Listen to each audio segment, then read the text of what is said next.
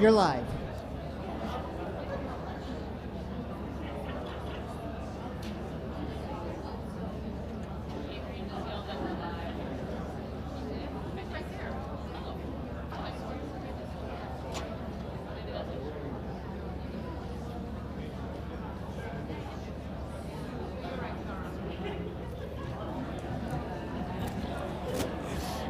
Good afternoon.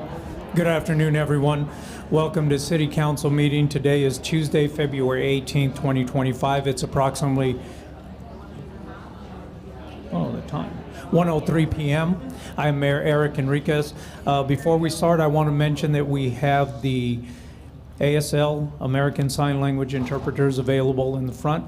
We will start, if you all join me, in a moment of silence for the brave men and women of the United States Armed Forces as they protect our interests around the globe, but as well as the courageous men and women of the Los Cruces Police and Fire Department that keep our city safe 24/7, 365.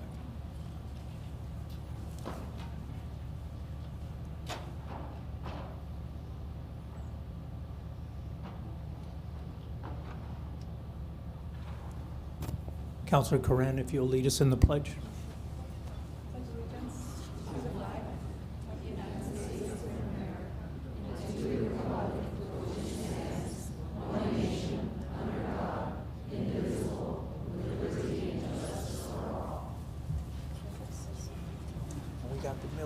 Guys that would have gigged me for my about face.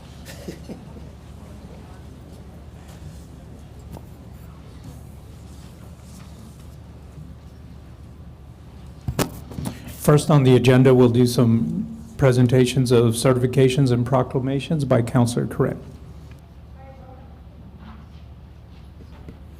I'd welcome Kaylee Martinez, Kiana Sandoval, Michael Chavez, and Pat Acosta up for Teen Dating Violence Month.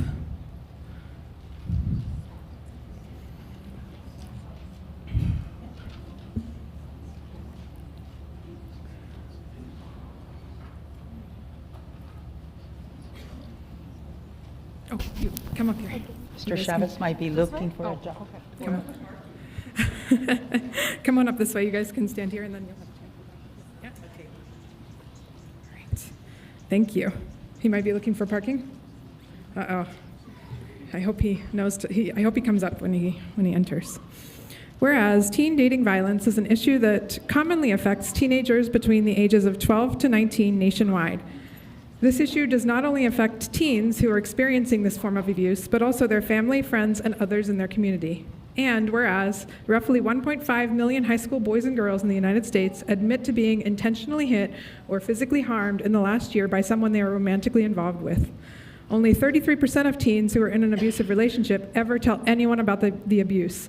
And 81% of parents either believe that teen dating violence is not an issue or state that they do not have knowledge of it occurring.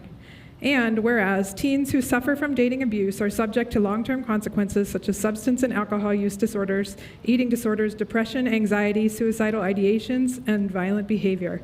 Youth who experience physical violence in a relationship are much more likely to carry unexperienced patterns of abuse into future relationships. And whereas by providing young people with education regarding healthy relationships and relationship skills, we can change attitudes and behaviors that support violence because we recognize that this form of violence can be prevented. And whereas the promotion of developing mature, safe, responsible relationships has the potential to reduce the amount of youth being exposed to dating violence and can prevent the damaging effects it causes. And whereas the intent of Teen Dating Violence Awareness Month will benefit youth and parents, members of Doña Ana County with the knowledge and support needed to put an end to teen dating violence regardless of socioeconomic status, gender, sexual orientation, or ethnicity. Everyone has the right to a safe and healthy relationship free from abuse. Now, therefore, we, the Mayor and City Council of Las Cruces, New Mexico, do hereby proclaim February 2025 as Teen Dating Violence Awareness Month in the city of Las Cruces, New Mexico, and encourage all young people to think about the relationships in their lives and protect themselves from entering and living in abusive relationships. Thank you.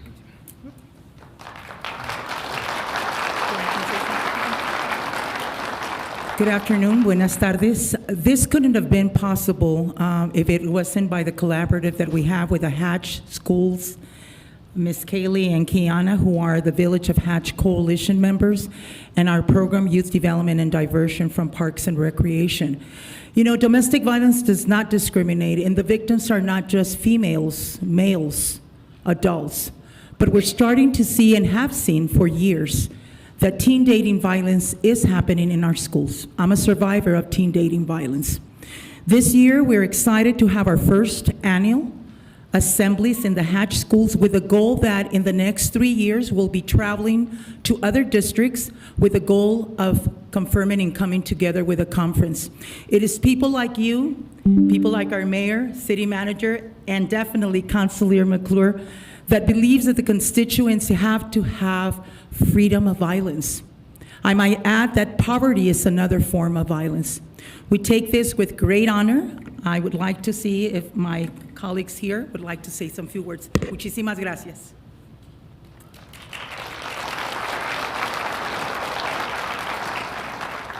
On behalf of the coalition, we just want to thank you for this award and the support from the City of Las Cruces and Doña Ana County. I know we're all in this together, so thank you guys all for the support and for allowing us to be here today.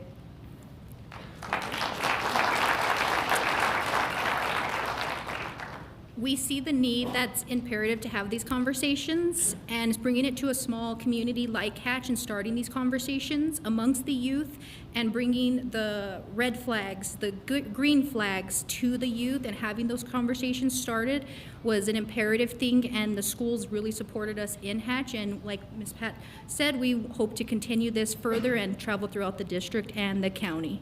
Thank you.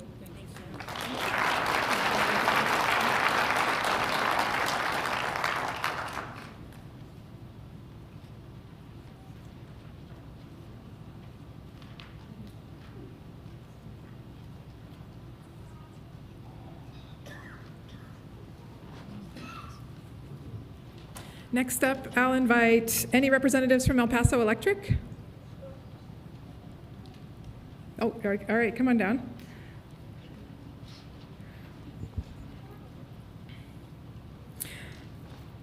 Thank you all for being here.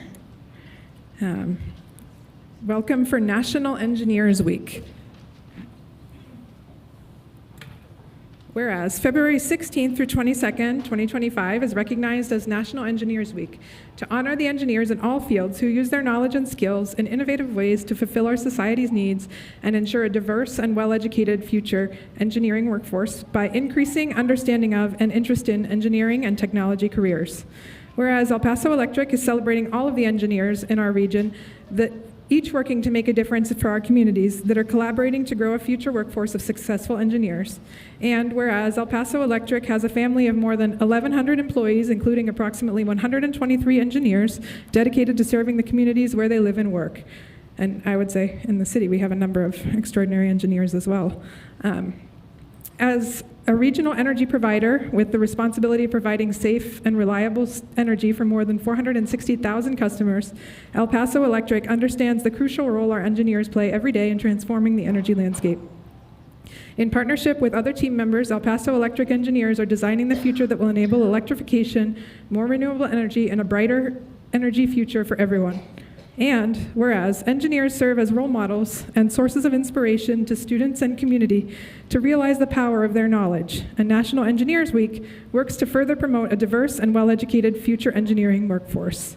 Now, therefore, we, the Mayor and City Council of Las Cruces, New Mexico, do hereby proclaim February 16th through 22nd, 2025 as National Engineers Week.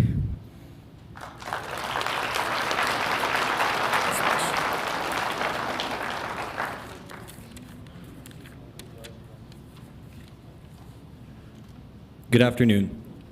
We're honored to accept this proclamation on behalf of all the engineers who play a role in keeping our community moving forward. This proclamation celebrates not just one person, but the hard work, innovation, and dedication of all the engineers in Las Cruces. Every day, our team at El Paso Electric tackles challenges to ensure that our city stays powered and connected. I cannot speak on behalf of what other engineers may do in their profession, but this proclamation is a testament to the collective effort that all engineers put in towards this community. I want to say thank you to the City Council for recognizing the hard work engineers do, as well as the mayor, and thank you to every engineer who plays a vital role in keeping our community moving forward. Thank you.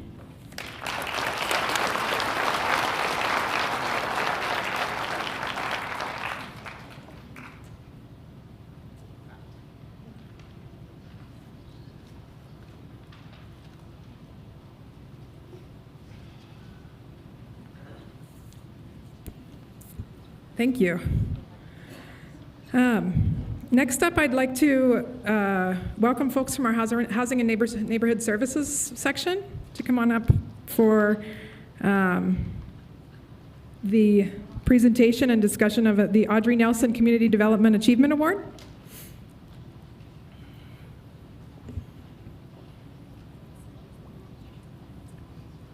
Okay, I'll invite everyone up. Casa de Peregrinos, Board of Directors, Public Works Management staff, and the Neighborhood Services team. Sorry, everyone, come up.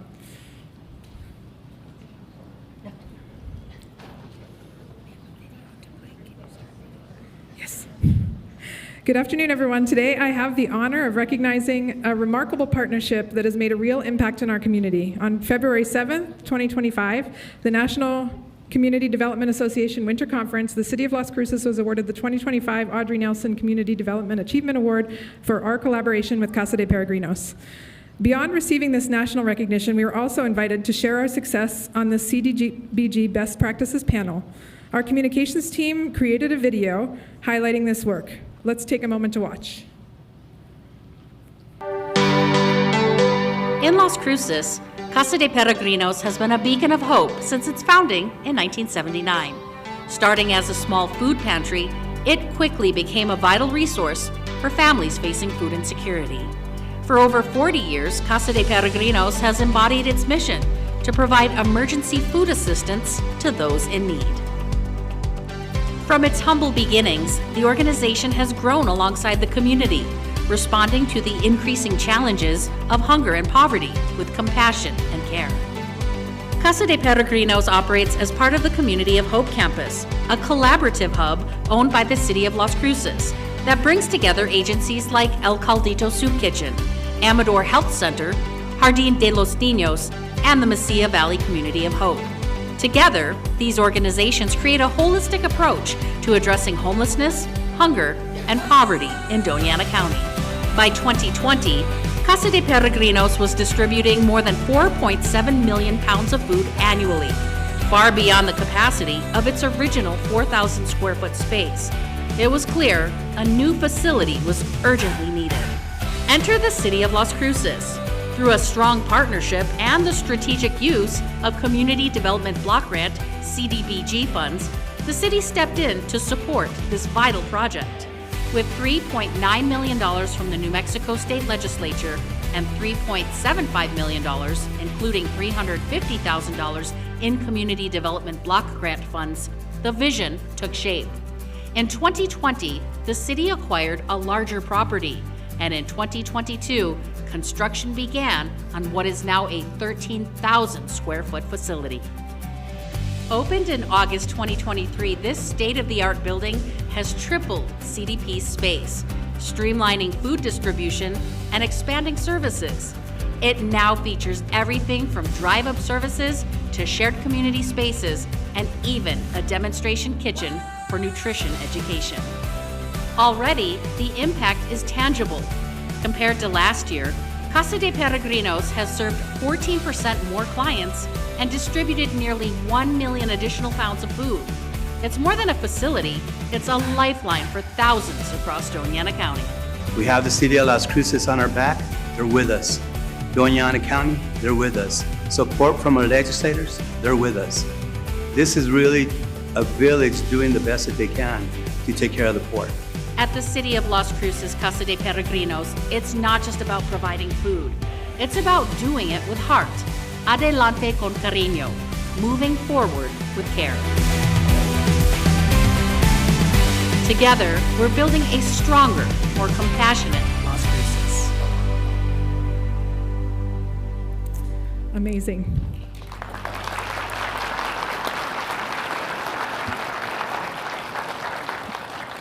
As you saw and see here, this achievement was only possible through teamwork. Again, this represents Casa de Peregrinos Board of Directors, Public Works, Project Management staff, and the Neighborhood Services team here represented and really representing for our community.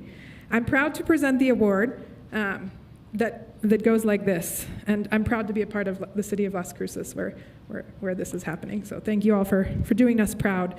In recognition of the exemplary and innovative use of CDBG grant funds to address the needs of low and moderate income families, homes, and neighborhoods, the 2025 Audrey Nelson Community Development Achievement Award is presented to the City of Las Cruces and Casa de Peregrinos. Congratulations, and again, thank you for your dedication to our community.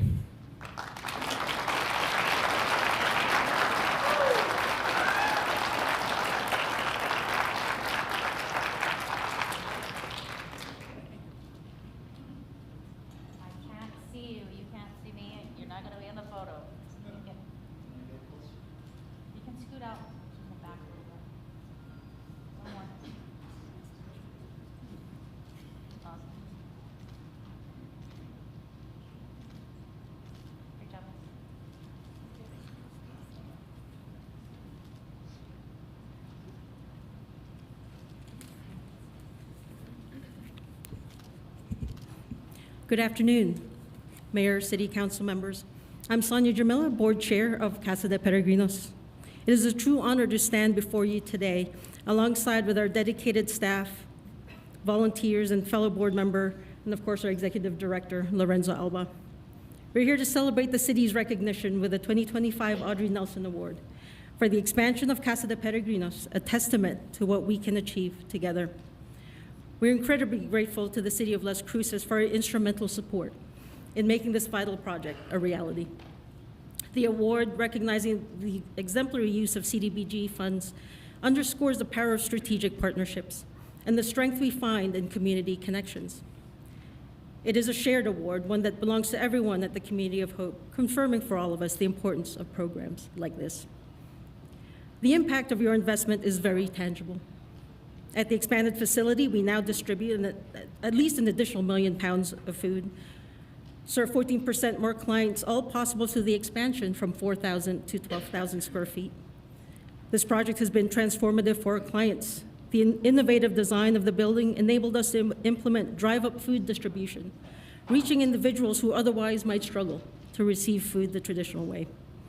And our larger storage capacity allows us to increase the amount of food we rescue from local grocery stores. Food that has passed sell-by date but is still perfectly safe and would otherwise go to the landfill. This has helped reduce food waste in our community and supplement the food we distribute. We are deeply grateful for the city's commitment to supporting programs that uplift those facing hardship. This project demonstrates that by working together, we are better equipped to meet our community's needs. Thank you again for your partnership and your belief in the mission of Casa de Peregrinos.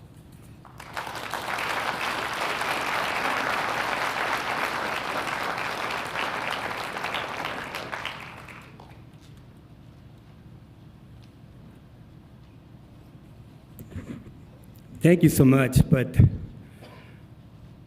the key to this is that you guys said yes when I asked you about capital outlay. If you wouldn't have said yes, we wouldn't have been able to pull this off. And I wish Senator Steinborn was here because I cornered him at the El Dorado Hotel in Santa Fe. He said, "Can you get it into me by tomorrow morning?" And I'm like, "What?" And yes, that's where it began. It began with $18,000 that we got the first year at capital outlay, and the rest was just a lot of great work by our team, by the counselors, by the mayor, by the administration, but more than anything else, our friends, Natalie and her team, wow. That's really why this happened. Yes, we did our part, and the services that we provide in this community are essential. But maybe one day we'll be able to name a award after her here in this community because of the things we're doing with the City of Las Cruces and that team in the neighborhoods. Man, that's incredible, all the work we've been doing.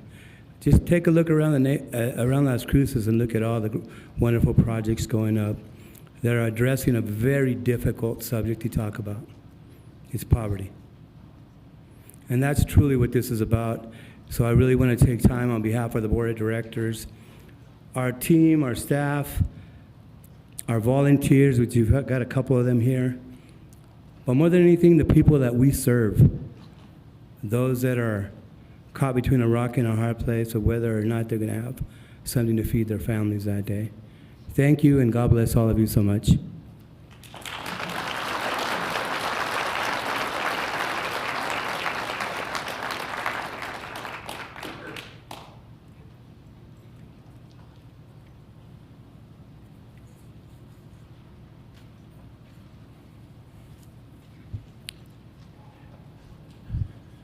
Okay, next, it's my privilege and it's my honor to recognize the 356 Transportation Company led by Lieutenant George Solozano and Sergeant Marshall and the rest of the company, if they'd like to come up. Back in March 2nd of 2024, this company was deployed and they returned just recently, January 30th.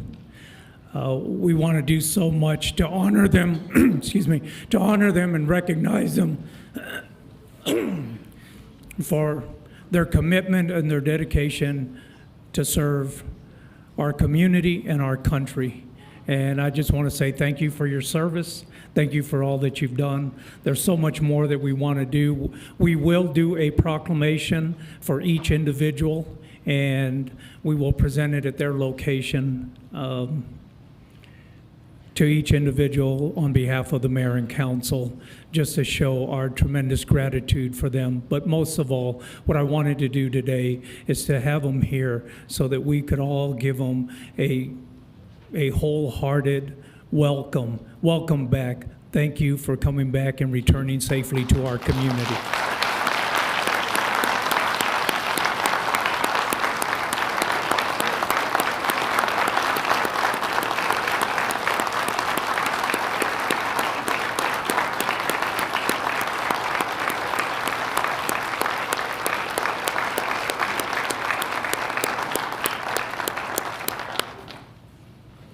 And I'd ask Lieutenant Solozano to say a few words. Hello, everyone. My name is Major Carlos Almanza. I am the 372nd Quartermaster Battalion XO. We are the higher headquarters for the 356 Transportation Company. And I'm here on behalf of my command team who couldn't be with us today. But we are very proud of these soldiers. They did an outstanding job during their deployment. I think cumulatively, as a whole company, they drove over 200,000 miles out there. They drove through 9 different countries, and they did an excellent job. We are very proud of these soldiers, and they deserve this recognition.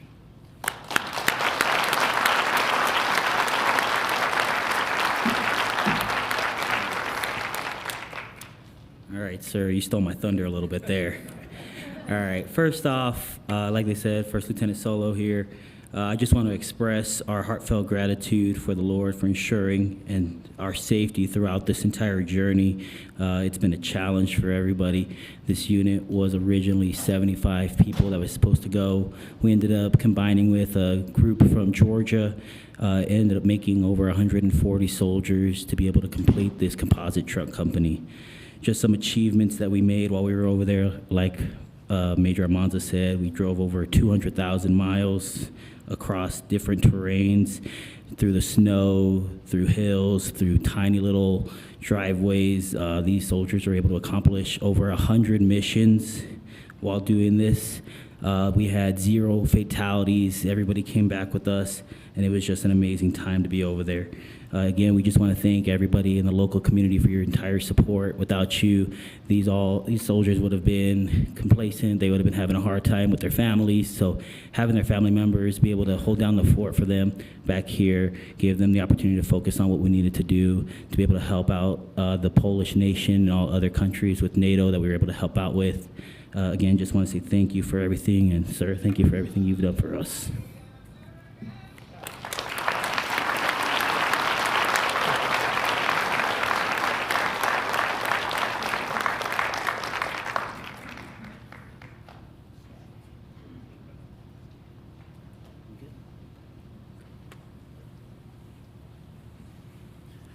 Again, thank you very much, and we are so glad that you're back home. Thank you.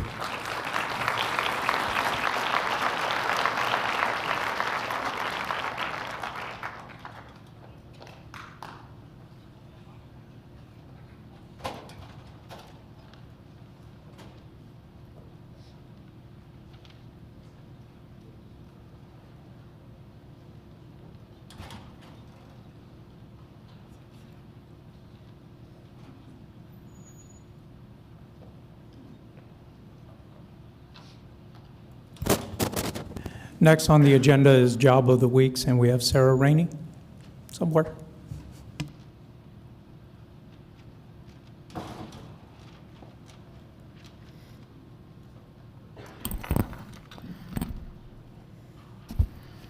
Good afternoon. Thank you so much.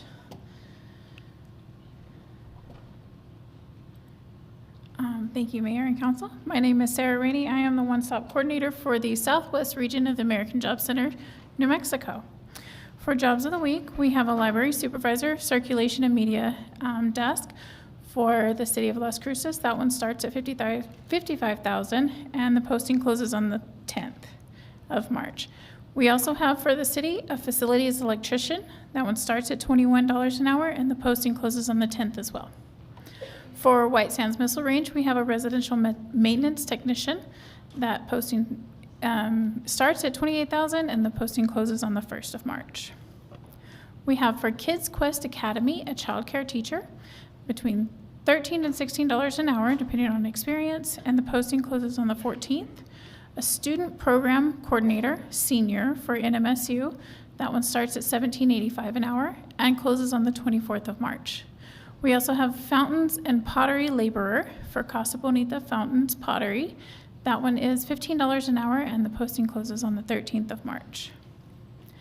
I just wanted to point out for our upcoming events, we originally had our Community of Hope Job Readiness event scheduled for this week, for tomorrow, but we have to cancel because, actually for good news, they're doing some remodels over there. So they kicked us out of our room. So we will resume in March, and we'll get going on that as well. So thank you all.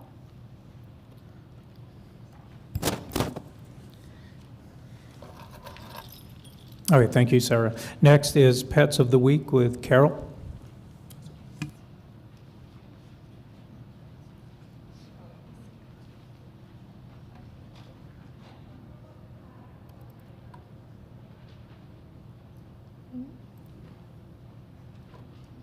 Good afternoon. I'm Carol Nilsson, the Digital Content Specialist with the Animal Services Center of the Mesilla Valley.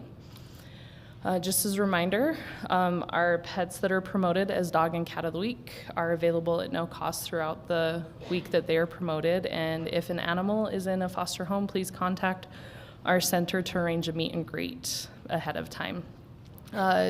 Good news, our cat intakes are still low, so we don't have Cat of the Week again. But Dog of the Week currently in a foster home is Julietta, 79075. She says, I'm a delightful pup full of energy. I love to chase after toys and play games. People say I'm friendly to be around as I am eager to make new friends. I have a playful spirit that's sure to bring a lot of laughter and happiness to any home. My energy is contagious, and I'm always up for an adventure, whether it's a walk in the park or a game of fetch. I'm looking for a loving family to share my joy with. And we want to continue to highlight our long-term residents to adopt. which any animal that is at our center for 3 or more months are available at just $25 to adopt. Dora has unfortunately been at our center for 405 days, Alice 258 days, Mabel 252 days, and just as I was walking in, Luna is no longer at the center, so we're super happy for Luna. So yeah, super exciting. And then we wanted to thank the support of the City Council. Our event at the center was a success this last week. So we unfortunately didn't get adoptions, but we got a lot of really good promotion, got people out to the center, even animals into foster for our sleepover over the weekend. So it was a success in that way. So this coming weekend, we're gonna be off-site again for Puppuccinos and Paws, Saturday from 10 to 1 at the Starbucks on Bataan Memorial West. And as always, feel free to visit our website for more information and to check out our adoptable animals. And you can also follow us on social media. So thank you for your time today. Thank you, Carol.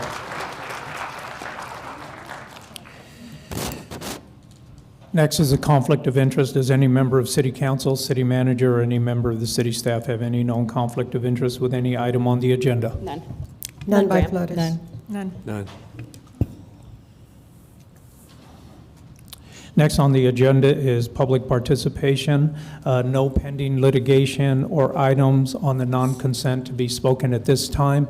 I'm going to allow 2 minutes for public participation today to be consistent with items on the agenda that anyone would want to speak on later. We'll just keep it consistent at 2 minutes. Katrina will be here helping to usher individuals. Please stand up, line up as we get through the public participation. Thank you.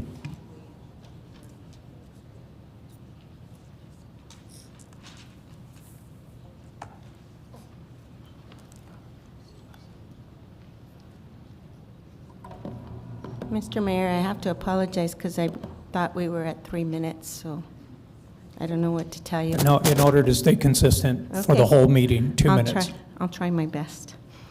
Mr. Mayor, Dolores Lucero, I requested information 2 weeks ago for investigation on the Amador restaurant at 300 South Main.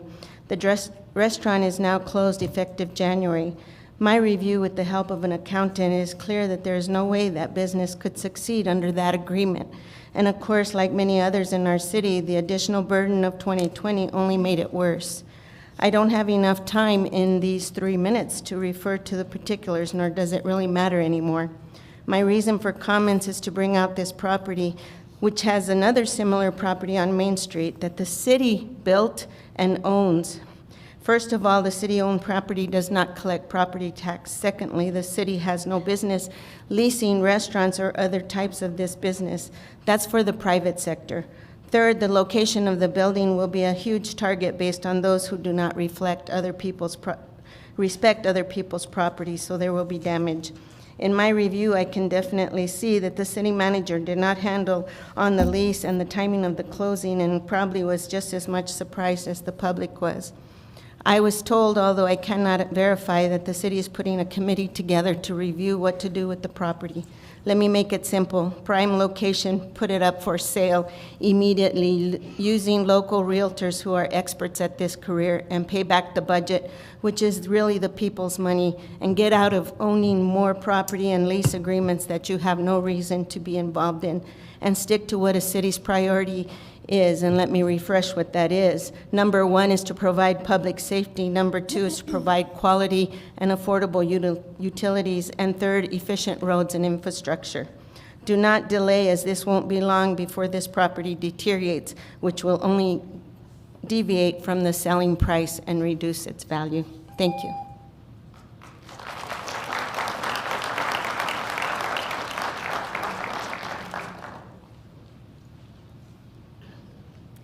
Good afternoon, Mayor and City Council. My name is Jennifer Dahlgreen, and I am with the New Mexico Commission for the Deaf and Hard of Hearing. And I'm here to thank you all so much for providing access for me and providing a sign language interpreter. I do want to give a little bit of a recommendation, something you all can think about, maybe planning on using picture-in-picture for your live stream services online, so that way people don't have to come in person to the meeting, but they can still be included in our community and with our local government. Also, at any time, if you give any announcements that the mayor gives a proclamation, or the fire department, or the police department, it would be really wonderful to have a sign language interpreter available, so that we can have access to the deaf community. Thank you again so much for your time.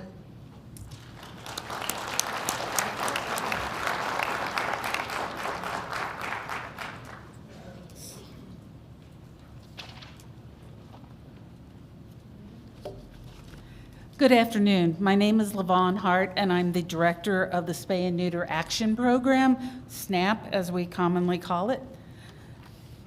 Last month, I came and thanked the board for their support of the contract between the City of Las Cruces and SNAP to provide free spay and neuter surgeries for companion dogs and cats of low-income Las Cruces residents. Today, I wanted to give you a brief overview of what's happening with the program. We announced the program on December 31st, 2024. In the first 6 weeks of 2025, we have issued over 200 vouchers for spay and neuter surgeries. How does that compare to last year, you might ask?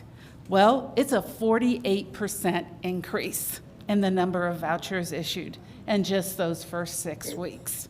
And that's without any real advertising. We've put out some social media, but that's about it. People are hearing. And I'd like to look at something joint between the city and SNAP to get the word out to a wider audience. Clients receive vouchers to have their animals microchipped and given their rabies vaccine at the same time when they receive their vouchers for spay-neuter. And guess what? It's been a banner month for spays, neuters, microchips, and rabies vaccines. Not sure the pets are that happy about it, but we sure are. Clearly, this program is meeting the need in our community. We look forward to continuing our relationship with the city and hopefully seeing it grow. The veterinarians in our community are stepping up to meet the increased need for these surgeries. In addition to the daily efforts of our vets, we also are planning 2 special programs for Las Cruces dogs and cats to get spayed and neutered. February 25th is World Spay and Neuter Day, my 65th birthday as well. So thank you for your continued support of spay neuter in Las Cruces.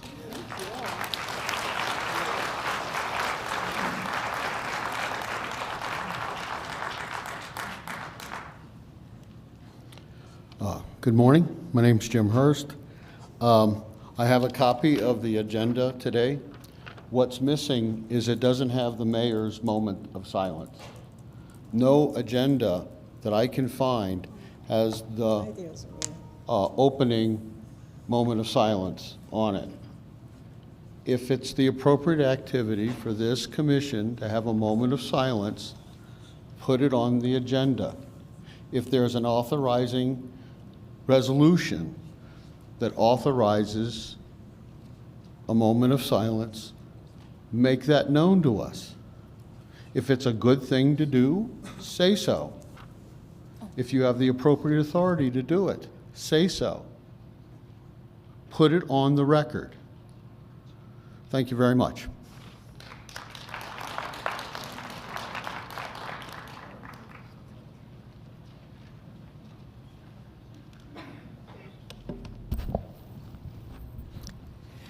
Good afternoon, Mayor, councilors, and those watching online. I'm Lynn Moorer. We recognize the actions the city manager is taking to allow the majority of councilors to avoid attending a briefing by experts with public participation regarding EPA's new lead and copper rule.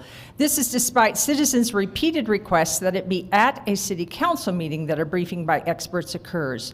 A city council meeting has an agenda, is properly noticed, and has minutes prepared.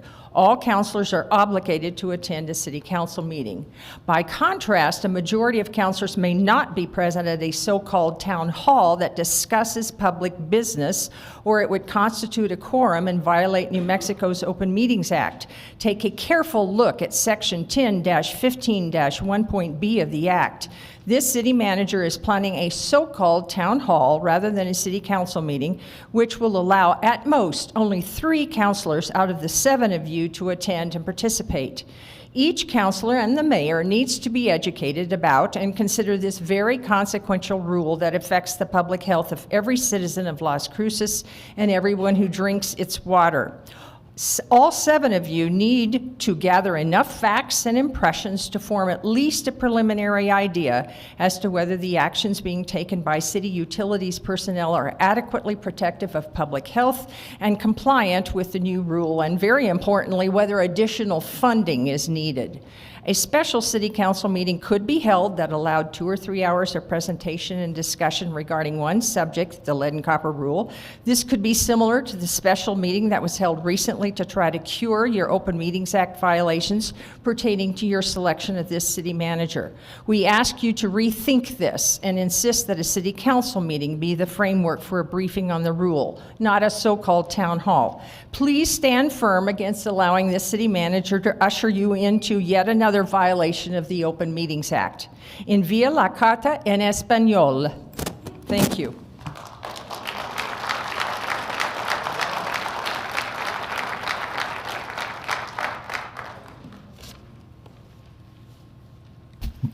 Mayor, City Councilors, I'm Liz Rodriguez Johnson. Almost 4 months ago, the Las Cruces Utility Office sent out a letter announcing the new lead and copper rule in English only. 2 months later, it became necessary to make requests that the letter be sent out in Spanish so that Spanish speakers could have the same opportunity as English speakers to learn about the lead and copper rule, which could have implications on their health. The request was made again at a city council on February 4th. On February 6th, a city councilor said in an email there was a mistake, referring to not sending the letter out in Spanish. However, it's been almost 2 weeks since that email, and the letter in Spanish still has not been sent out. A false claim is that the new rule was sprung on water systems with little warning and no funding. The reality is that the lead and copper rule has been very publicly in the works for about a decade. It's been in the public eye since at least 2014, when the problems with the lead in the water in Flint, Michigan were widely publicized. Another example of funding is EPA's announcement that more than $26 billion over 5 years is available through the bipartisan infrastructure law to support lead pipe replacement projects. Yet another spurious claim by a counselor is that little guidance was provided to help water systems implement the rule. The truth is that EPA published various kinds of guidance. For example, in 2022, EPA published this 164 guidance document that anticipated the lead and copper rule, and here it is.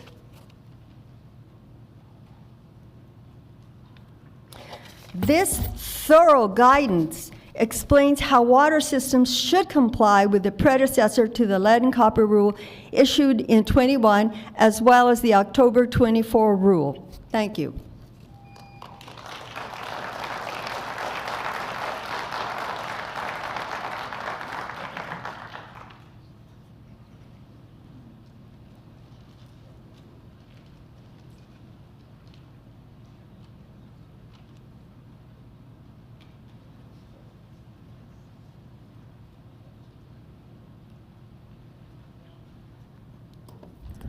Hello. Okay, hi everyone. My name is Lindley Hornsby. I use she, her pronouns. I am taking time out of my day as a Master of Social Work intern to represent my constituency here to the council. I'm president of Graduate Workers United, UE Local 1498. We're a labor union of research assistants, teaching assistants, and graduate assistants at NMSU. We perform duties that are essential to the university's research and service mission. There's about 900 of us. The majority of us are a conglomerate of international students and domestic out-of-state student workers. We come to the city of Las Cruces not only to attend NMSU, but for the opportunity and potential that this city provides. I wanted to speak up on behalf of my constituency in support of Realize Las Cruces because affordable housing is an essential issue to graduate workers at NMSU. Scores of workers tell me they want to work, live, and raise a family in Las Cruces after graduation, so why do they leave? They leave because they can't find affordable housing, and these are workers that are invested in this community, yet we are lacking the infrastructure to meet their needs. Realize puts us on a path towards achieving affordable housing for working families. Ma'am, you can't discuss an item that's going to be on the agenda. You can talk about certain things, but you can't speak specifically to Realize until it comes up on the agenda. Okay, and unfortunately I For have to go back discussion. to work, so I won't be able to. Okay, what But do I you- just wanted to acquaint myself. I'm not sure if the city council has been acquainted with our labor union. We unionized in 2022. We are a rank and file union that believes in political action, and we are watching this council to see that you all do the right thing for working people. So thank you for listening. It is a privilege for me to be here, and unfortunately, because I have to work, I won't be able to be here for the remainder of the meeting. Thank you. Yeah, thank you.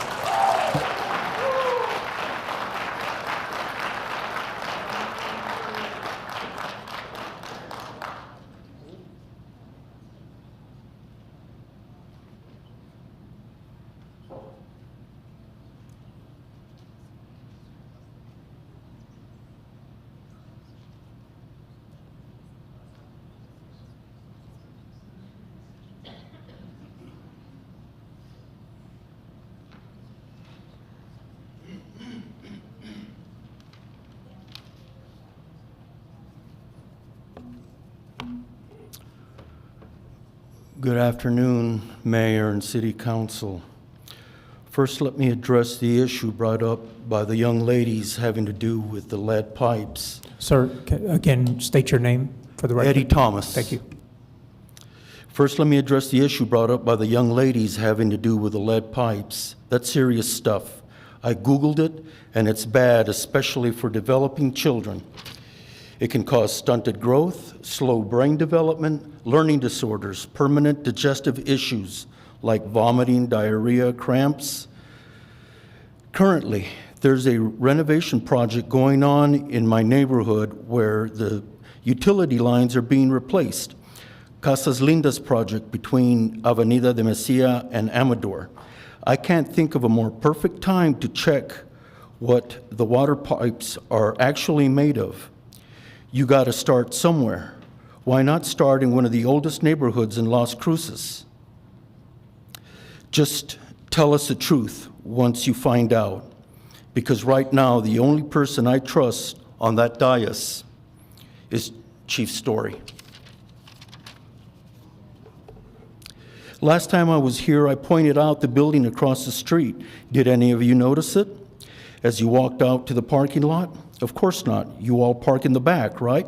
At any rate, it's still there for all to see. I'm sure visitors notice it right in front of City Hall, along with the myriad other shuttered buildings on Plywood Plaza, as I like to call it.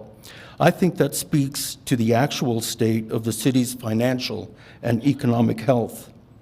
Businesses come to die here in Las Cruces. That's the truth. To summarize, we have cannabis, which I have nothing against because they pay taxes and they take up residence in what would otherwise be a shuttered storefront. We have homeless, we have plywood windows, high crime, high taxes, and abortion. What family wouldn't want to live here and raise their kids in the lowest performing school system in the country? Welcome to Las Cruces and the land of enchantment.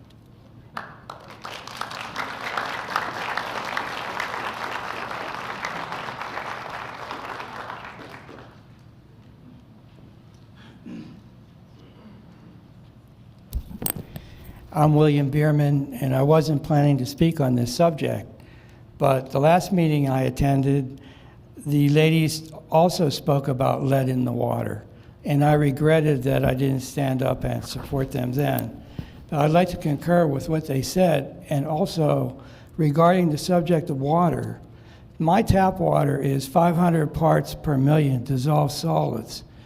And in contrast, the water that I buy at the water mill every few weeks, I go and I buy 30 gallons of water to drink. That's 0 parts per million. And it's been like this for at least 5 or 6 years when I used to be on the Capital Improvement Advisory Committee. And I just wish that you public officials would focus a little more on traditional municipal responsibilities like the quality of our water instead of some of these tangent issues that you seem to be obsessed with.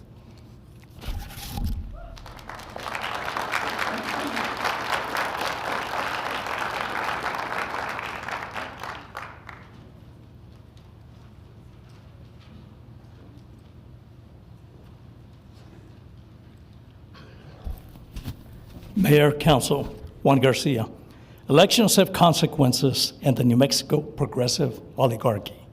New Mexico's story is one of profound struggles and missed opportunities. For generations, as a result of elections favoring the majority, progressive policies have dominated the state's political landscape. Yet the results are a heartbreaking picture of systemic failure. Look at our city when it hit a new highs in crime after the 2020 council elections. The most telling is our dependence on government employment. New Mexico's 3 largest employers, the state of New Mexico, the federal government, and Sandia Laboratories, all draw from public funds, creating a cycle of reliance that deepens with each passing year, which is why so many progressives oppose the eradication of waste, fraud, and abuse from our federal government. Malpractice laws strain our healthcare system, while the removal of qualified immunity left our law enforcement officers vulnerable and hesitant. The recent trial of an LCPD officer stands as a grim testament to this reality. So yes, elections do have consequences both ways, and New Mexico is a clear example. And on the subject of hate speech against elected officials, I received a report of a well-designed graffiti placed on Main Street. And I will read, and I quote, "Be the change you want to see in the world. Kill Donald Trump." This is located on the streets of Main Street, not too far from where we're at. There was other similar stenciled graffitis that advocated for the killing of the sitting president. Nobody wants to hear about this type of threats. And let's hope that some comments come from the dais.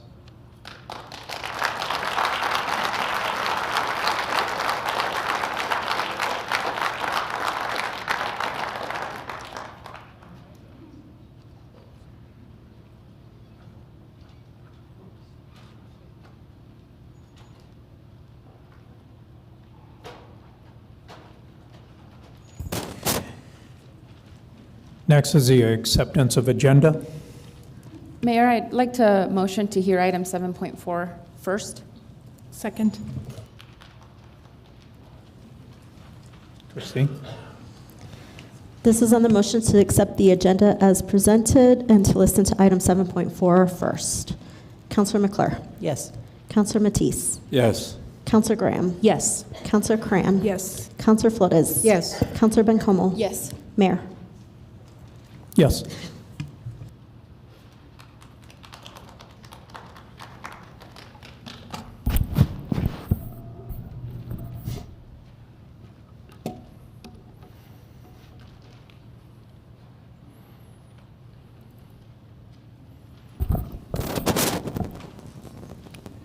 So resolutions and/or ordinance for discussion, 7.4, Council Bill number 25-019, ordinance number 3090. Move to approve. Second, Graham.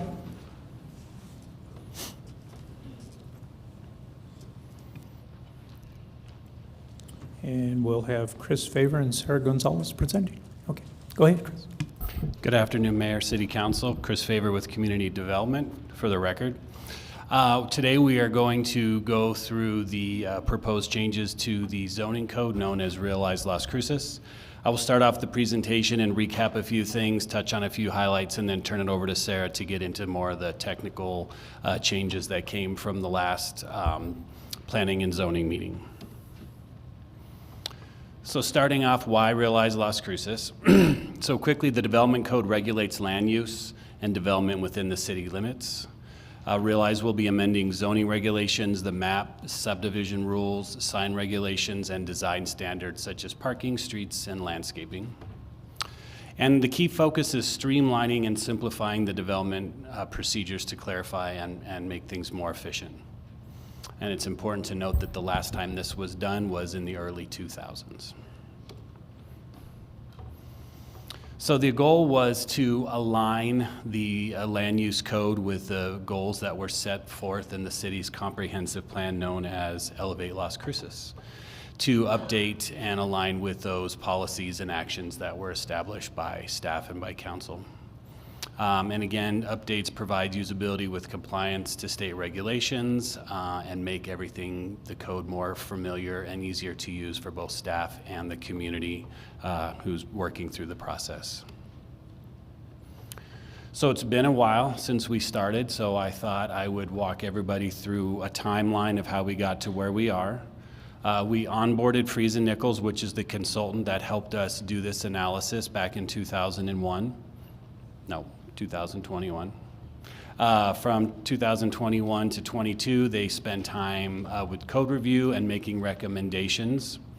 And then from that point up until 2024, there was what was called the Realize Technical Advisory Committee, which was combined of staff, members of P&Z, members of the community, and they were assessing and going through all the recommendations and proposed changes and working out variations in these public meetings. There were about 33 of them held during that time.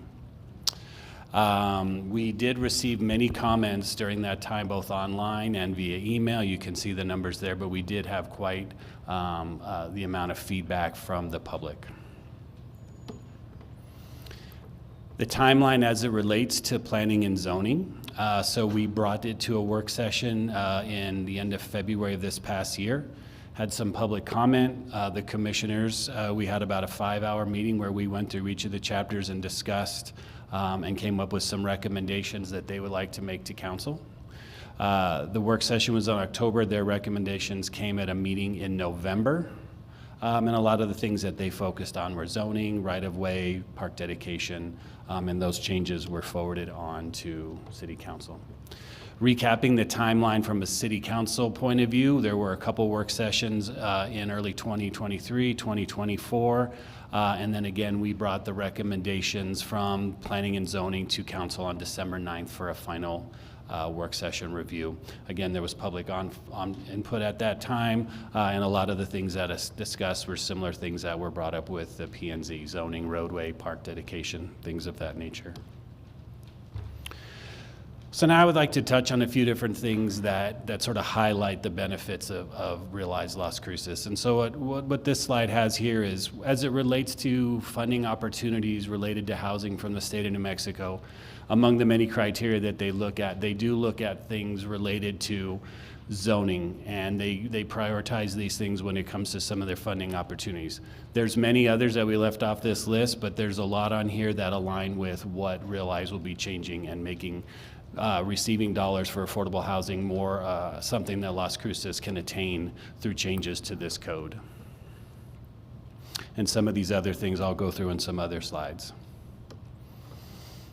So what are some of the additional benefits? Well, the big benefit of Realize Las Cruces is that we're going to be increasing density allowances for residential development, and that will allow greater flexibility for developers. There'll be more opportunities in new developments. Some of the things we're doing is reducing lot widths and setbacks to make some of those densities more easy to achieve. We are revising street cross-section and making more use of multimodal transportation standards to make streets safer for cars, bikes, and pedestrians. And again, I can't stress enough that part of this is to really add flexibility to the design elements of the code, and for developers and builders to really have an opportunity to be creative in some of their designs moving forward. It'll also really help with providing some of those gaps in housing that we're seeing right now. Again, another benefit is that it will encourage growth and redevelopment within the current MRAs. As council knows, that's a big redevelopment effort that's going on with the city right now. We have 2 currently being planned and potentially more coming on. Some of the other features are eliminating such barriers as parking setbacks, and permitted land uses within what's known as the urban areas. Neighborhood park dedication and improvements is also now required under Realize, and that will help increase the quality of life for generations in Las Cruces to come. Additionally, we took some elements that are currently under municipal code and put them in what is known as a tech manual. And this is things that potentially change a little bit quicker, and we created a process there so staff and those involved in that process can work through those updates in a more timely fashion instead of having to come back to amend municipal code each time. So I'd like to take a couple minutes to just clarify some information, highlight some things that I know the public is concerned about. So as it relates to, what's typically known as residential neighborhoods, those are now the NH1 neighborhoods, which would be primarily the main amount of single-family residents in Las Cruces. Currently, under code, things that are permitted right now: home child care, schools, libraries, museums, places of worship. The things that are highlighted are really the only things that are permitted, that are new. And those are small B&Bs, small local grocery stores, and cafes without such things as like a drive-through. So the idea was to add a few features to neighborhoods that have low intensity, low impact. They would be a benefit for the residents in the community. I think the key point to realize too is that they still have to meet all the design standards that are set, right? So it's, do you have room for parking? Do you have room for your ponding? Do you have all of those same requirements that you do now? Are they applicable on that site? So there is still a standard that has to be applied when looking at some of these new smaller impact commercial developments. Retrofitting existing neighborhoods is going to be a challenge and potentially cost prohibitive. A lot of these things that are brought forward as recommendations are intended for new neighborhoods when they're going from the master plan phase, things that they can now incorporate into those neighborhoods, as opposed to finding ways to put them in neighborhoods that now are mostly developed and built out. And so, again, getting back to this idea of more flexible future development, these are some things that will allow a neighborhood in the future to have maybe a little grocery store on the corner. I think the requirement there is less than 3,000 square feet, so it's still very small. Have a little cafe that could be within walking distance of your house. So those are the kind of amenities that are now allowed within what is considered your typical single-family neighborhood. Cannabis dispensaries are not allowed in NH1 or NH2, and only by special use permit in NH3, which are your larger, more urban mixed-use neighborhoods, not your typical single-family style neighborhoods. And gas stations. Gas stations are required to be on a collector or higher road classification. Your neighborhood streets are local roads. They're not permitted in your local neighborhoods. Again, there's roadway classifications that will dictate what sort of amenities are allowed in your neighborhood, whether it's existing or a new neighborhood in the future. So at this point, I'm going to turn it over to Sarah. She'll take us through the final recommendations. We'll touch on some next steps, and then we'll be available for questions. Thank you. Good afternoon, Sarah Gonzalez with Economic Development. Staff did bring all of the recommended P&Z changes that were to be modified and to have that discussion on December 9th. From there, staff reviewed the input that was provided by the council members and then updated the following to be changed within the code drafts. One of the major concerns was to make sure that a zoning map amendment or a zone change would be a one-step process. That has been completed in the sense that if it's going to compare to Elevate, we would just want to see it as one package, and then City Council would be allowed to say yes or no. The next was Community Development Director. The definition was to be updated to also include a consultant in case staff did not have a staff member at the time to do any of the research or put any of those items for historic buildings into implementation. And so we could hire out to a consultant if necessary. Next, we come to, there were some land uses that needed to be modified. So you would require a special use permit in an NH2 and an NH3 zoning district if you had a payday loan, checking cashing, or bail bondsman. And so that was to limit the number that was actually going into NH1 or single family zones. Next was parkland dedication. Currently, we do that through the filing of a plat, and that has also been updated and clarified, the same process now. The next three are going to focus more on your travel lanes or your road design. A lot of feedback was provided as far as multimodal transportation and providing safe and amenable, basically facilities for everyone who is using them. So the roadway was basically transferred or reworded to say for roadways with low travel speeds, the underline was changed. And so now we're saying that the roadway design should include elements which provide a safe and comfortable roadway for cyclists sharing that road. And so a lot of times we're looking at our local roadways or roadways that are 45 and lower. And so we're making sure that we're using any of our federal standards, our state standards, and then any of our guides that are going to help us create essentially the best and safest roadway for all users. The second one is going to just clarify that the word shall came in instead of may, so that way we ensure that we are doing the safest practices we can. Lastly, if there was ever a time a development came in and it was going to impede on any pedestrian or bicyclist safety, then there was a request that the Public Works Director could request from a developer a traffic impact analysis. So if it didn't just impact roadways or vehicle drivers, but it did impact our pedestrians and our bicyclists, we could now request that as well. So those have been implemented into code. We did hear a lot of public input, and we did receive the petition from our bicycle community the last time that we spoke here in December. With that, we've created a two-step process because this is going to have to happen through our transition period as we need to continue to educate businesses and the public as to what will be transforming. Step one of the process, we currently have updated our code so that way if a non-conforming business does come in now and does expansions or there's an increase in dwelling units or floor area, we would see compatibility with including those bicycle parking being added to a lot. But the second part's going to have to be to implement this through the transition period. So we need to be able to notify businesses. We need to work with the community to say this is what's coming forward.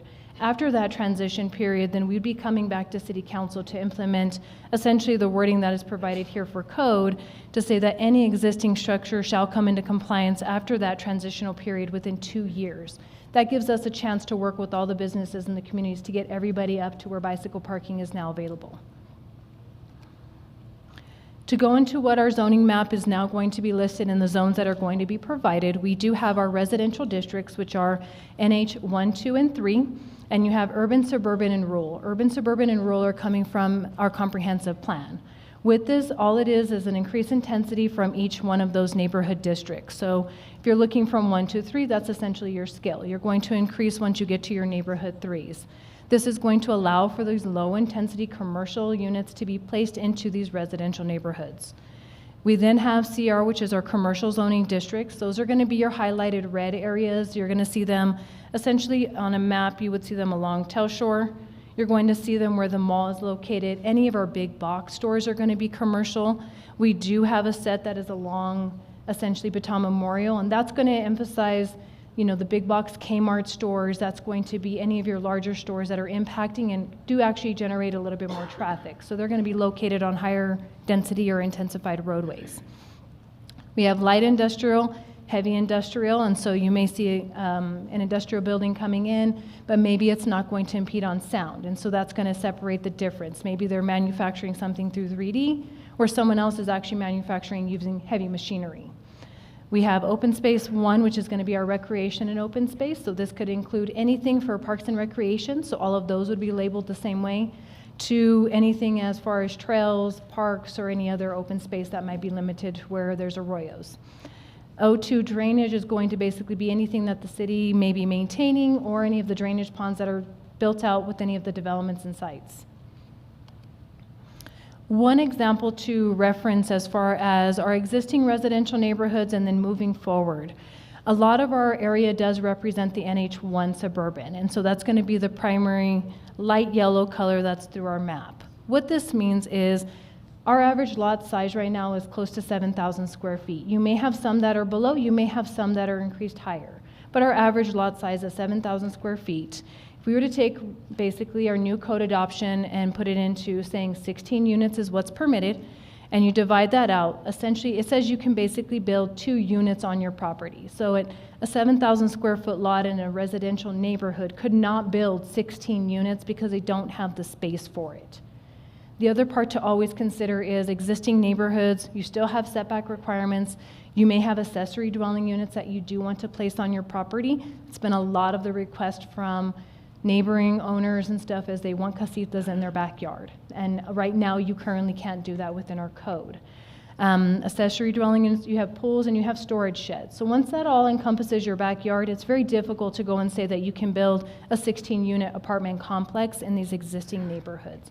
Just something to clarify what could be that intensity in some of these neighborhoods. It's not going to be to that full extent, but it does give us opportunity to maybe have that one extra unit or maybe an accessory dwelling unit within the rear part. Through this design, essentially, our consultants were provided the chapters that they were going to be modifying in the Las Cruces Municipal Code. As you can see, chapters 33 and 35 were not included as part of their scope of work. We have included them as part of it because we've restructured essentially the numbering of these code sections in order for them to align, knowing that the other 4 sections or 5 sections of code have to be put together. And so with us going through the design standards and drainage and signage and subdivision and zoning, we came up essentially with the same chapters here. 32 and 33, essentially, excavation and curb cuts were just being replaced. So they didn't have any modifications. There are no changes to them. They were renumbered. Number 33, for chapter 33, we didn't do anything with the development impact fees as that does not pertain to the actual code rewrite. So chapters 34 through 38 is what you're going to see as your development code. Anything that was taken from there is now going to be placed into the technical manual, as Chris had stated, because we're going to be using those design standards to implement on a regular basis. So we're using best and safe practices at the time that they're coming in. A lot of times whenever we do amendments, we do have to get onto city council agenda. We do take a little bit longer, but we could be using those best practices right now. And so by putting them into a technical manual, we alleviate that extra time that it's going to take for development to get moving. For staff, the next steps are going to be to implement this through everybody. So we're going to do education through all the boards and the committees, working through the council district meetings so that way we can inform and educate everyone as to what the new code means or provides. Pamphlets will be available at community development so that way it takes you directly to the code and then provides you some of that background information as to what you might need. We'd also be posting on city website and Facebook, and then going through essentially education from just staff, residents, developers, and design professionals. Everybody's going to be learning as this is something that is new. When you haven't changed something in 25 years, you have to find a way to start saying, how are we going to implement them?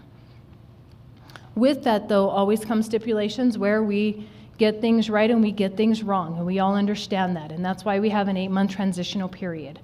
From that time frame, an applicant can come in and they can use the existing code or they can use the new code. It'd be based on their preference. Right now we have several applications coming in. We would not want them to have to modify any of their plans and spend that cost to update to the new code if they're already through that process. And so that's going to get us through any of the designs that have already been implemented or processed through.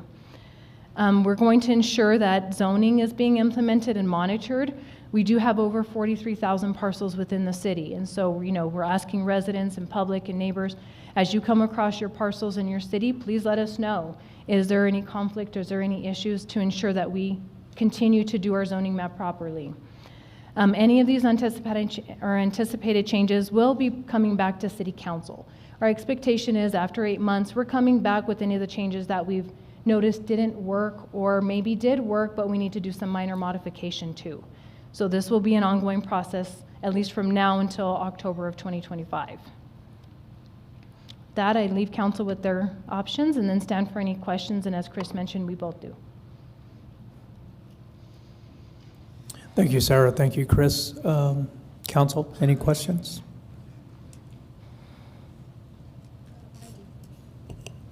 Oh, Mayor Pro Tem, go ahead. Thank you. Thanks, Sarah, so much for everything, for getting us here. And I'll have more to say, but I'll wait. I just wanted to ask a question on the transitional period.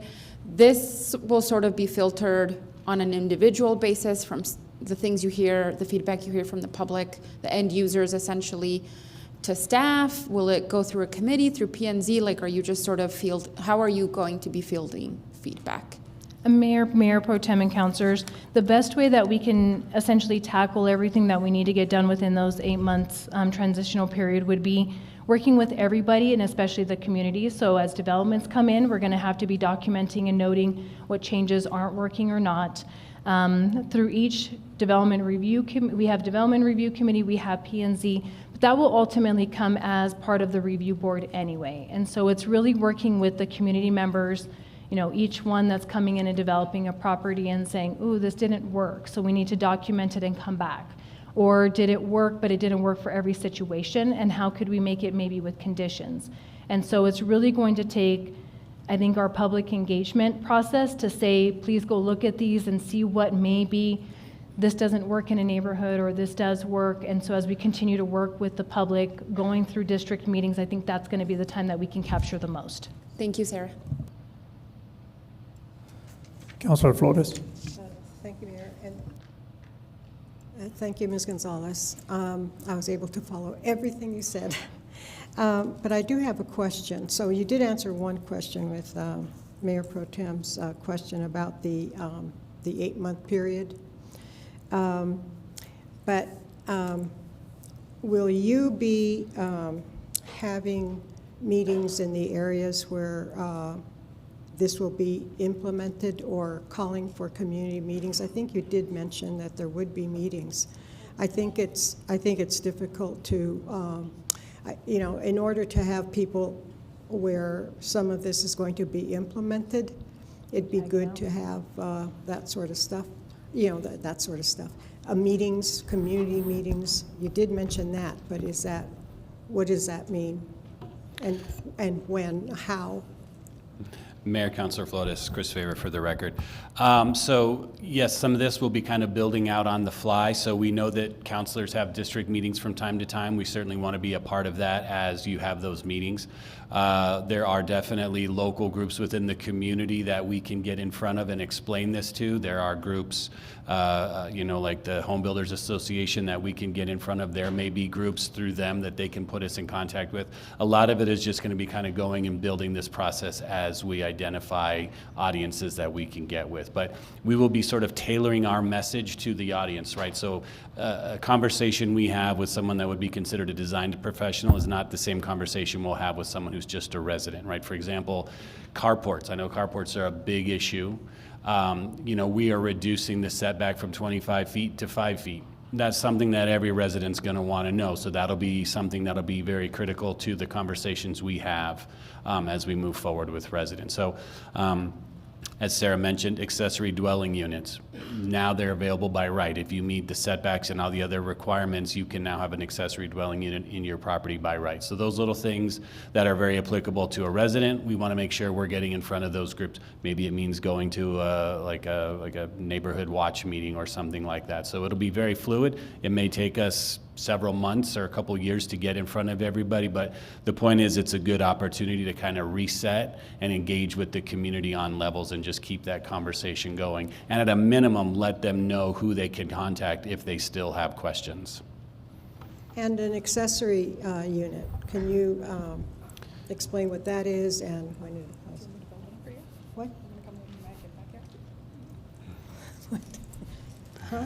Mayor, Councilor Flores, it would be like a little house in the back of your house for, say, like if your parents want to come live with you, or if your college kid's stuck at home and you want to get them out of your actual house and put them in the backyard, something like that. I don't know anything about that. That would be a great idea. But so people would be aware, they're casitas. A casita, correct. So you'd have those casitas and people would know, you'd let everybody know who is going to be impacted by those decisions, that this is what the city is allowing and permitting. It's just that, what I visualize is that we're going to have people coming in and saying, what are you doing? You're adding more people. we don't have any parking space, we don't have a garage for them, yada, yada. So that's my concern about full disclosure, just letting people know that there is that impact. Mayor, Councilor Flores, yes, it's going to be an ongoing process, and I think the big thing is to let them know that they can come to the Community Development Department for answers to sort of figure out what those particular questions are. We're not going to be able to anticipate all of them. We'll try and create as much material as we can once this is adopted. We will definitely work with the city's communication department to do sort of an ongoing social media campaign that maybe identifies some of those key issues and just keep it out there circulating on social media over a period of time so people see it. I can see the casitas one, the one about the carports, those kind of things. We can just kind of keep it out there in the public so that, if you miss it 1 month, it's still available on social media down the road. So we'll try to take advantage of all of the resources we have available to us to get the message out. And how big of a lot do you have to have, must it be to build a casita? Is there any regulation on that or any limitation? Mayor, and how Councilor big Flores, can the casita be? Yeah, Can a lot it of be that is bigger than your own house? Yeah, a lot of that is going to depend on the size of your lot and the setback requirements of how much space you have. Some lots are obviously larger and can accommodate something. Others may not be able to have that same kind of So there flexibility. isn't any regulation right now on that? As long as you meet, the setbacks and some of those right. other requirements. Yes. Great. Okay, thank you so much, Mr. Faber. Councilor Matisse. Chris, I have a lot of questions. First, I would like you to maybe put up on the screen what allowable businesses on 43,000 parcels.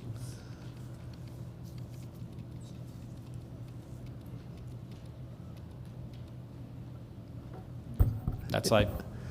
Okay, is that the total amount of businesses allowed? You're talking about small local grocery stores and Mayor, Councilor. what specific business? I know you had a list that was allowed.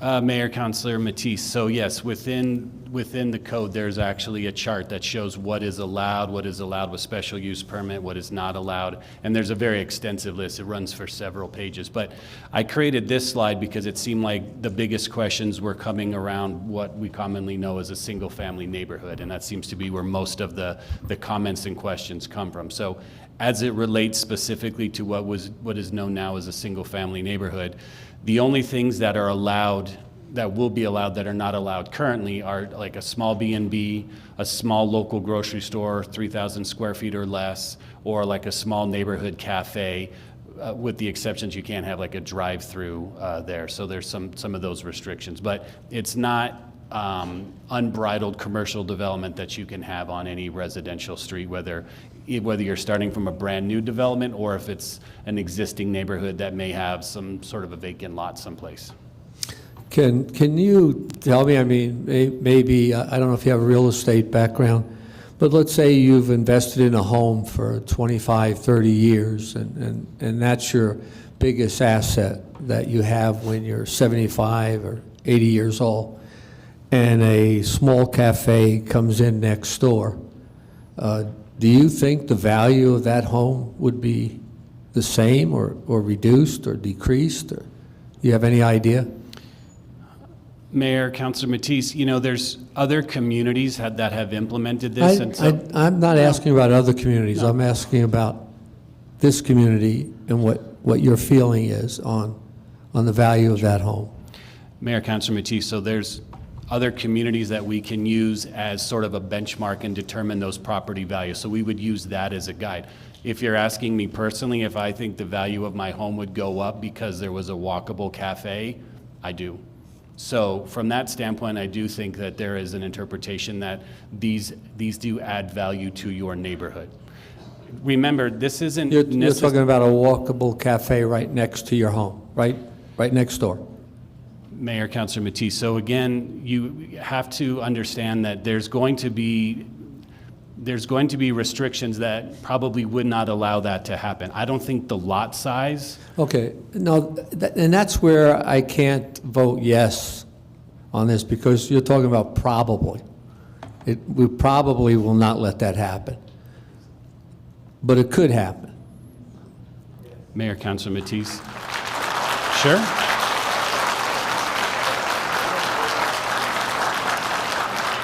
You know, and I just have a lot of faith in you, my staff, everyone that worked on this. I realize you worked on it for 2 years.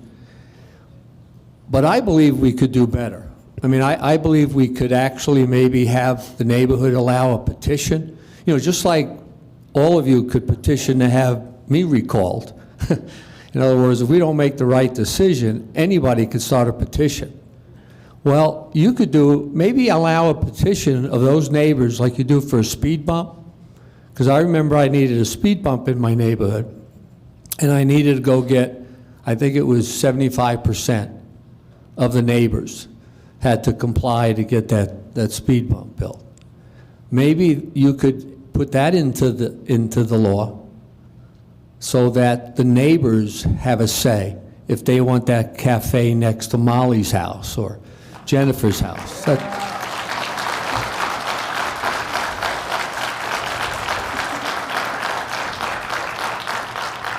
It's just a suggestion.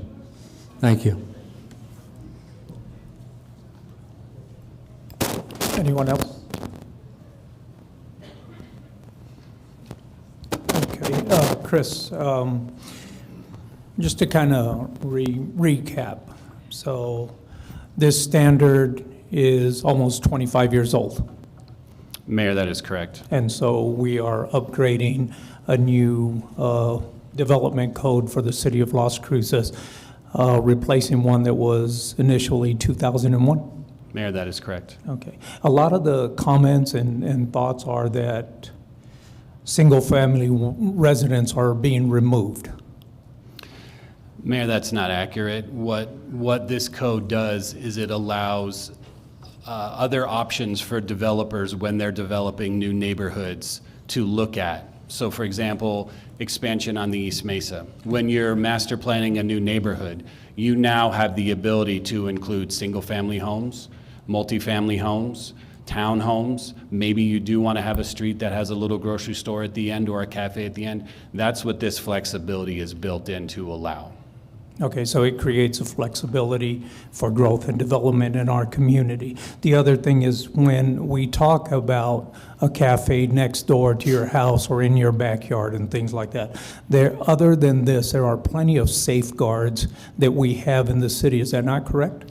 Mayor, that's correct. That's sort of what I was alluding to before is just because, and let me just preface by saying not every neighborhood doesn't have vacant lots, but most of these established neighborhoods don't have vacant lots sitting in them. But if there was a vacant lot next to a house, I know I grew up on Cedardale, and for some reason there was a vacant lot at the end of Cedardale for years and years and years. They finally built a house there. That lot would not allow you to do a lot of these things. It's just not big enough for that.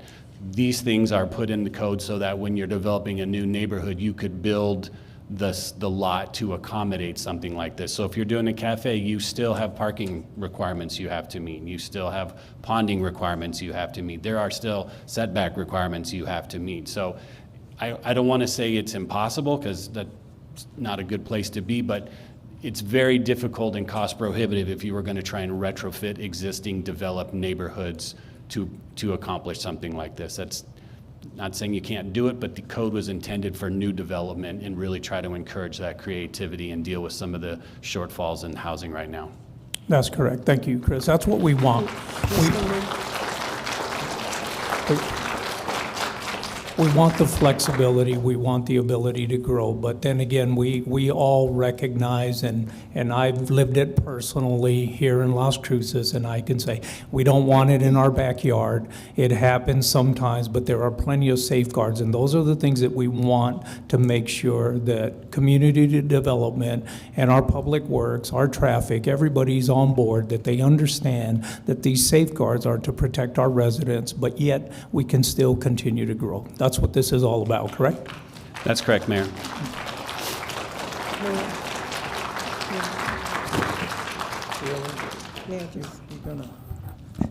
Yes, Councilor Flores. Thank you, Mayor Enriquez. So, Mr. Favor, that is the point that the mayor just brought up. It's all prospective. It isn't as if the city is going to allow a market to go into existing neighborhoods. Am I correct? Mayor, Councilor Flores, It will be possible under code, but again, you need to follow, you need to have all those safeguards the mayor was referring to, whether it's having space for parking or having space for the setbacks or all the other various things you have to have. You still have to be able to meet that standard.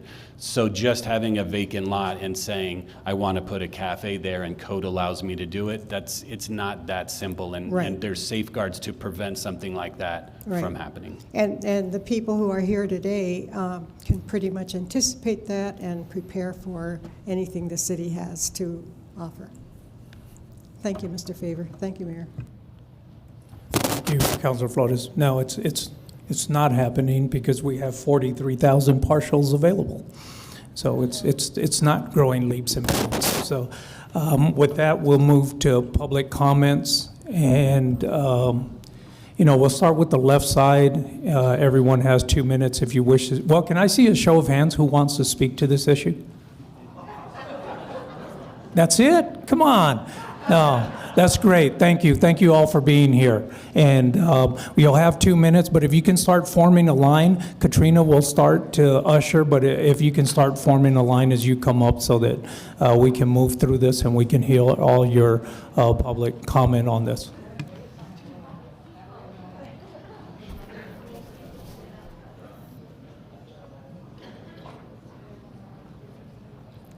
Three minutes. Yeah, 2 minutes. Oh, 2. State your name, and then you have 2 minutes. You don't need the 2 minutes, but you have 2 minutes.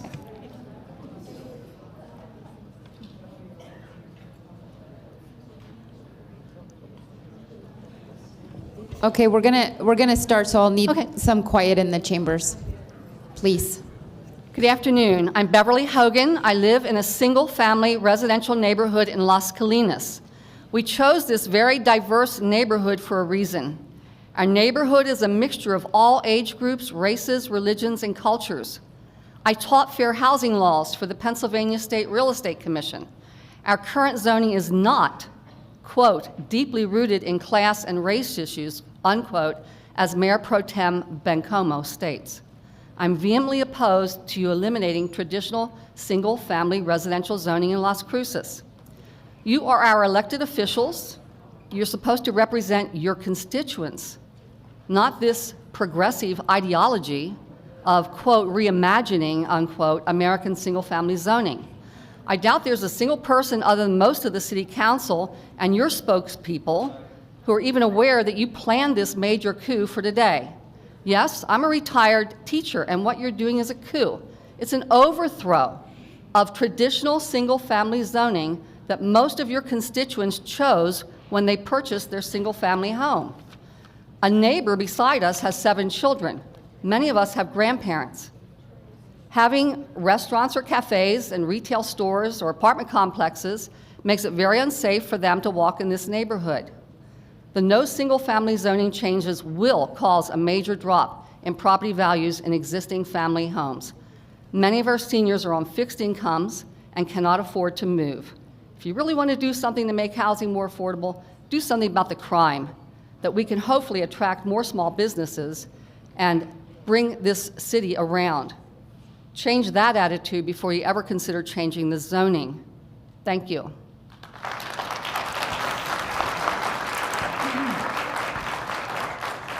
Please don't forget to state your name.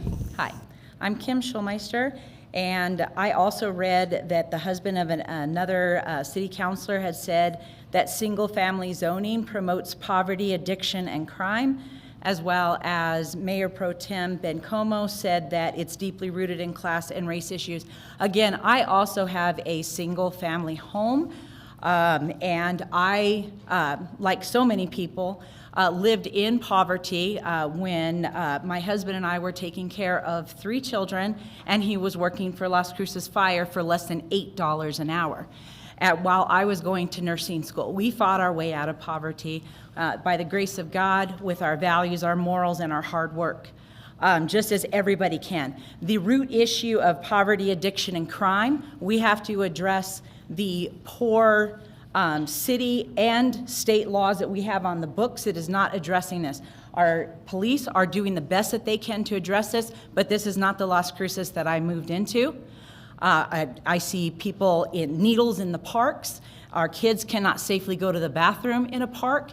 If you integrate these things, the safety is going to go down. The issue of having a quiet neighborhood will go down. Parking will become an issue. And remember that those property taxes are what pay for us to have a decent and livable city. And those that commit crimes, those that are addicted, they have choices and they have the freedoms, as we should. They can choose to seek help. We have opportunities. I think we should grow those opportunities. I think we should have affordable housing. Get rid of the eyesore on Amador and Valley. Tear that down. Make an apartment complex out of that. Make it to where these people do have a hand up. I needed a hand up. We all do at some point, so we can get where we want to go. But we all have freedoms and choices, and that should be recognized for all population. And this kind of wording is divisive. It is not helpful for us as a community.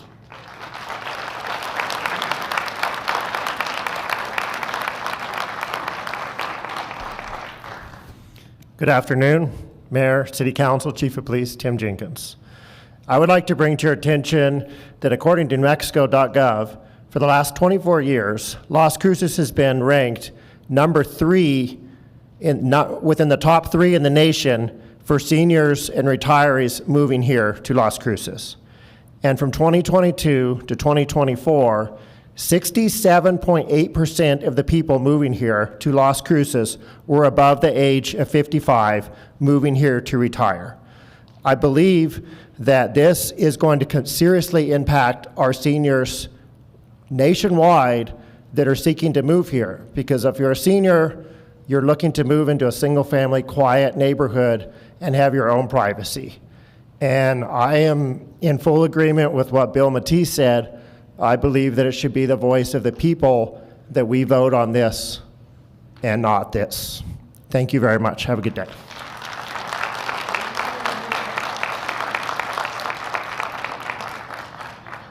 I'm Dave Rice. I'm among one of the older ones who've moved to the area. I'm in Councilor Flores' area. The area I'm in is mixed already. It does not have little B&Bs and other things in the area. But I am in general support of Realize Las Cruces because I think we have a clear affordability of housing issue. It's has to do with income, but there are a number of people who are older people that I know who have had a sudden change in their fortune and they can not find housing. I think the idea of at least allowing local housing, the flexibility of an owner to add a casita kind of a situation or something could help with the affordable housing thing, and I would urge you to at least adopt that part of this proposal. Thank you.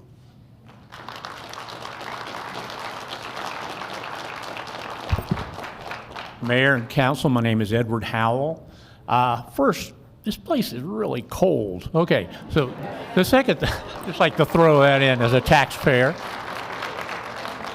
You've been looking at your computer screens, you've been reading reams of paper and all that stuff, and I wanted to provide for you a visual that I think might help you in your decision as you look at approving or disapproving this revitalized Las Cruces plan.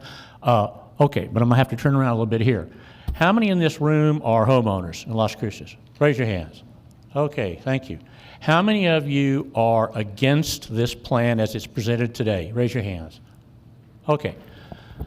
Here's the third question. How many of you would be inclined to vote against someone who has approved this, who's on the council, who has approved this bill going forward? Vote against it. Okay, so maybe that will help you as you start to think about this, because there are many people who don't like this plan, and those people, not only are they homeowners, they're voters. So, and I think this is a really bad plan. I've seen how it's been implemented and read about it in other cities. It causes lots of problems, and we have a great city here. We can sell it as it is and grow it as it is without this plan. Thank you.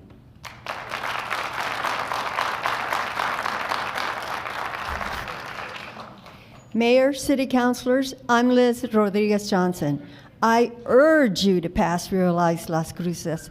The proposed changes will make the development code more flexible, make it easier to build a variety of housing styles and types for rent and for purchase across a spectrum of affordability, which is what we really need right now. This will help make Las Cruces a place where people can lead good lives, where they can prosper and thrive with reasonably priced housing. Thank you.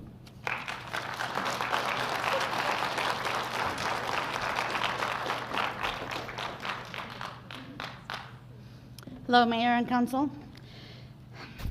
My name is Grace Martinez, and thank you, City Council, for providing this platform for public input. I'd like to inquire about the weight given to public participation in your decision-making process. Time and time again, concerned citizens have voiced similar worries about safety and the well-being of our homeless and transient populations, yet it seems like collective concerns are being disregarded. The lack of acknowledgement is deeply disheartening. As a community, we're invested in the well-being of our city, and it's frustrating to feel like our voices are being ignored. I urge you to reconsider the value of public input and take concerns seriously. We're not just stakeholders, we're the very fabric of this community. Our collective voices deserve to be heard and respected. With that being said, to all my friends that are concerned about the safety in their neighborhoods, I share your concerns and frustrations about the state of our community. It's disheartening to see areas like Amador being neglected and allowed to deteriorate, because that's exactly what's happening. The lack of attention to pressing issues like theft and safety is alarming, and it's unacceptable that these concerns be taken to a back seat. That's what they are. Our concerns are being put in the back seat. Moreover, the proposal to allow businesses to build in our residential neighborhoods is a recipe for disaster. Our homes are our sanctuaries, and we deserve to feel safe and concerned and secure in our own communities. Why must we normalize theft? Why must we normalize our kids being targeted in our own front yard? The idea of disrupting our peaceful neighborhoods with commercial development is outrageous and must be opposed. I urge everyone to make their voices heard and vote no on this proposal. Our future and safety depend on it. So let's come together and vote no.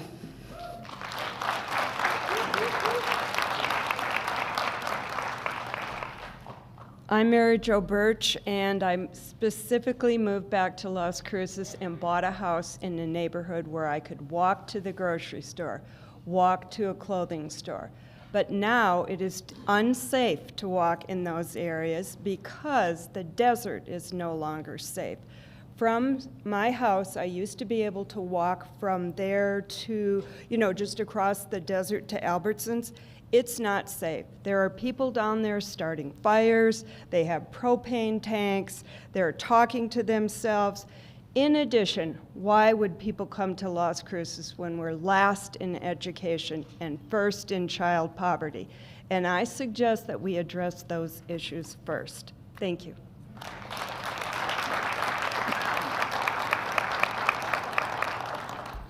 Hi there, I'm Kathy Brook. I live in Mesilla Park and have lived there for 30 some odd years.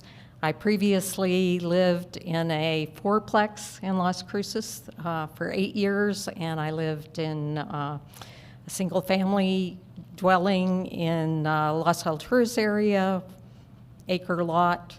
Now I live in a single family dwelling. I have found Mesilla Park to be an area with a mix of housing, and in fact there was a city staffer, I don't remember who mentioned Mesilla Park in an earlier discussion of Realize Las Cruces. I support Realize Las Cruces. It serves the needs of people in a variety of ways to have a mix of housing. I myself moved my mother here from California 20 years ago and moved her into the condominiums that are about a block from where I live. That was very workable for me and my family. I know other people that live in the same neighborhood where a grown, maybe middle-aged child and a parent live within a block or two of each other, sometimes in single-family units and sometimes in the condominiums. We also, in my neighborhood, have a small trailer park.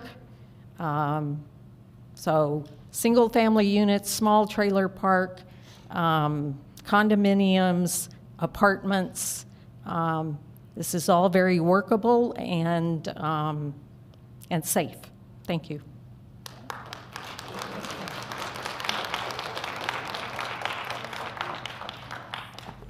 Good afternoon. My name is Ruth Jari. You know that our city's in a housing crisis. We all agree with that. But how bad is it? The Pew Charitable Trusts published an article in January confirming that New Mexico's situation is among the worst in the nation. Worse even than other western states, including Arizona and Montana. Pew found that rental costs in New Mexico rose by 60% in the last 7 years. Home buying is no better. The average price of a home in our state is now over $300,000. The problem is a lack of housing. Researchers have found that strict land use regulations prevent new homes from being built, therefore limiting supply while raising rents as well as the cost of homes. Exclusionary development standards add additional hurdles to building homes, often resulting in fewer multifamily choices and making existing homes more expensive. Realize Las Cruces removes those regulations that are causing our crisis while giving residents more housing choices. Please vote yes today. And by the way, I will vote for you if you pass this.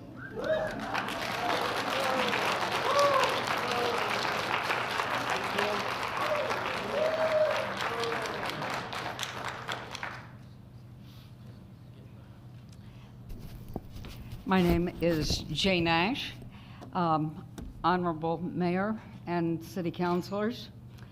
I have lived here, can you hear me? I'm sorry, I was going to ask Chris to help you if that's... Oh, thank you. Okay, thank you. Thank you, Chris. Honorable Mayor and City Councilors. I have lived here a little over 25 years. I have followed the work, the interest and with great interest of the City Council for all those years. I can look at everybody seated up here as a councilor today and our current mayor, and I know enough about the history to know that over time you have done many things to improve the quality of life here in this city. First, I want to second what has just been said so well by the people who have come to the microphone and who have spoken in favor of Realize Las Cruces.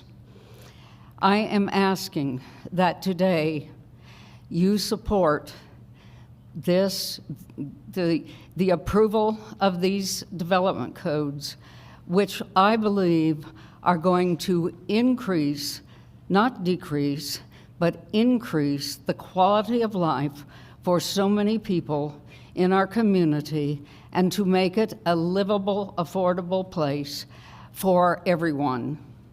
Thank you, and if you vote for this, I will vote for you.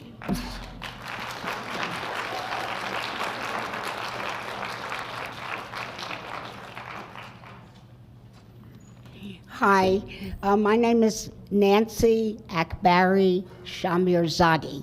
Would you all repeat that, please? Okay. I urge the council to table this vote today. As you can see, there is a large group that opposes it in general. I like also the revitalized Las Cruces concept, but I think the zoning and all those changes should be for new developments. I noticed that Chris was talking a lot about new developments. I think it should be there, very attractive, but not relevant or not imposed on the existing single-family homes. Two things. I am a retired lawyer. I'm not giving legal advice. However, there are a few serious impediments that could be brought by neighborhoods, by people, if you vote this in. One of them is an appeal. I believe, I'm not 100% certain because I didn't look it up, but if people appeal this, it could stay, put off the entire program. That's number one. Number two, there are constitutional issues which have been brought up in terms of value. That too would delay tremendously the implementation. There's plenty of tools in the system for delaying this. So I recommend tabling, thinking about putting this on new developments, but not on existing. Okay, thanks. And I wouldn't vote otherwise. I vote for me. Anyway, thank you. Good afternoon, Mayor, City Council. My name is Beth Bardwell, and I am here on behalf of the League of Women Voters of Southern New Mexico. Las Cruces has a housing shortage. I want to repeat what another public member said, and that is a recent analysis from the Pew Charitable Trust found that from October 2017 to October 2024, median rents in New Mexico increased by 60%, while the cost of a home climbed by 70%. We want Las Cruces to be a place where people can lead good lives, where they can prosper and they can thrive. And at a minimum, that means paying a reasonable amount of your hard-earned income to put a roof over your head. The changes that Realize Las Cruces is proposing are drawn from hundreds of hours of community input that preceded today's vote. Input during Elevate Las Cruces, the comprehensive code, and this Realize Las Cruces code as well. And the proposed changes that were said today, that were laid out today by staff, are a reasonable, valid response to those community comments and community vision for Las Cruces. Realize Las Cruces changes to the land use, design standards, and zoning districts will enable more home building, slowing rent growth, and a decline in homelessness. Please, I urge you to vote yes today for Realize Las Cruces, and I thank you for your public service.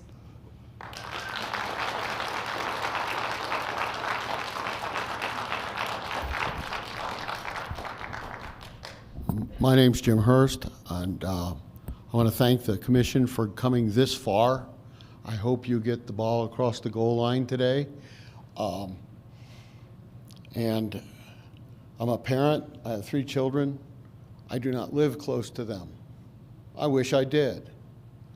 And I can say to the people in opposition to this, if you're in opposition to this measure, you're in opposition to your kids growing up and living in this community.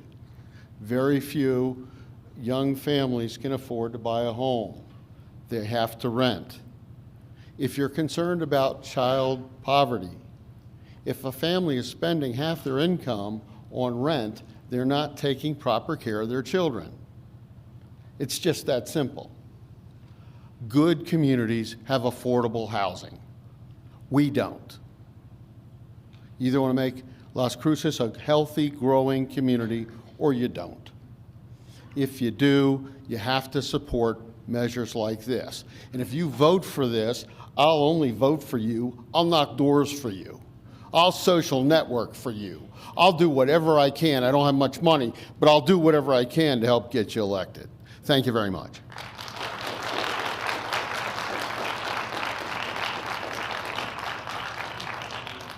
Good afternoon. My name is Terry Miller, and I've lived here 52 years. So I have 2 points on the many things that you're wanting to work on to talk about today. The first is, I would bet that every single person in this room who is a property owner feels like they should have the freedom to choose what to build on their own land. I also believe that everyone in this room would like to have any unnecessary or burdensome regulations removed from the building code. I appreciate all the time and effort the city staff and the city council have put into this. I support it wholeheartedly, and I support you wholeheartedly. Thank you.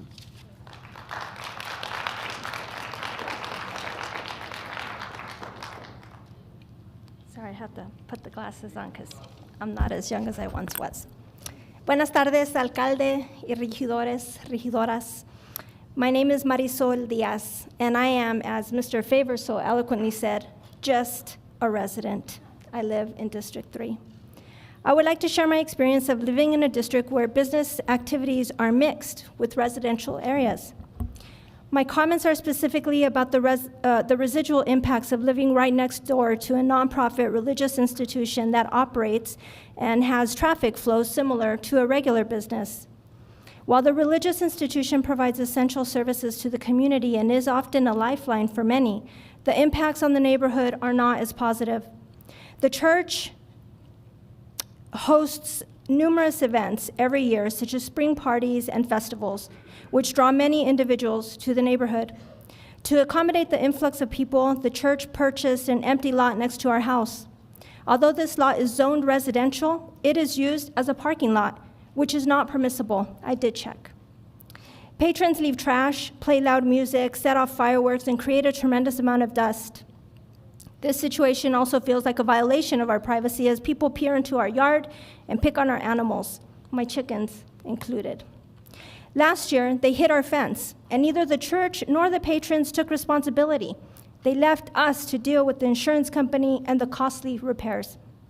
Additionally, the church uses a commercial dumpster on this lot, causing heavy trash trucks to drive on it 1 to 2 times per week, loosening the dirt and worsening the dust. They host community distributions, which is a good service, but it requires an 18-wheeler to drive through our residential street. Residential streets are not likely paved with the appropriate type of asphalt for such heavy trucks, as Mr. Favor also alluded to. Patrons also leave provided shopping carts up and down our street, and they use the alleyway as a street, blocking entry and speeding through with no regard for residents. Almost done. There is a constant flow of strangers passing through our neighborhood, creating a sense of insecurity and vulnerability. Additionally, the increased traffic makes it unsafe for our kids to play outside. I share my experience to highlight the challenges faced by residents living next to such institutions and to raise awareness about the potential issues resulting from the zoning changes you're now considering. We're not against it. We just ask that you reconsider some of those additional pieces about how it impacts us living in those neighborhoods, because there are protections, but we have a cannabis shop right next to our house as well. So it's permissible. Thank you.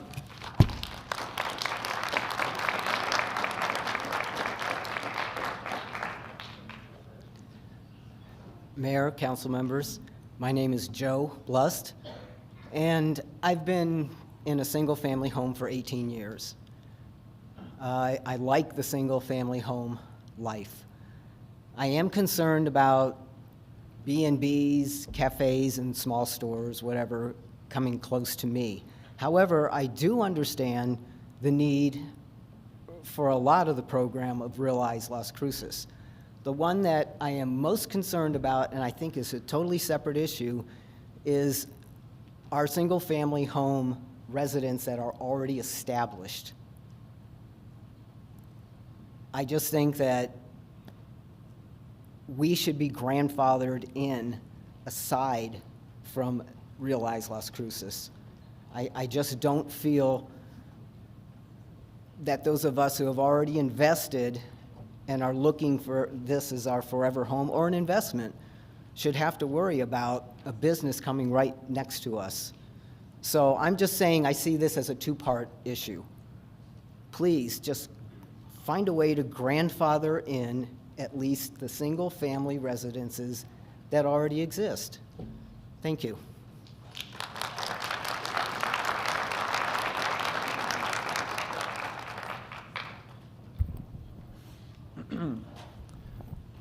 Mayor, City Council, my name is Giovanni Sebastian Hernandez. I'm here today to urge your support for City Ordinance 3090.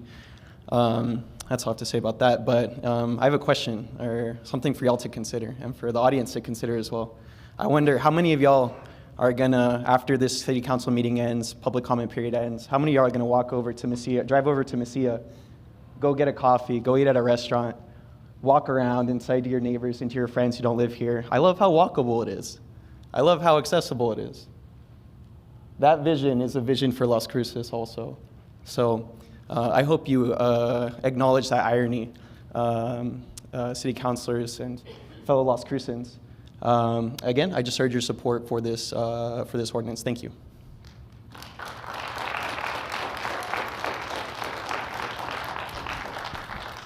Good afternoon, City Council. My name is Lucas Herndon.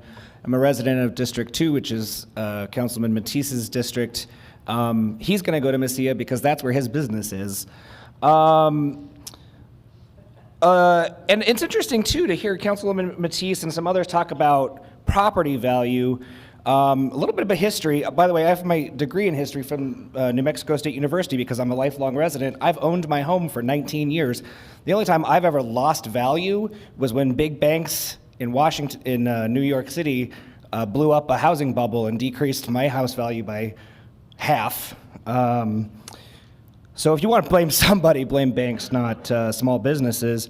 Where did single-family zoning get its start? In the Progressive Bay Area enclave. It was the first city in the country to implement single-family zoning. It was adopted for Elmwood neighborhood in 1916, making it illegal to build anything other than one home on one lot in that neighborhood. Duncan McDuffie, a prominent real estate development in Berkeley, who built the Claremont Court in Uplands neighborhood in the early 1900s, was a big champion of single-family zoning. His development all came with racial covenants, which barred homeowners from selling or renting their homes to people of color. But he also wanted to make sure that that neighborhood next to Claremont, including Elmwood, wouldn't allow families of color to move in because he thought it would lower property values. When I hear people talk about their property values and not about their neighbors or not about caring for this community, I cannot help but wonder what you really mean.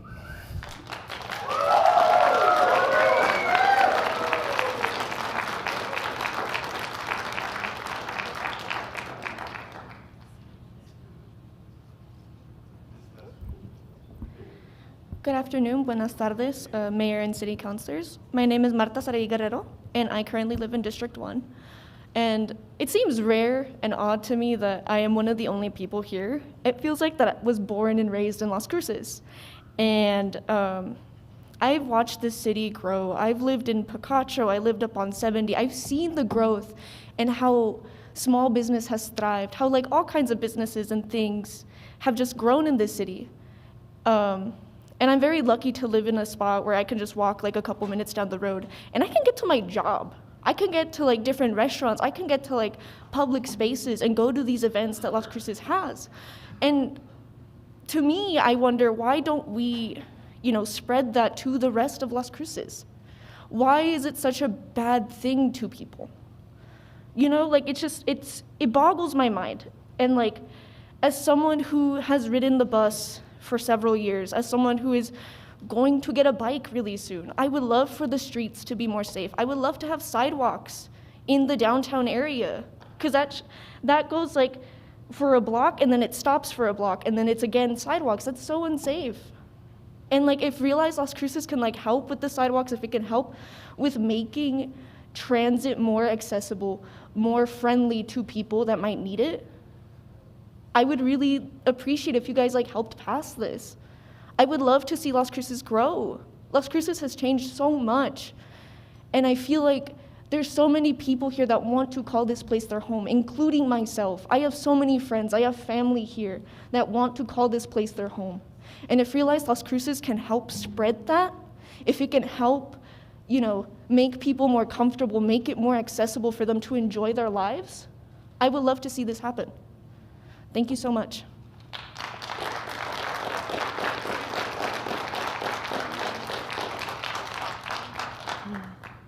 Good afternoon, Mayor and City Councilors. My name is Victoria Alicia Quevedo. I live in District 1. I'm here to ask that you vote yes on Realize Las Cruces, which includes comprehensive changes to resolve conflicts arising from past code modifications, as we've already heard, and will not affect all neighborhoods.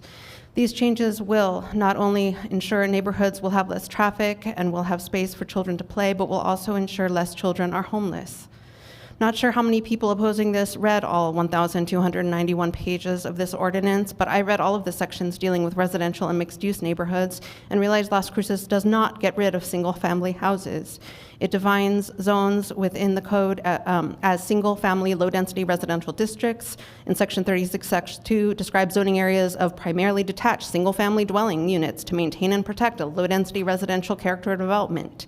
Chapter 36, Section 36-1 describes purposes, which include encouraging innovation in land development that complements neighborhoods' existing character and encourages bicycle, pedestrian, and transit modes of travel, controls and abates unlawful use of structures or land, minimizes adverse environmental impacts of development, reduces nuisances, encourages development of vacant properties within established areas, and conserves the value of buildings and land. These are wins for our city. This ordinance does allow some mix of homes and apartments, mobile homes, restaurants, and grocery stores. That's a win for our city. Realize Las Cruces will allow more people to be able to afford housing, reducing homelessness. That's a win. This ordinance allows for dozens of exceptions for single-family dwellings from various new adaptive reuse, driveway, and other construction codes, and ensures all of y'all can still park your RVs on your single-family lots. So I'm just wondering, is it just the RVs that are the only roof over families' heads that you object to? Vacation RVs somehow don't offend your delicate sensibilities? You cannot pretend to be pro-business and at the same time condemn business development in Las Cruces, except I guess you can, because I guess that's what so many people are here to do today. Thank goodness areas like Sonoma Ranch will start allowing apartment complexes and restaurants and grocery stores. I'm almost done. I know a small, powerful group of people would prefer not to see working class people exist, but I ask the City Council to not design our city around their feelings. This ordinance is a win for our city.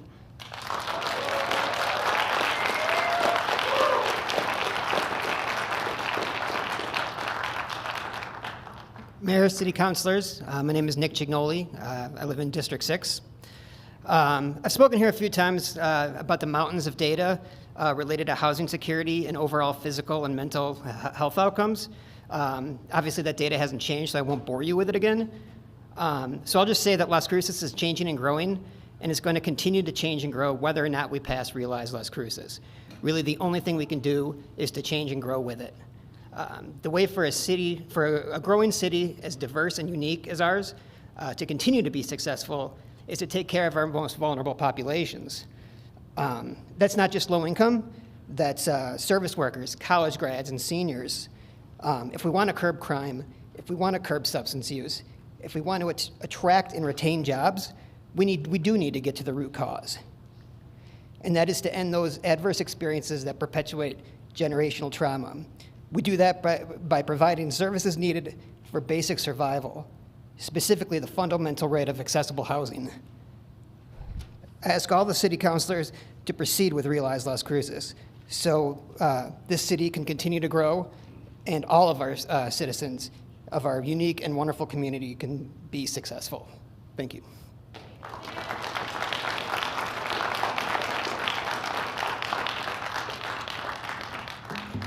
Hello, my name is Sky Q. I wanted to show my support for Realize Las Cruces. We have an ever-booming population of people that have prior been forced accommodations, that prior has forced accommodations to the volume of people by expanding out, which inevitably is expanding into our national park areas that make Las Cruces so unique. Also making those who have limited commuting options have less than safe access to desired locations, which will now be something with the rezoning, create more job opportunities. Having more affordable housing by building up and closer to desirable locations will boom the economy because of this accessibility. Rezoning will create the much needed means of a more walkable city, meaning less need for excessive carports or parking. New Mexico is known for its hospitality, which will only grow as we build community. Protecting cyclists and pedestrians should be our priority, ensuring we are keeping those who already exist here at the forefront of our development, which includes low-income families and unhoused people. Providing for the community should be the antithesis for crime. People that are well taken care of and provided for is known for lessening crime and making spaces ultimately safer. Housing is a human right. Access to resources is a human right. And if you vote for approval for this, I will in turn vote for you. Thank you.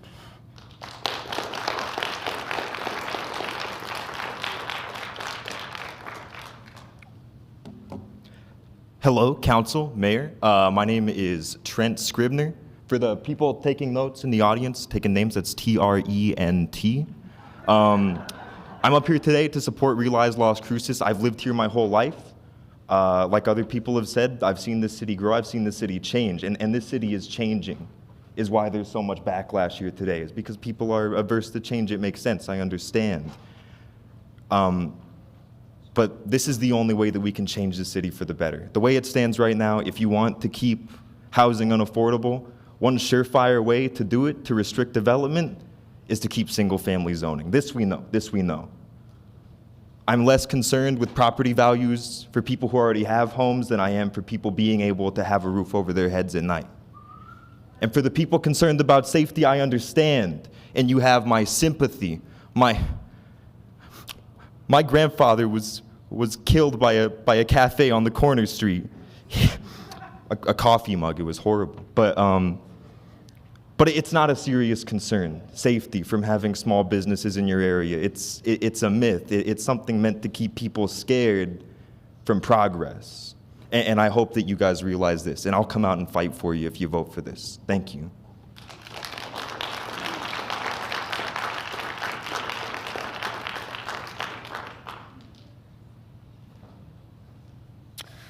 Hello, Council. I am Rosie Amendola. I live in District 2, and I'm a lifelong resident and a homeowner. And yeah, I'm for this rezoning thing. The one thing that's been really frustrating about living here in Cruces is the lack of resources for people in the community. And what's a better way to improve that is by giving the people what they need. Affordable housing, job opportunity, and you give people their resources, you tackle all kinds of things. You, decrease crime, you improve life expectancy, and this is something that we need. I feel like the positives outweigh the negatives here. And hope you see in your heart to really think about the different communities here that would really benefit from this, especially those low in income and living in rural areas. So, you vote for this, I vote for you, and I'll, continue living here. Thank you.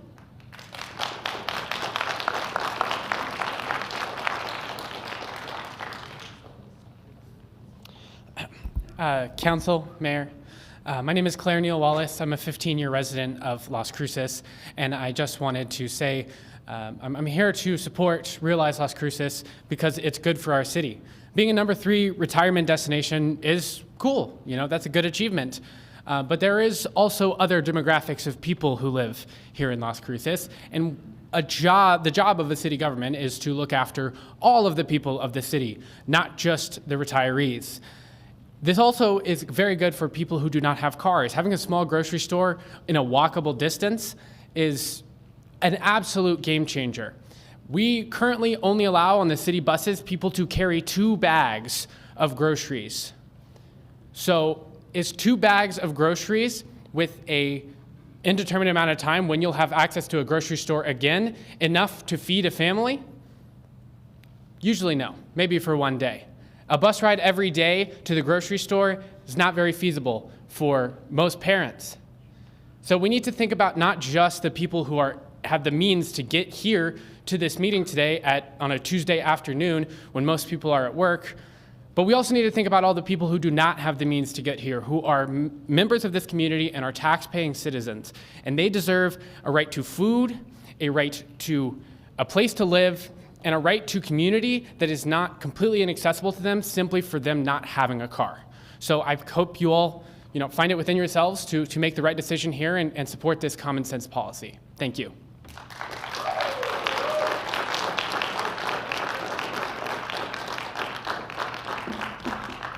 All right, so hello everyone. My name is Chris Center. I'm from District 3, I believe. So let me just tell you a little bit about myself. I live in a lower income area of Las Cruces, and we are in a walkable distance. Last year, I didn't have a car. I wasn't able to get access to a car, and I was able, using the transport system, and with that, I was able to walk to stores. I was able to get my groceries. I was able to get the things that I needed. And with having small businesses and small corner stores and small grocery stores in these places of our city is extremely helpful. Because in the city of Las Cruces, I just looked it up, and it says that over 1/4 of the county's residents lives in a food desert, which means they have to walk over a half a mile to access the nutritious food. And that is super important because we need access to food. That's how we survive. So I highly suggest that you guys advocate for this and to vote yes on Realize Las Cruces, because it is going to help the community and it's going to help lower income people as well as housing and food and cafes. So I believe you guys should make the right decision, and I'll vote for you. All right, thank you.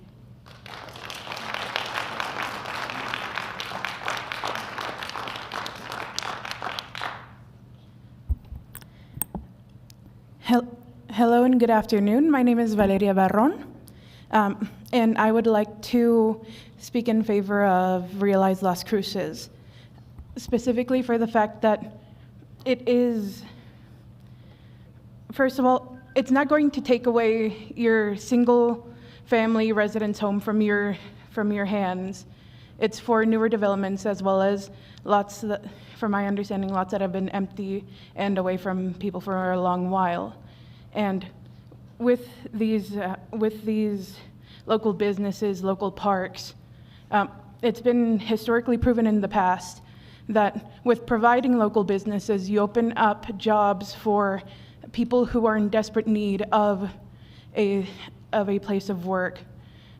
Opening said a cafe next door, maybe it could inconvenience you in noise.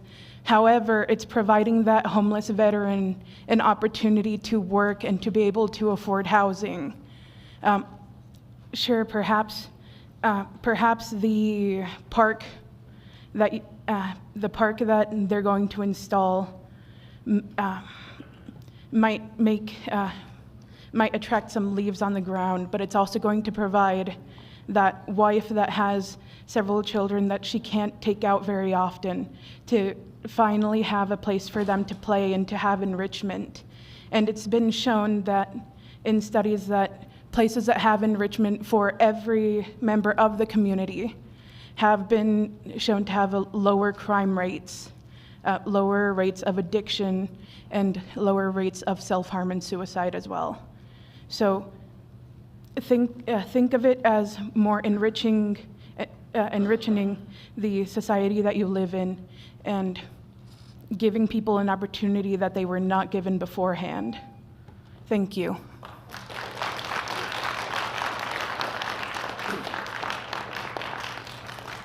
Good afternoon, Honorable Mayor, Councilman, Fire Chief, and other dignitaries. I'm Larry Cedillo, and I came here today because I do not live right in Las Cruces, have many friends and family live in Las Cruces. But one thing about what you're talking about today, it has to do with our right to have privacy, have our own house, have a decision made by us to find a place that we want to live that's comfortable for us, to have our neighbors that we can access, available resources that we have that's close to us. That's what we decided to do. Most of you did not come to Las Cruces, find a place to live in a neighborhood that was beside a store or a bar or whatever else. You did not do that, just like most people don't.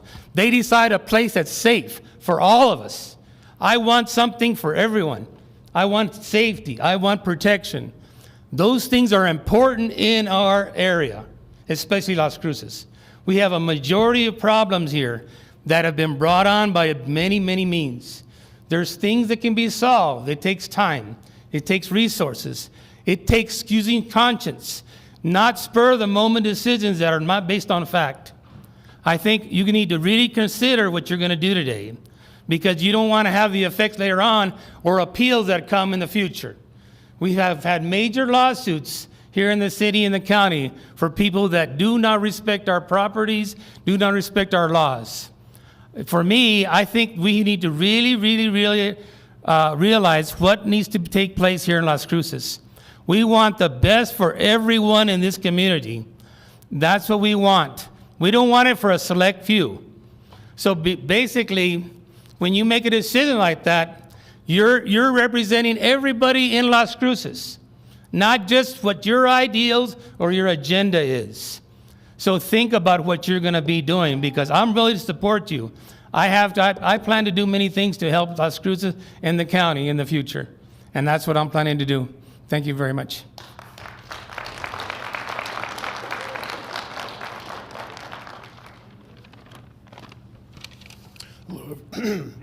Hello, everyone. My name is Logan Adams, and I am proud to say that I was born and raised right here in Las Cruces. And if I'm lucky, I'll die here too. I love this city, and I hope the best for its future and our collective prosperity. There is promise to allow local grocery stores, cafes in all neighborhoods. I have to admit, I really like the idea of being able to support a new locally owned small business that is within walking distance. That's quite appealing. I'd much rather have the opportunity to support a local grocery store than be forced to do what I do now, which is hop on my car, drive 4 miles down the road to the closest Walmart, and watch as my money is funneled out of New Mexico through a gigantic soulless corporation. We all know that small businesses are the backbone of our community.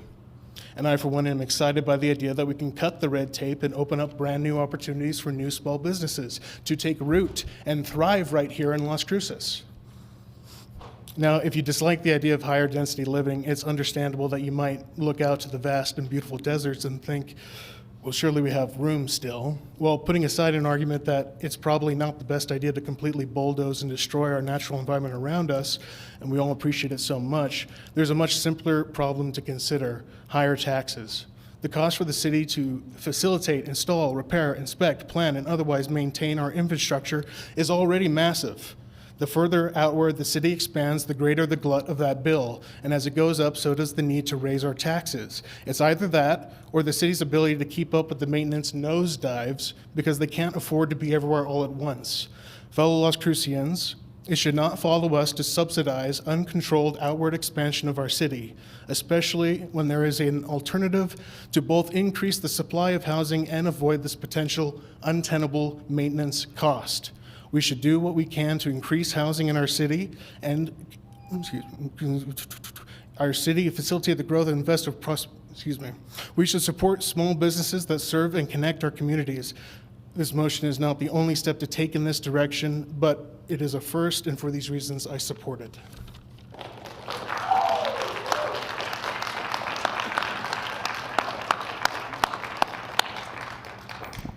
Good afternoon, councilors. My name is John Anselmo Delgado Negli. I wanted to say thank you for having us here. I just want to take a second to say I really like the city of Las Cruces, and I went through its education system. I was given the opportunity to go to Arrowhead Park Early College High School, get myself a college education my family could not have otherwise afforded.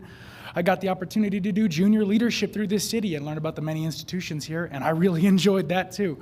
And now I'm at the stage. I actually don't own a home, but I have a meeting with a real estate agent and a mortgage officer this week. I'm very excited for it. I'm looking to start a family and raise a family here in the city of Las Cruces. And the things I'm looking for, I'm not just looking at the investment costs. I'm looking at the places I can take my kids, the schools they can go to, the parks they can play in. I want to be able to give my son $5 and have him go down the street to the cafe and hang out. I'm excited for that. I love this city, and I want my kids to have the opportunity to exist in third spaces. I don't want them to just be indoors. I want them to have fun and go out into this city. And for that to happen, there needs to be housing with opportunities within a walking distance. I just like to say, I can't imagine reaching this point in my life and pulling the ladder up behind me to all of the people that are coming up. It's not the Christian values I was raised with. My grandfather was a priest, and he raised me with good values. He worked with a guy, you might have heard of him, his name was Reverend King. And he was a civil rights priest, and he instilled in me a set of values that every member in the community matters. And I want to see opportunities for all the members of our community. That's all I've got for you, minute 40 seconds. Thank you, folks.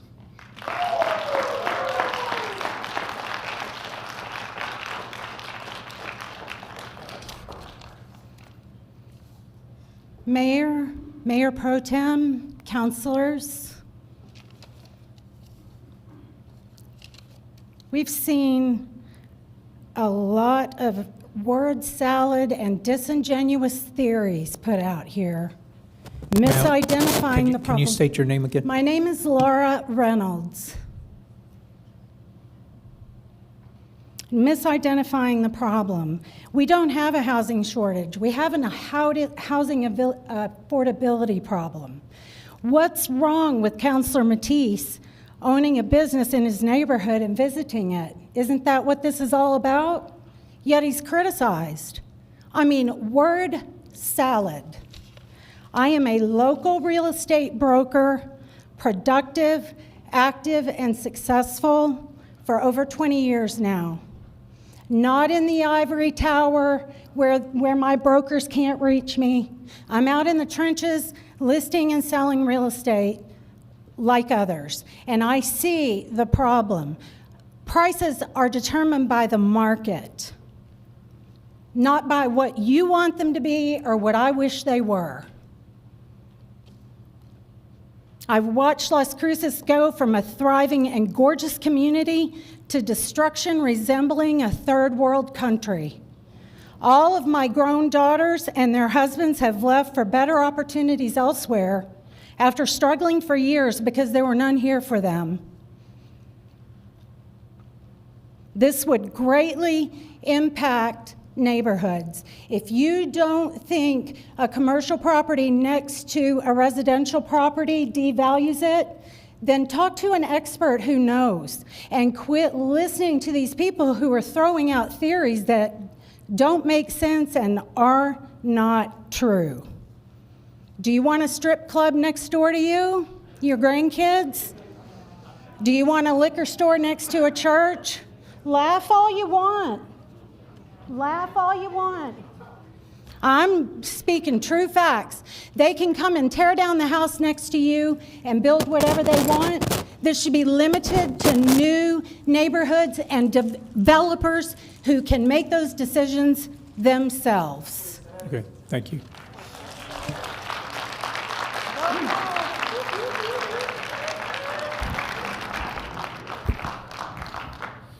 Thank you very much, Mr. Mayor, Council. I appreciate the opportunity to speak to you today. My name is Christopher Brown. I'm a faculty member at NMSU, and I've been a member of the Technical Advisory Committee that worked to develop Realize. I worked for 2 years to help build what you have for you today. We had members of the development community, AARP, the retirement community, Safe Routes to School, and folks like me working together to build something that advances the sustainable development goals that City Council passed and elevate Las Cruces. I urge you to support Realize and the plan that it has to build a Las Cruces that our comp plan calls for. Las Cruces is short 5,600 housing units, and the good work that staff are doing to help build 500 units is 1/10 of what we need. If we want a town where our kids have a chance, just a chance, at buying the American dream that so many of us in this room enjoy, we must solve this housing crisis. The code before you will give you the best chance at doing this. Realize will also support complete streets and safe transportation for people that walk and ride their bicycle in their daily life. The most disturbing thing I've heard, many people implore multifamily housing with the crime crisis. That's simply not true. Realize does not eliminate single-family residential. It simply provides other options. I implore you to support Realize Las Cruces and put in code the place that you have before you. As someone else before you said, if you support this, I'll vote for you, I'll walk for you, I'll campaign for you, and everything you do. Is Realize perfect? Absolutely not. But the perfect is the enemy of the pretty darn good, which is what you have before you today. I urge you to vote yes. Thank you.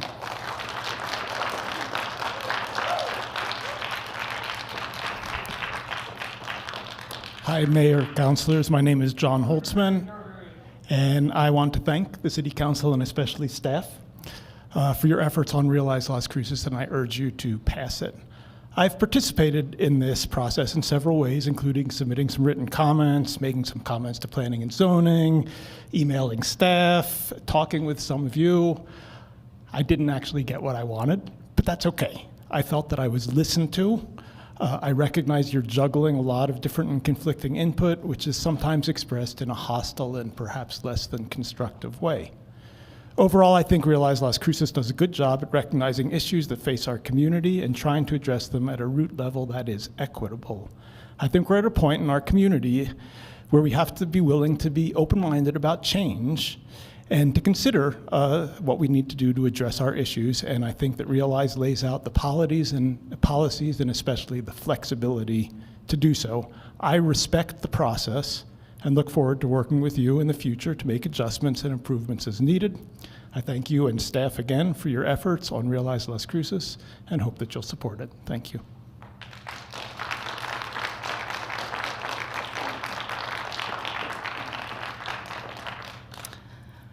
Hi, Mayor, City Council. My name is Athena Huckabee, and I'm here to voice my strong support for Realize Las Cruces. Our city is facing a housing crisis, and outdated zoning laws that restrict neighborhoods to single-family homes only make it worse.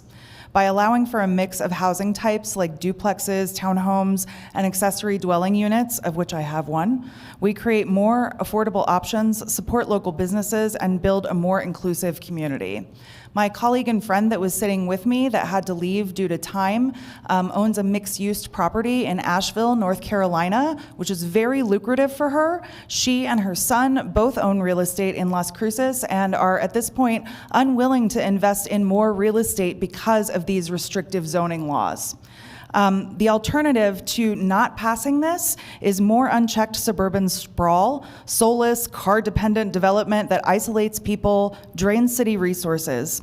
Realize Las Cruces gives us the opportunity to build more vibrant, walkable, and a sustainable city where people of all income levels can thrive. Please move forward with these changes. Thank you.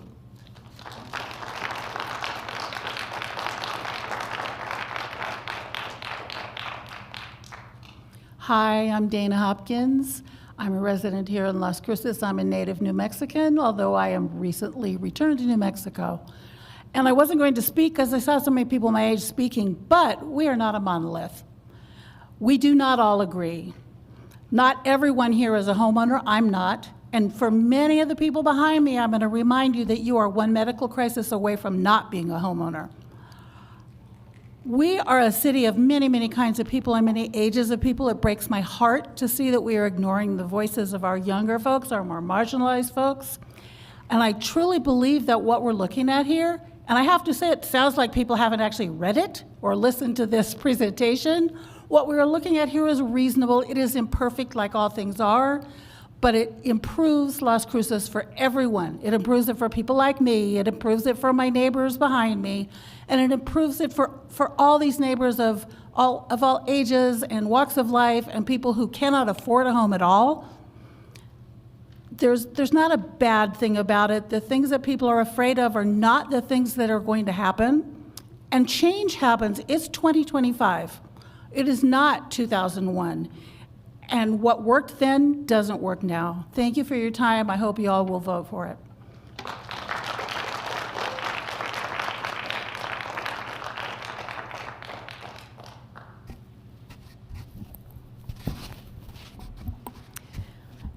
Honorable Mayor, City Councilors, my name is Renee Frank.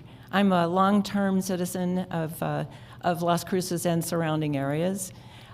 Been here for actually, now that I've counted it up, 45 years. I've watched Las Cruces grow, and I'm very, very proud of Las Cruces. In 2006, I became a Realtor and have really come to understand the importance of the opportunity for home ownership, and even beyond that, the importance of a home that provides safety, security, health, and a base from which people can live their lives. I do see, I want to appreciate for all of the work that has gone into the Realize Las Cruces plan. I do believe that these are the kinds of changes that we need. It actually cuts through some of the bureaucracy and the red tape that is required to get some of the development that we desperately need. It opens up opportunities and provides more freedom for homeowners and landowners to be able to determine what they want to do with their land. The landowners and the developers and the builders together will be able to take these and move forward in the ways that people really want. I want to say thank you for the many opportunities that were provided for input. I got involved with Realize Las Cruces, it was a year ago, and I saw, I think, the first draft being presented and many people coming to deliver their objections and their concerns. And I also saw a concerted effort to take all of those concerns into effect and to make changes in the code, which were then, I saw many of those come back today, which I think helped to listen to and to attend to those things. I want to urge you to please pass this ordinance. This is not going to solve every problem in Las Cruces, but once you pass it today, then you can move on and put your attention to those other big issues that need to be addressed. Thank you very much.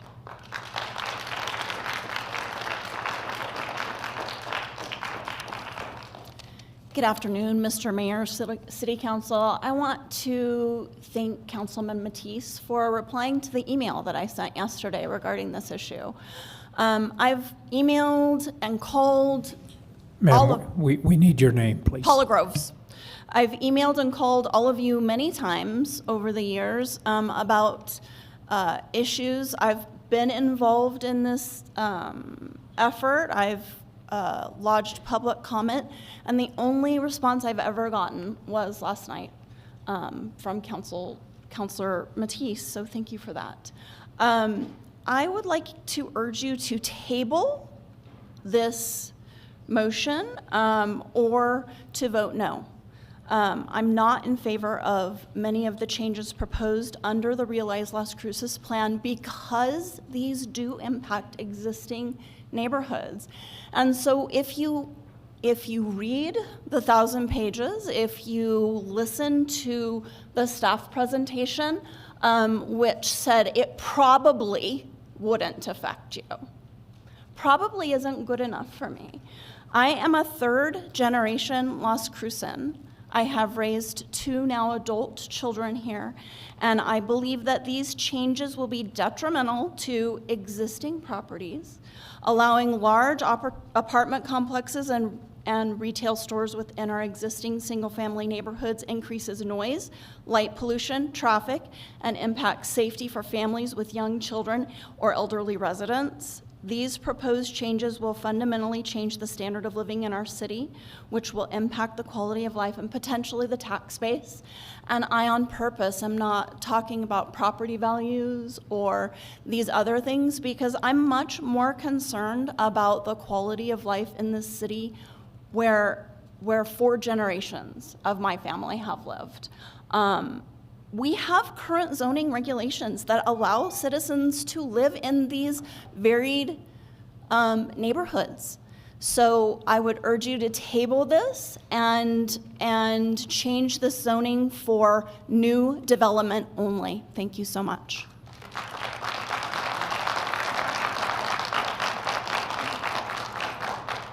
Hi, Honorable Mayor and City Council.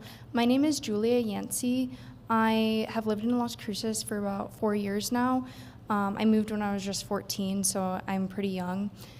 Currently, I'm a student at NMSU, and I think from where I used to live in Alaska, I noticed the positivity of having like local spaces, third spaces, and I have a lot of conversations with my fellow students and fellow friends who don't enjoy not having community, and I think that's kind of a lot of like my focus in this, and like I think I want to kind of bring that up in how having local spaces and like possibly cafes and stuff, a lot of community is built in that, and I just wanted to say that from where I used to live, in my experience living in a small town in Alaska, it brought many tourists, a lot of community within that, and I just wanted to highlight that and how that could be a positive effect on Las Cruces. Thank you.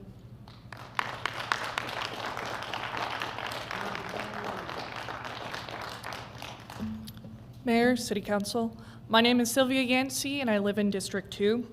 While I'm a Las Cruces resident, I am also a Swedish citizen, have visited the country many times, and have seen the benefits of more walkable cities and diverse neighborhoods. I have also seen the disadvantages of the American car-centric society. For the benefit of our community, I believe that we need to start moving away from a car-centric society, and I believe that Realize Las Cruces is a great step towards that goal. I'm not a homeowner, so I've not become so selfish to only worry about my property value and to not care about others in my community. Of course, we all want our neighborhoods to be safe. If we truly want to end crime, then we want to see what the root causes of these crimes are. That can be substance abuse issues, lack of resources and help, etc. So please, if any of this is word salad, then call me the dressing. So please, vote yes on Realize Las Cruces. Thank you.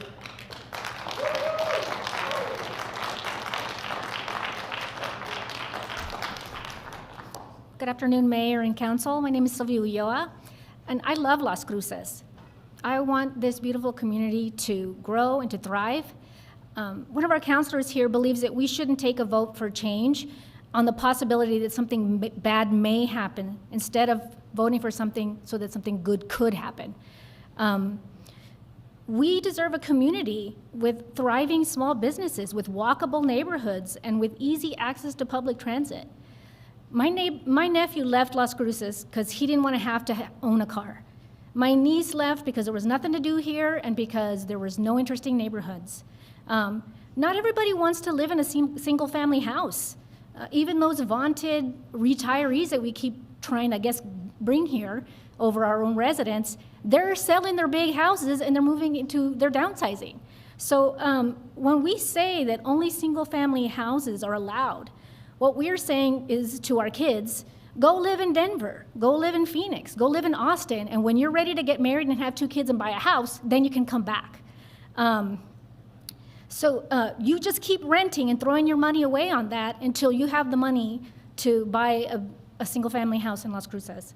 So Realize Las Cruces is about the market working for all of our consumers, not just for baby boomers who are holding on to all the wealth and all the resources and then wondering why their kids can't buy a house and why they don't live near them. So I really urge you to do this so that we can make our community work for all people, young people, old people, working people, and retirees. Thank you.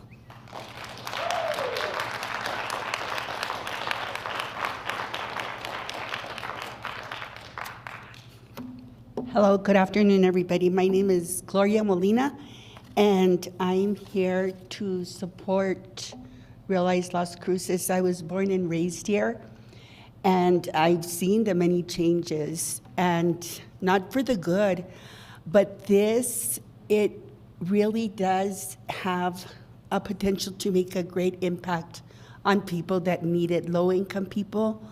I serve on the board for the Mesilla Valley Public Housing Authority, and our list is 1,437 for public housing, which is 244 units.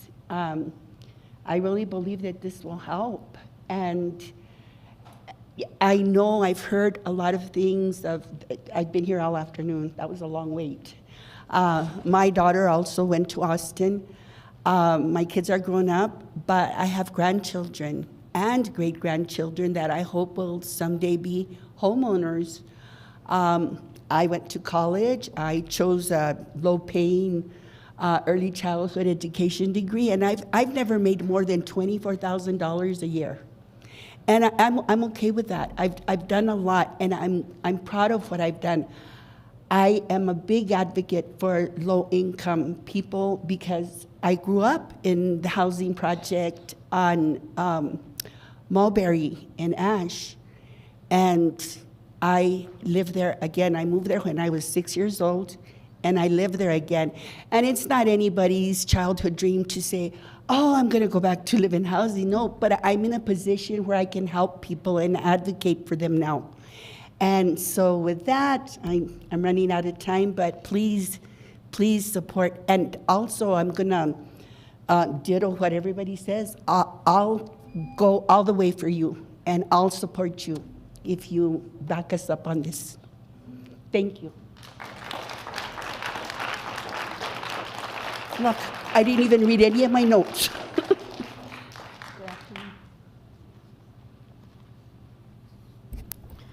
Good afternoon. My name is George Pearson. I've seen recent commentary in social media opposing Realize Las Cruces. Realize has been in the works for many years. It is the result of Elevate Las Cruces, the comprehensive plan that was itself a 2-year project that was adopted, as it happens, 5 years ago today. The ideas in Realize are not new and were accepted throughout the 7-year or so planning process. I was on the Technical Advisory Committee and probably made 30 of those 33 meetings, and I don't remember more than a handful of people coming to talk to us from the public. So you're hearing a lot more here today than we ever heard through the year and some process that we had at the Technical Advisory Committee. Critics are suddenly saying that Realize will destroy Las Cruces. This is simply not true. Development is incremental, and the flexibility offered by Realize will allow the creation of more livable and walkable neighborhoods. And there's nothing in Realize that stops developers from creating an HOA-style neighborhoods with restrictions that would probably prevent casitas from being built that could be enforced by neighbors suing neighbors. Well, I like my neighbors, so I'm not going to be suing anybody for the casita. In my neighborhood, probably about half the houses have casitas behind them, and you'll hardly even know that they're there. Please approve Las Cruces, Realize, and the rest I was going to talk about bike parking, but Sarah addressed that in the presentation, so thank you for that. So please vote yes. Thank you.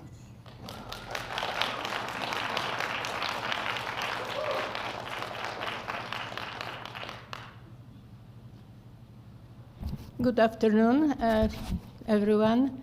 My name is Danuta Frazier. My accent is Polish.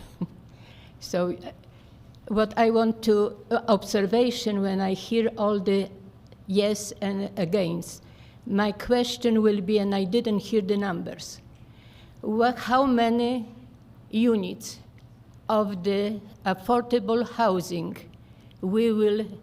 Las Cruces we will get with the plan?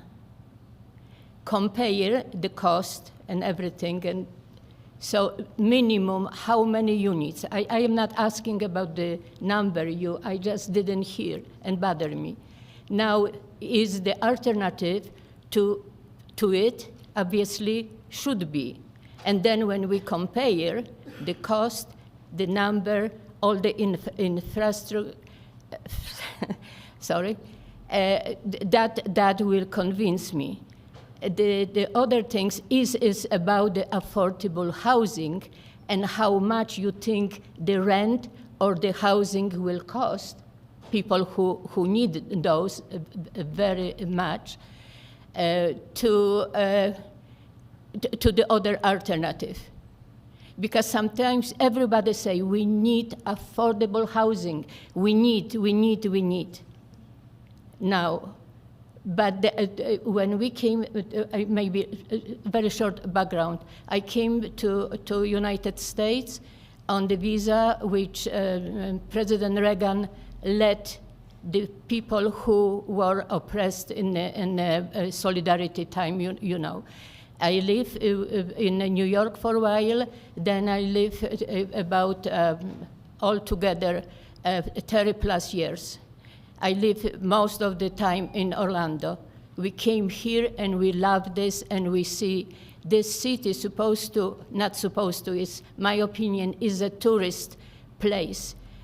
To get the money for the budget, why we not focus addition to make the city welcome, and this is for whole world, not only for Las Cruces or America.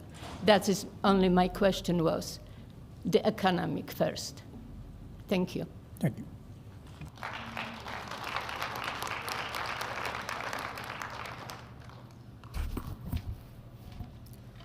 Thank you, City Council and Mayor. I'm Sarah Smith. Realize Las Cruces takes away our choice to live in neighborhoods that will be safe for our kids to play in or for the elderly to walk across the street to check their mail. Who among you is going to speak up for the thousands of families who bought homes with reasonable expectations that their neighborhoods would be for homes and not businesses or large apartment complexes? You have not done due diligence in making sure the public is widely aware of what you are planning to do. At least one of you has also been making false statements that Realize is not going to remove single-family residential zoning. That is clearly not true, given that Realize would allow apartments and businesses in all neighborhoods. People will have no guarantee that they can live in quiet neighborhoods to get away from the hustle and bustle. A reasonable compromise would be to allow townhomes and casitas in existing neighborhoods, but push the rest of these changes to new development areas only. Ostensibly, Realize is intended to allow more people to be able to afford housing, but fundamentally changing our way of life without our consent is not the answer.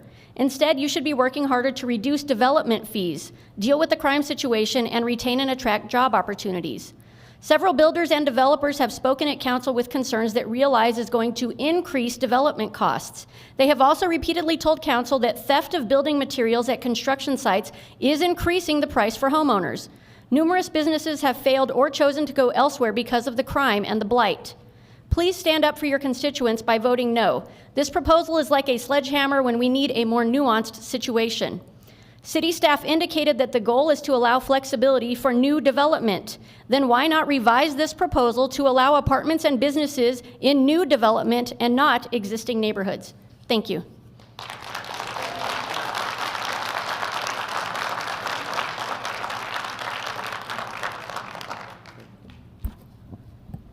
Good afternoon, Mayor, City Council. My name is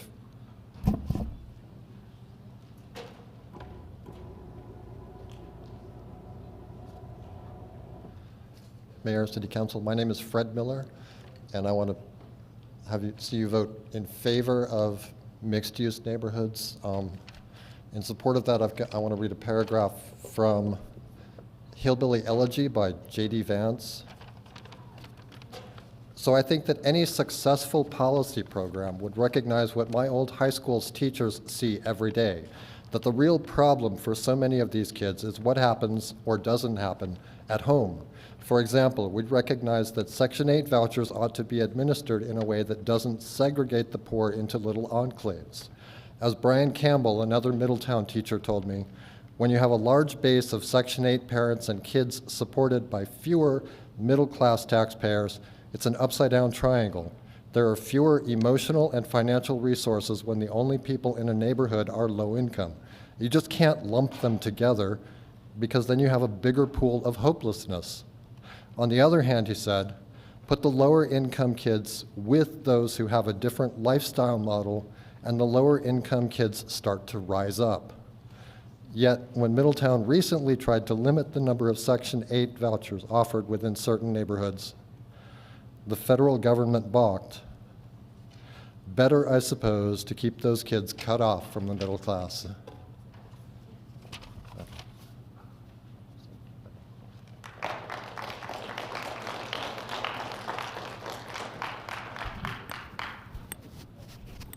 Hello, my name is Jenny Buckingham. I'm probably the newest resident of Las Cruces. I've been here for 2.5 months and I own my own home. I first want to give a shout out to what I consider the young people. I'm retired, so I can say this. The younger people who have come with ideas and requests and are really talking from their heart about what they need, what they want, in the face of hearing how people want to save the value of their property, which is a fear tactic to use, these established developments are not going to be completely changed or even significantly changed. There are lots of rules that require a certain amount of land and other things. So that's really a cop-out, and it's not evidence proven that that happens. What is evidence proven is that stable, variable housing lifts everybody up in the community. And the people who live here now and need that kind of housing, we should be listening to them. This is not going to bring down the city. It is going to lift it up. There's a lot to repair in this city. And this is an easy way to get a big change. I request that you definitely approve this plan.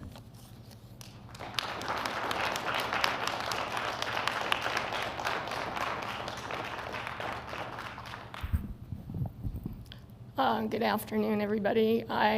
Paula Aquino. I live in Councilwoman Flores' district. Back during the pandemic, there was charrettes in that for the Mesa Vista master plan.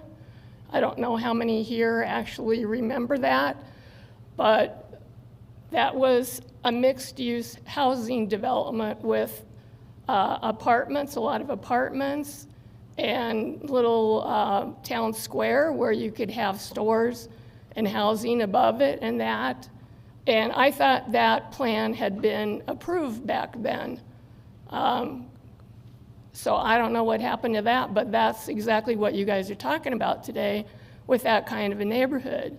So however that ended up disappearing or never got approved, it hasn't happened yet, but that's what I was expecting to go on past the neighborhood I live in, with that part of the desert being, raped over and all this housing stuff put up. So I'm a little confused about, I understand we need to grow, and I have no problem with that. I was part of that charrette that gave my voice and opinion back then. So I'm just kind of wondering what happened to that plan. Oh, thank you.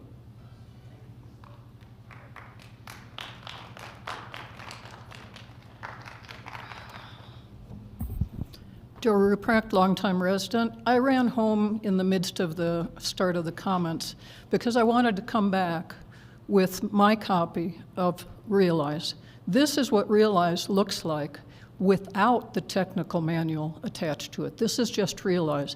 And in fact, this is an outdated copy because this is what was presented at P&D more recently and has been modified since. This itself runs over 400 pages, and that's front and back, 200 pages of paper. I'm sure it's expanded since then. And I want to address this to the people in the audience who have spoken in particular in favor of Realize and ask them how many of you have actually read this cover to cover. George, I know you have. I know George Pearson has because he was on TAC and he's attended other meetings. I'm not asking that of any of you on the dais. And I frankly haven't read the thing cover to cover. But unless people have read it cover to cover, then I have this comment. The community development folks, including Mr. Favor and including several other staff who've spoken at these meetings, have made it sound very vanilla. In fact, today I commented that you must have practiced your speaking because unlike me where I have hesitations or pauses, you're very polished in presenting exactly how you want to. And it sounds vanilla. But one thing that you brought out is this idea that it was only intended for new developments. I haven't seen a page in here yet that says that. Okay? And I live in an older neighborhood where just in the last few years we had two things that happened. One was a death that meant that the property was open. The new owner wanted to put something in his garage as a living space for rent. We were able to stop that because there was a covenant that was applied, had been applied to that property originally that prevented it. But it took a lot of work on the part of the neighborhood to bring that to effect and to stop that subdivision. The other thing is that we had a house that went up with a fire, total loss. When that was rebuilt, because of our neighborhood, that was rebuilt as a single-family house. I'm not sure that that would happen if Realize comes in, and we have more fires happening in the city. Your time is up. Thank you.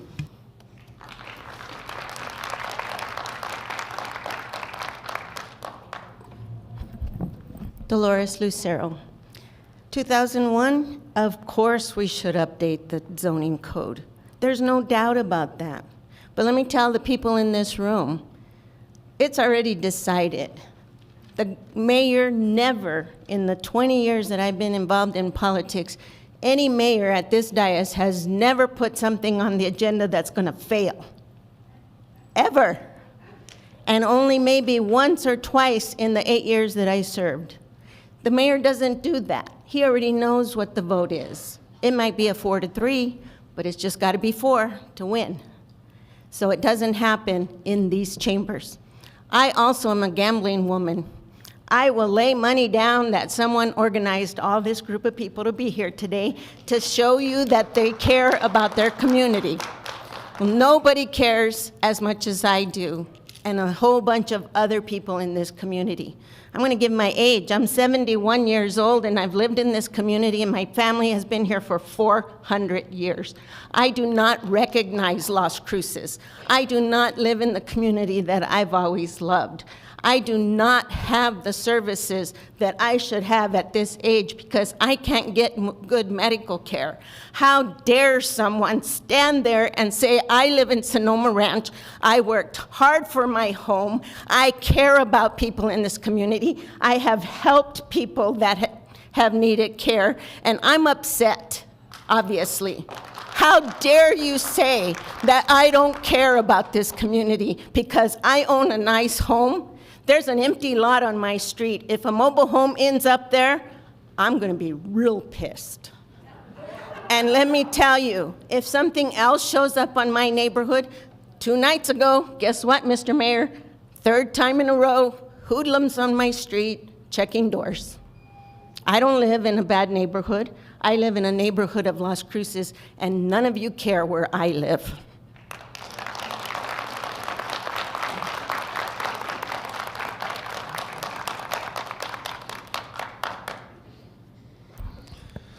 Well, that's hard to follow. My name is Fred Huff.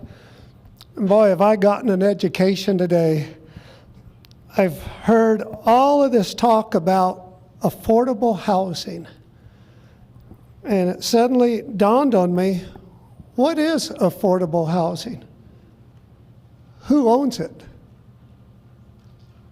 And then it dawned on me, as I heard from somebody in the audience, it's real estate people, investors, people that don't really, that they're going to be making lots of money off of this.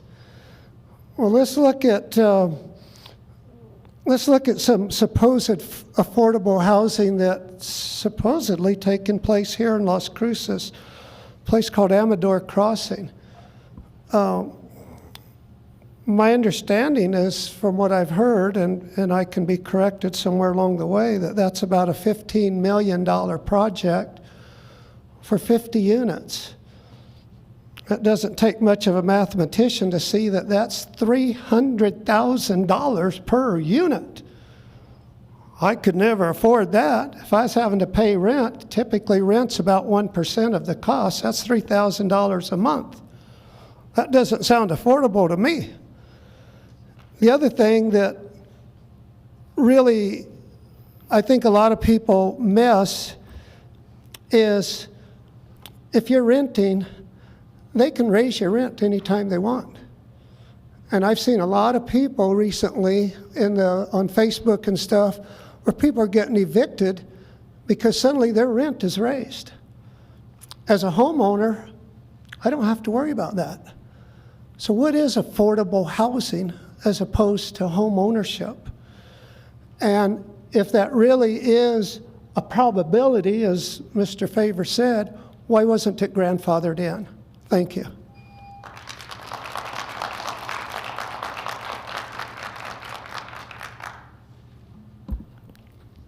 Good afternoon. My name is Daniel Buck. I too sat on the committee for this plan. I look at it much as a bicycle that has no training wheels or a car without a steering wheel.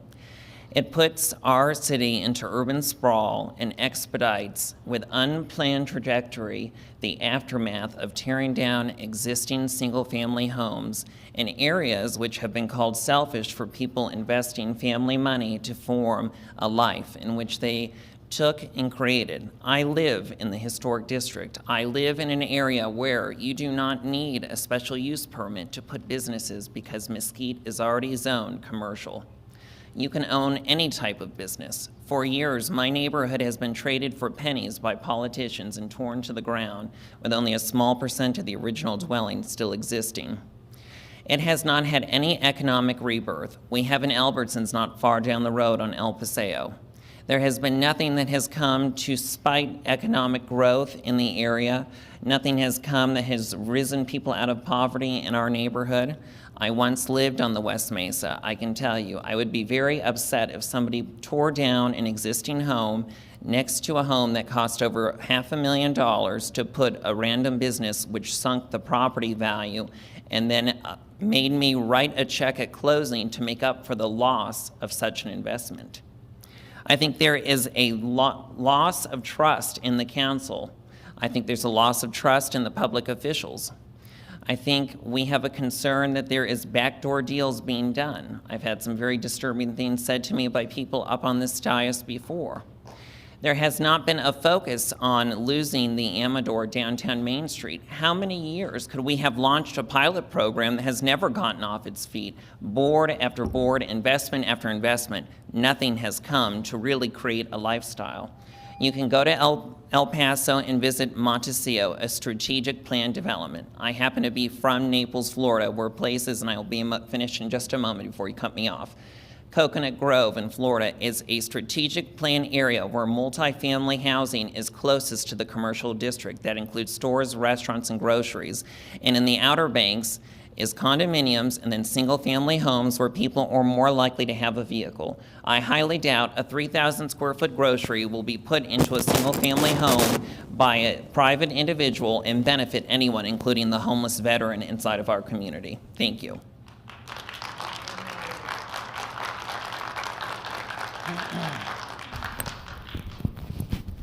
I'm William Bierman.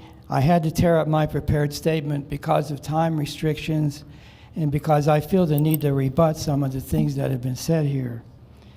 I know there was a concerted effort to bring out a crowd for your meeting to support this ordinance, and I know there were talking points provided to speakers. And one of the organizations that did that was the Ana County Resilience Leaders. I don't know who that is, but I know they tried to drum up people to come here. But I listened to people with warm and fuzzy ideas and hypothetical claims about what good this ordinance might do to help others. And I know some of you are motivated by a desire to help others, and I appreciate that.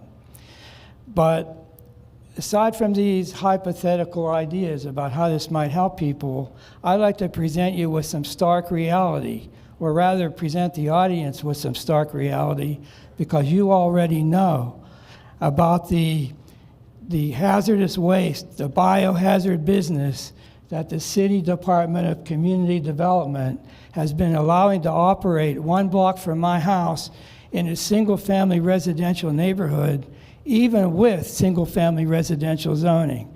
So my point is, there's a statement in that zoning ordinance that gives the city the authority to approve businesses in my neighborhood, and I cannot trust the city staff not to put something like a hazardous waste business on the block 1 block over from me. So, you know, even Little League kids in this town know that you can't change the rules after the game has started. So I would urge you to maintain the existing residential zoning for people who already have it, and then do whatever you want in the undeveloped land in the town.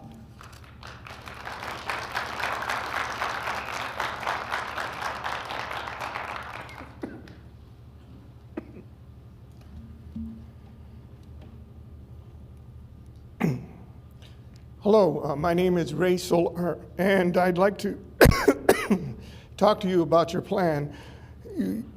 Sorry. You see, Las Cruces has been hated by Washington bureaucrats because of our unique city design that makes it feel like a small town. It was designed for the residents instead of for big businesses and investors. It is not designed like New York City. However, your program will change that all with one swipe of the pen. It's like the same disaster that happened when you closed up the city and killed all the businesses downtown with a closed mall. I thought I'd never live to see that happen again. Well, it's going to be happening today. Today, they're going to close up the city from being an open city to being a closed city full of bad plans. Each plan should be decided one by one, not on taking all our rights away with one stroke of the pen, one shot. Okay? We know that the only beneficiaries will be businesses and investors from this plan, and not the residents. The residents who are living right now are living under a safe plan that requires each community to be dealt with one by one. This will just throw everything out and put us all in the water with a life jacket with 1 million holes poked in it.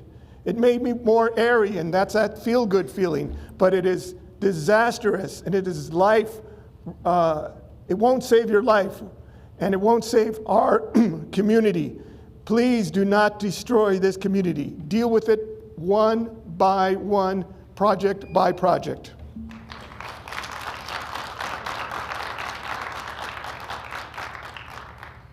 Hello, my name is Patty Olson. I am a local realtor here in town. I do want to say planning and development has done a great job in the new developments, making multi-use affordability for all of Las Cruces. Multi-family homes, commercial projects available to be made, but we need investors and we need money to make these things happen and to make that grow. Every one of you up behind the desk there is going to make a decision that impacts every single family homeowner's investments.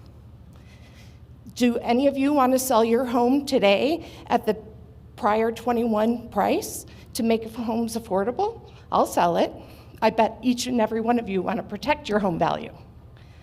So please, table this. Let the community, let the homeowners make these decisions. Not each one of you making this decision for my investment over somebody, I don't know, that thought. But we have things in place today. It's special use permits. If there wants to be a grocery store or a cafe on my street and we all agree about it, great. That's what a special use permit and a petition is for. But to recreate and change my investment, that's not fair. That's not right. And talking about affordability, I do have concerns. I have one child who bought a house and another that, may take a longer time to buy. But that's not it's because of our economy as a whole. Interest rates are up, and because we've seen in Las Cruces appreciation values go up so high and so fast because people are bringing money to our town. People are bringing money to our city and our state. Please, table this, get more people. If you only had 270 people ask questions out of 43,000 properties, you weren't asking the right people. Ma'am, your time is up. Thank you.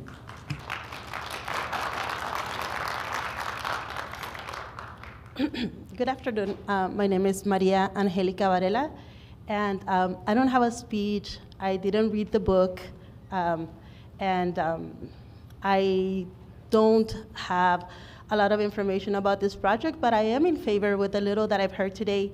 I live in the 88001 area, so I was very confused because we have such a mixed community there with businesses and a lot of activity going on, but I feel like it's almost okay just for my area to have that kind of just lifestyle. So I am in favor. I also work very hard. I have my house. I'm a homeowner, and I see the unhoused. I mean, they need houses. I'm also a social worker. I'm a child protective services worker, and I just want to say that a lot of children come into care because there's not enough homes in Las Cruces. So I am in favor to more jobs, more housing for our children. If we had more work towards building the future of our children, we wouldn't have the issues that we have today. Thank you.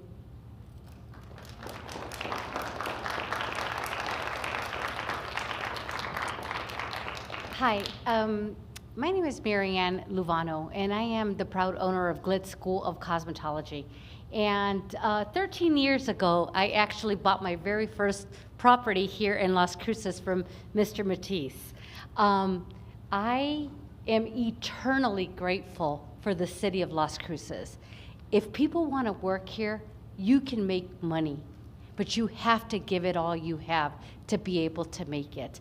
I had no idea I was going to be speaking here today at all, but I am eternally grateful for people like you, for Sarah, because she has helped us and get where we are today. But I also see the housing issue that a lot of people here have.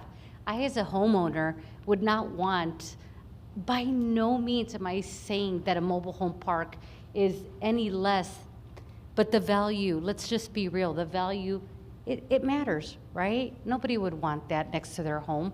So I think it's a wonderful plan, because when we go to Scottsdale or we go to Houston and we see these, you know, beautiful places where they have these amazing coffee shops downstairs from this beautiful residential area, that's kind of cool, right? I mean, that would be something nice for Las Cruces, but listen to the homeowners.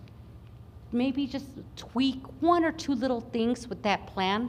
And I'm not here promoting Sarah, I'm not here promoting anybody, but all I have to say is that I myself am going to be coming to you guys with a very, very amazing project in the next year that's going to bring a lot of jobs to Las Cruces and something very amazing for the youth here, which is what we need.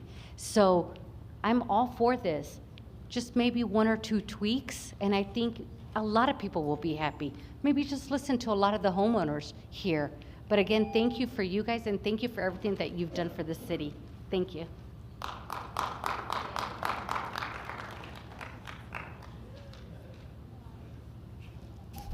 Good afternoon, Mayor, council people.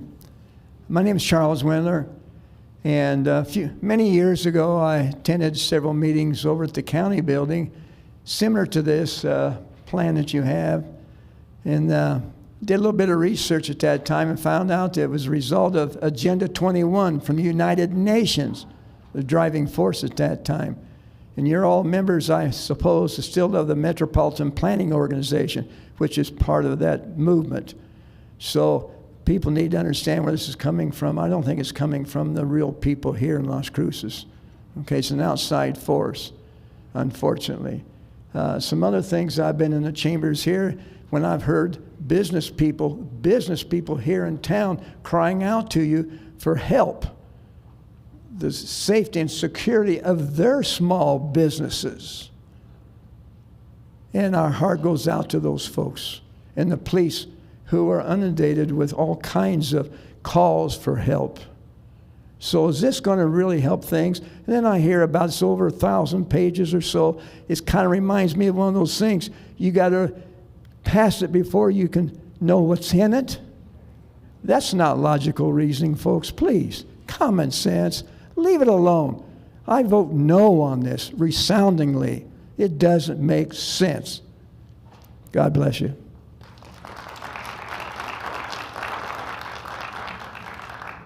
Hi, Troy Mitchell. I'm here on behalf of New Mexico Construction Alliance. Used to be the LCHBA. First, I want to say thank you to the Community Development Department and Public Works. We've had multiple meetings with them about the issues that we had with Realize. We wanted to get it to a point where we fully support it, and we're super close. P&Z made a recommendation, almost unanimous vote, to table section 38.5, and that's the park trails and open areas. We're concerned about the cost that it's going to pass to the home buyer, and really what our intent has been behind this is to make houses more attainable here in the city of Las Cruces. And so what our thought process was in this is they have a park zone impact fee analysis coming up that we're going to try to be a part of as well. That comes up in May. We want to pull that, or we want to recommend to you guys to table this section 38-5 and do that in conjunction with the park zone impact fee analysis, just like planning and zoning voted as a recommendation. We appreciate Community Development Department, planning. They've been a huge help. They've heeded our problems with Realize. We've gotten some changes. You guys have been a big instrument in that, and we really appreciate it. Thank you.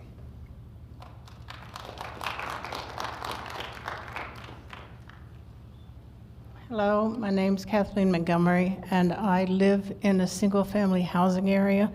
Very happy there, but I would hope you guys would vote no on this. And if you're going to vote yes, at least push it toward the new construction in this town. So people that want to make a choice, they can go in that direction. And then we can stay where we're at, and then that way everybody's happy.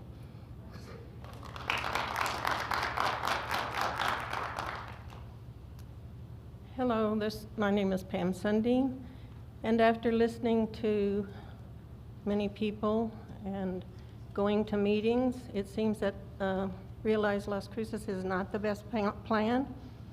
And I feel that if those of you that vote yes, I will work tirelessly against your being re-elected and be the word salad and dressing to see new members on this committee.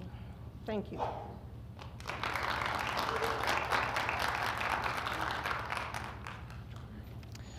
Hi, Mayor, Council. Thank you for your time.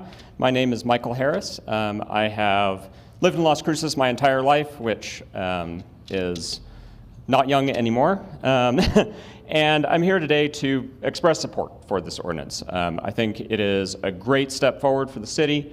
Lived here a very long time. I do own my own house, so I am a homeowner. I do own my own business property. And I've read through not all 500 pages in exquisite technical detail, but a good amount. It seems like a pretty good plan. One of the areas that I would like to point out to other people in the audience and express my appreciation for is the fact that there's a recommendation for kind of a yearly review of this plan. And so a lot of the concerns that I think a lot of people have might be addressed then. In the meantime, I think the plan overall is a pretty good step forward, and I would like to see it implemented. I personally live in a pretty nice, relatively mixed-use area of town. I think it's an excellent model for the people worried about random stuff popping up when you have allowed density in your area. You know, there's a great neighborhood of single-family homes. People who live on certain streets with certain names in that area have very strong feelings about their homes, I know. And then there's townhouses and lots of owner-occupiers in the townhouses. We take great pride in our homes, and they look beautiful. And then there's an apartment complex further down the street, and very little crime. Everyone seems very happy with that. So I guess overall, I'll close with a note. I think this was Harry Truman who said it. The world is not static, and the status quo is not sacred. And Las Cruces needs to grow, and I think that this is a great step towards that. So thank you for your time.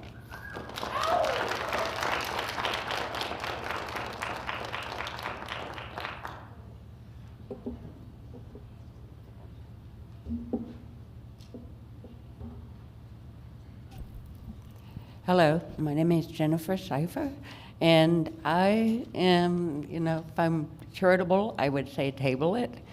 And I find the documentation was very, very cumbersome, and I can get through documentation quite well, but I found it really hard to understand in some ways. And so to me, when something's that big and that convoluted, that there's something in there that wouldn't be agreeable to me. So, but one thing that I don't think anyone talked about this, but existing real estate purchase agreement and mortgages are legal contracts in which zoning is specified. So I don't know how that can be disregarded and not be a legal problem. And also, I would like to, I'm wondering, are there any federal funds being used for this at all, like through NGOs or otherwise? And just something to talk about later. So I don't really have much else to say except, I mean, I want people to have the housing they need, but leave what is already in place. So thank you very much.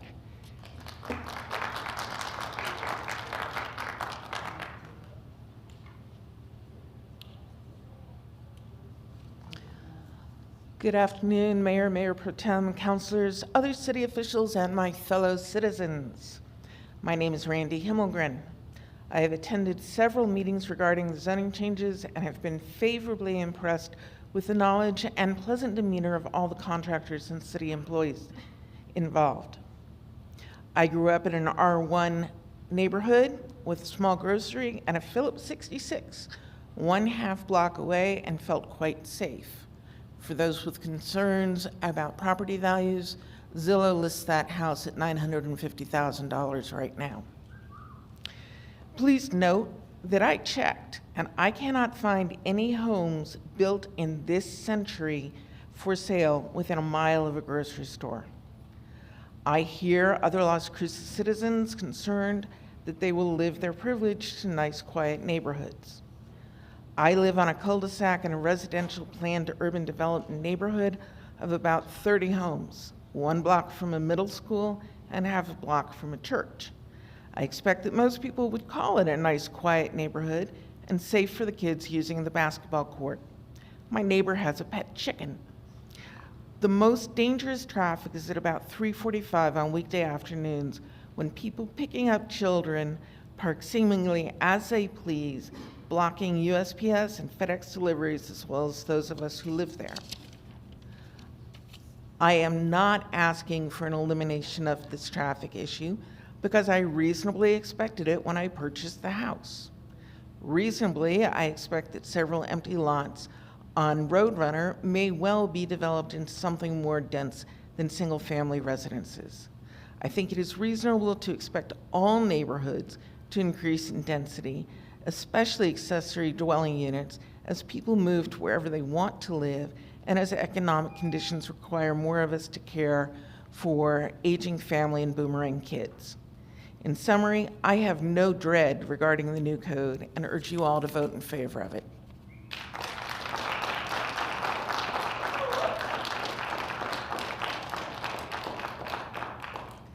First of all, hello to all the city officials. I am not a speaker, but I'm going to do my best to try to explain what I feel about this because I'm torn between both of them. Because I am a former homeowner. Ma'am, could you state your name? My name is Sandra Hunter.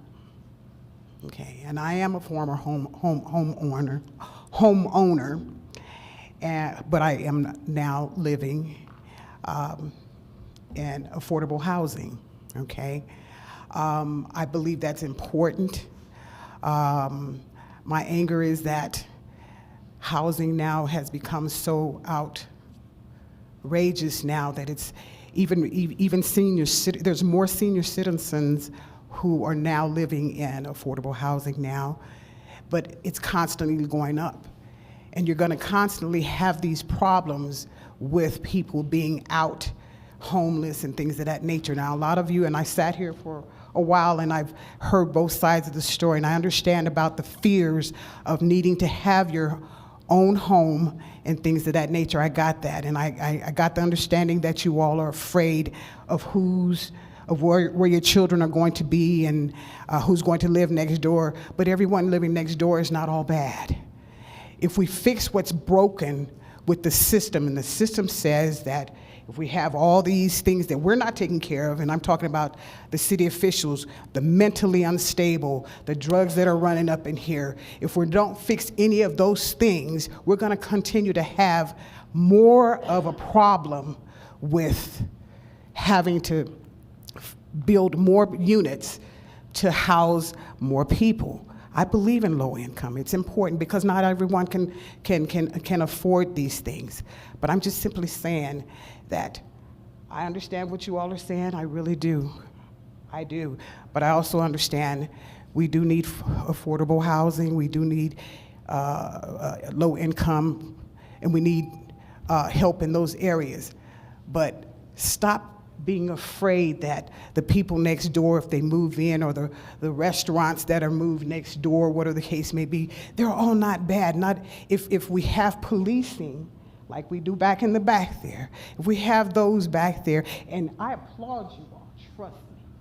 I applaud them for the things that they do. But if we do our part in ensuring that things are done correctly, decent, and in order, then we won't have to worry about whether or not we should have extra zoning for this or extra zoning for that. I just want you to know that I am for that. Realize I am. So that's all I have to say.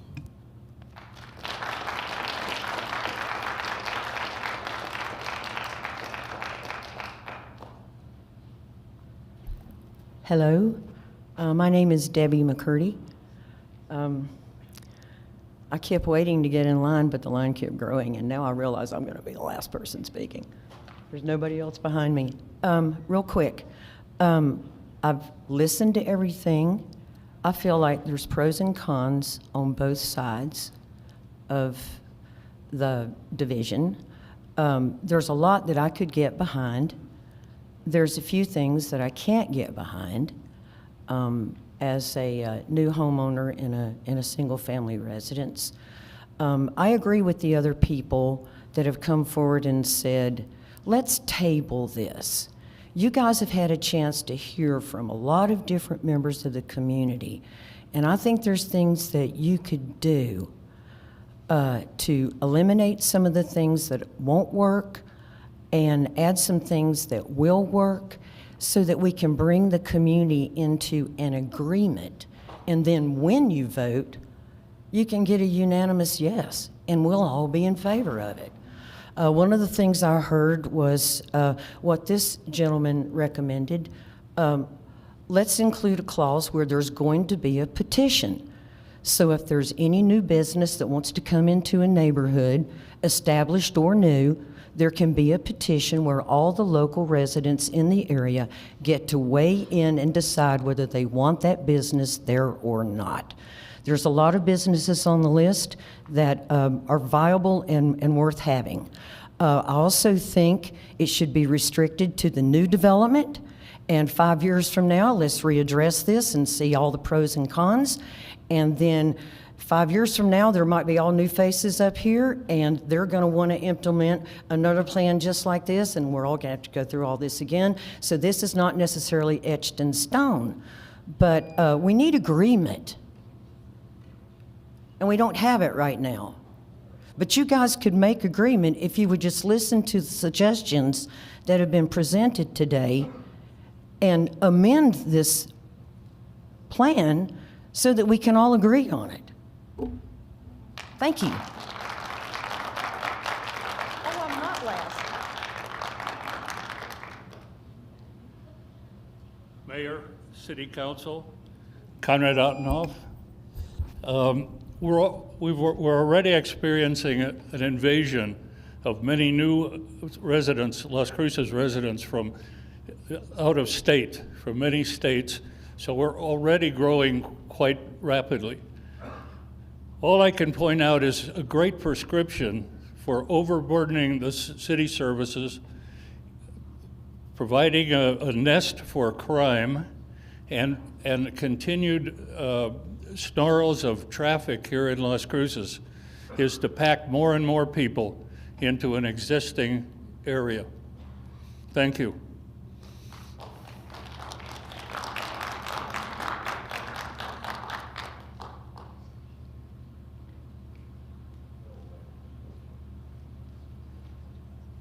Hello, Mayor, councilors. My name is Rick Renault, and I just have a quick point on that.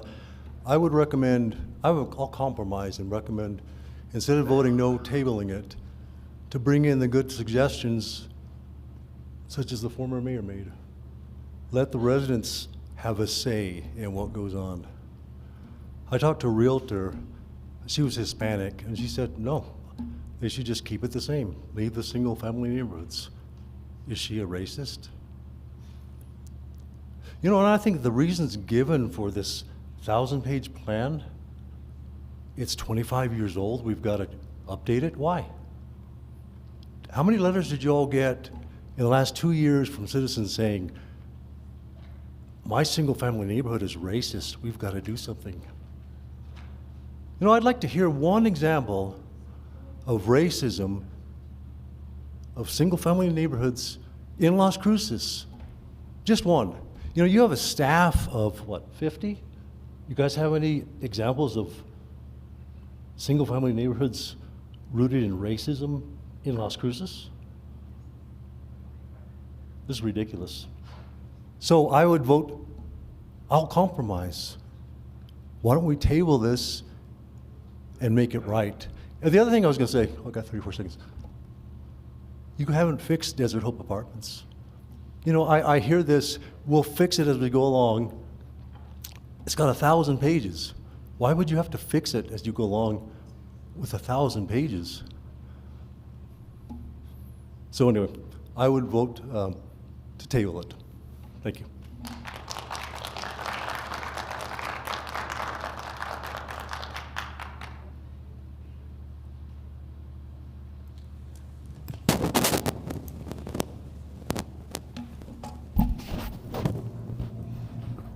Anyone from council? Anything else?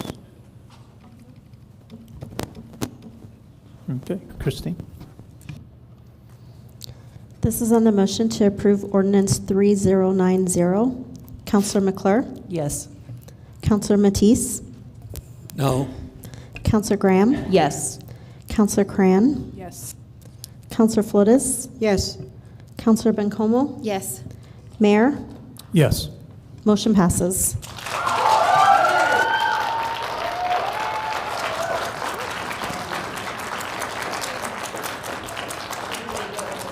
Okay, next on the agenda is item 7.1, resolution number 25097, resolution approving the City of Las Cruces technical manual. Move to approve, Graham. Second, Corin. And Sarah. Sarah Gonzalez for the record. Oh, wait. Yeah, please, we want to continue with the meeting.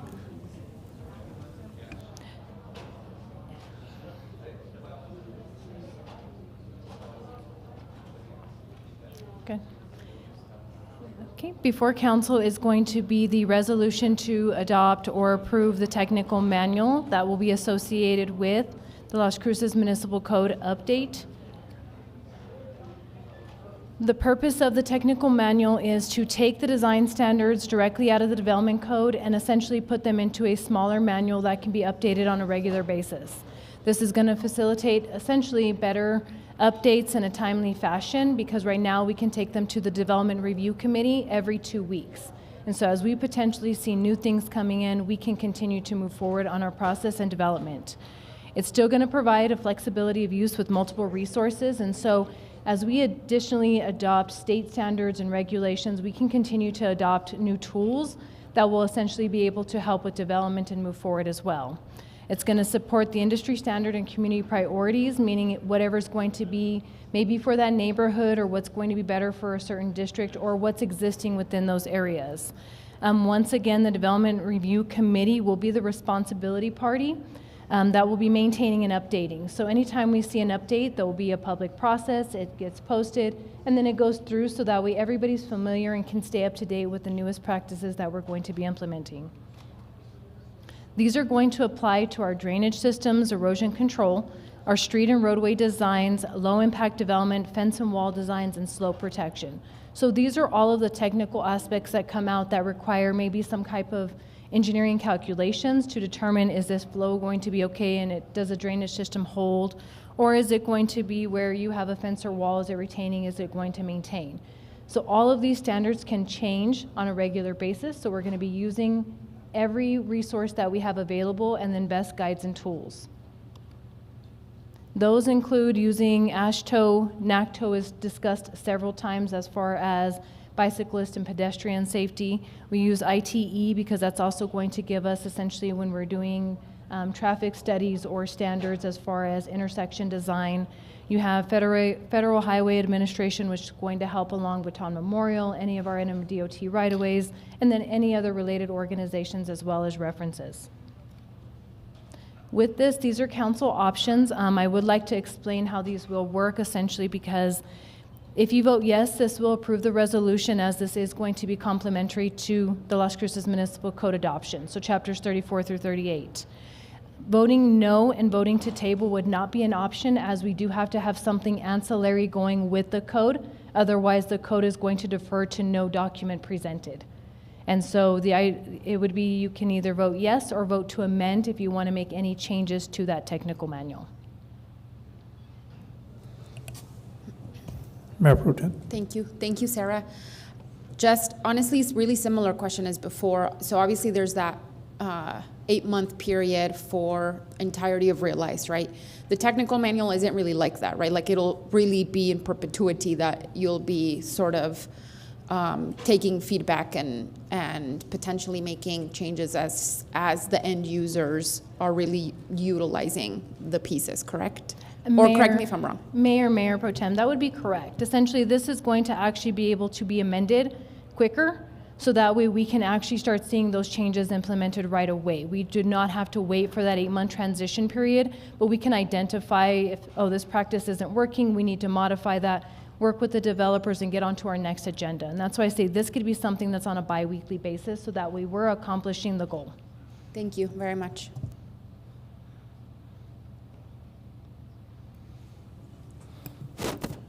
Seeing no other. Christine? This is on the motion to approve Resolution 25-097. Counselor McClure? Yes. Counselor Matisse? Yes. Counselor Graham? Yes. Counselor Cran? Yes. Counselor Flores? Yes. Counselor Bencomo? Yes. And Mayor? Yes. Next is 7.2, Resolution Number 25-09. Resolution approving the issuance of Public Finance Authority. Move to approve. Second, Graham. Brad Douglas. Good afternoon, everybody. Brad Douglas for the record. Let me see if I can figure out how to turn this really lengthy presentation into a slideshow. And so after the afternoon you all have had, how about a palate cleanser? So background on this item, Explore Academy Las Cruces is a public charter school here in Las Cruces, New Mexico, that has requested that the Public Finance Authority of the state of Wisconsin issue tax-exempt revenue bonds in a total amount not to exceed $33 million for the benefit of the school. If approved, the authority would loan the proceeds to Explore Facilities Group, a 501c3 designated organization. And where would this money go to if approved? It would finance up to $18 million of the cost of acquisition, construction, installation, renovation, rehab, improvement, furnishing, and equipping of the educational facilities located at 4201 Del Rey. Would also finance up to $15 million for the construction, installation, et cetera, of of educational facilities located at the 850 North Tell Shore Boulevard location. And so why is this item in front of the Las Cruces City Council? Good question. In order for these bonds to be issued, the governmental unit having jurisdiction over the territorial limits in which the facilities are located, facilities in this instance meaning the school facilities, must approve the action pursuant to Wisconsin law. And I think it's super, super important. If you don't retain anything else from this presentation, bullet point number 7, the city shall not bear any responsibility for the issuance of the bonds, the tax exempt status of the interest on the bonds, repayment of the bonds, or any other matter related to the bonds. And so basically Explore Academy is requesting, in layman's terms, your blessing to receive these funds, which again, we are not issuing and we are not responsible for servicing debt on or any other obligation. It's simply a statutory requirement from the state of Wisconsin. I believe that we have Ms. Jessica Shaham and also Mr. Dustin Sparks, both counsel associated with Explore Academy. And I hope he's still here. Mr. Ray Gomez, are you here? He's in the back. He is a principal of one of those locations, should any of you have any questions that I certainly cannot answer. Thank you, Brad. Councilor Corinne. Thank you. I remember that we did this once before and it was perplexing, so I appreciate your backgrounding this heavily. But I did actually just want to hear a little bit from the school. This is in my district, and residents have actually asked about this school in this location, and I would love to just hear a little snippet about what Explore Academy is about, and the folks, so that I can talk to folks around the Park Hill area when they're asking about it, because I think it's pretty exciting. So I would love to hear a little bit. Yes, and thanks for waiting so long for this item. Please, thank you. Good afternoon, everybody. Mayor Enriquez, Council, Pro Temps and managers. My name is Reynaldo Gomez. I'm currently the principal at Explore Academy at the Tell Shore site, and we house a K-5 program there. Our program is really to provide choice opportunities, to provide that individualized educational program for our students that come to our campus. We currently house 221 students at the K-5, and we have roughly about 210 at the middle school and high school. We're looking, obviously, to expand. Our philosophy is still based under the guidelines of the New Mexico PED. However, we do provide choice for teachers and for students. When I say that, we are standards-based. Obviously, that is our curriculum. How the curriculum is delivered instructionally within the classrooms is not our typical within the four walls. We're dancing, we're moving, we're project-based learning, so that enhances the creativity and critical mind of our students that come to Explore. And that starts from the K all the way to the 5, and obviously as we move on to the middle school and high school. Choices get more and more. The opportunity for students to have choice becomes more at the middle school, high school, but we do offer that opportunity for our K-5 population as well. Again, that's a snippet of what Explore Academy is foundationally based on. Again, project-based learning, individualized instruction, choice from not only instruction, from specials to electives as well. So hopefully that paints a picture of what we are doing at Explore Academy. Thank you, it does. I'm really excited that y'all are coming into the neighborhood. So yes, we're excited to be here, and our numbers are looking great for the upcoming year too as well. So appreciate the support. Thank you. Councilor Flores. Thank you, Mayor. Oh, Mr. Principal? Yes, ma'am, sorry. Sorry, I thought I was done. Yes, No, ma'am. thank you, Mr. Gomez. I'm just, this is the first I've heard of it, so I'm just wondering why Las Cruces, or is there a certain target or a certain population, target a certain population of children, or, I mean, why from Wisconsin? And so that I have that question. The other is, well, maybe I have a couple more questions. Do you work closely with LCPS, the Las Cruces Public Schools, And the other question is, do you abide by the requirements of the state of New Mexico to provide the curriculum needed? Yes, so I'm going to go in the back order. So we are under the New Mexico Public Education Department. So we follow all guidelines and protocols, the standards that they set. We are not tied directly to Las Cruces Public Schools. We are a free public charter that is not in association with Las Cruces Public Schools. And so the Explore Academy has been in existence for 11 years, originated in Albuquerque, New Mexico, and is expanded to Peoria and Las Vegas. They have 2 sites in Albuquerque. This is going to be our 4th year in existence here in Las Cruces. It was a 5-9, and then they expanded to 10. And then we finally took that leap of faith and opened the K4. And now, obviously, we're at the K5 at the Telshore site, but it's originated in Albuquerque. But my question remains, why does that type of an institution exist? I mean, is it so different than what we have to offer as a public school or even our private schools here? We stand behind our project-based learning, where kids are moving and dancing and singing and doing, building that critical and creativity skill set.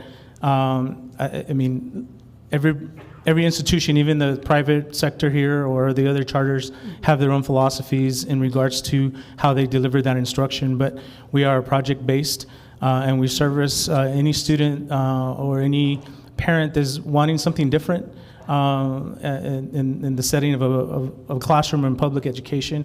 Nothing wrong with public education. That's just our philosophy, and that's what we believe in, and that's what just in the efforts this year in our marketing and just in the number of people that have transitioned over to Explore. And if you have, I'm sorry that you guys are not aware of us. If we haven't, we need to do a better job of marketing that as well, our school, our campus. We will. However, it's just a different opportunity for parents, for students, and if you do talk to our community at the Explore Academy, for whether it's the K5 or 612, I'm sure you're going to hear the great stories and the great things that our staff and we are doing at both campuses. How are the children selected? Is it basically just a draw of the names? Just throw the names in and see who comes up? That's a great question, ma'am. We do have a lottery system.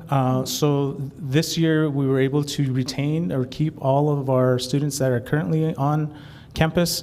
Out of the 5th grade, obviously, is moving on to the K-12. However, at the K-5, we were able to retain about 200 students. So that opens up several spots within each grade level. And so the more students that we can bring into our facility, that means more staff, more teachers. But we do have a lottery system, and that currently is open for parents to apply. And that's how the lottery, I believe, closes in March. And so we'll start to reach out to those parents who were able to get in. We're hoping to take as many as we can. So, and how do you measure success for these students? Like, for example, from there they go to the regular high schools here in Las Cruces? Some of them might. Some of them continue with our K-12 Explore Academy, and that one's located over there at the Del Rey, off Del Rey, which was the old call center. And so those opportunities, college-bound, college-based curriculum as well. We do terms. And so when I stated earlier that students have choice, they have more choices at the middle school and high school in terms of being able to, our terms are 22 days at the middle school, high school, and so students are able to get credits based, because the standards and benchmarks are cyclical in nature, they get taught and they get hit throughout the school year. So every 22 days at the middle school, high school, starting in the 8th grade, they change classes and they build credits that way. Okay. And you haven't had a graduating class from high school yet, right? No, ma'am. This coming year, it will be our first 12th grade class. Okay. And then your students will be, are they college bound? Is that the goal here? That is the goal, and obviously we all know whether they're whether it's public school setting or charter or private. Not all students are pegged to go to college. They're going to go to the trades. We still build on that, challenging them to take those leaps and to obviously achieve their goal, whatever that may be. And then it's based in Wisconsin, right? Yeah. So how many other? Well, it started in Albuquerque, but the money's coming. Yes, from the Wisconsin. Bank Yes, is in ma'am. Wisconsin. That really is what matters here. No. So has there been a graduating class from high school here in New Mexico? So I believe Albuquerque has had a graduating class go through all the way through the program. Yes, ma'am. Uh-huh. Do you have any stats on that in terms of how, I would have to, where the students, what they did with their lives afterwards, college? I would have to get testimonials from the head administrator over there. Okay. I can email or provide you that information. Could probably send it to our attorney, and then he can disperse. Thank you so much. You're welcome. Those are great questions. Oh, thank you. Thank you, everybody. Or any more questions? I'm sorry. Thank you. Anyone on council? Mr. Butler, you had a question? Yes. Mr. Butler, you need to come up and state your name. Set it at 2 minutes. Thank you. My name is Robert Lee Butler of Las Cruces. Where are you from, sir? I'm sorry? Where are you from? I am originally from Texas, Fort Hancock, Texas. About an hour and a half. Does your curriculum approve of teaching students that chalk statements are good to further their education? Mr. Butler, into college? Mr. Butler, talk directly to the microphone, address our questions, and then Mr. Gomez or our All right. attorney will answer. This is a lot of money going to the academy. I have nothing against Wisconsin law or the academy. I just am concerned about the low level of education we're producing out of Las Cruces. That's all. Thank you, Mr. Butler. So, Mayor, if I may, Brad Douglas for the record. Again, I would reiterate bullet point number 7. If approved by this governing body, the funds actually would be allocated by the Public Finance Authority of the state of Wisconsin. The city and the state of New Mexico, for that matter, would have no obligation to issue the bonds, to address the tax-exempt status of the bonds, to service the debt in any way, or have any other obligation related to the up to $33 million funding mechanism. Thank you. Was there anyone else from the public? Yes.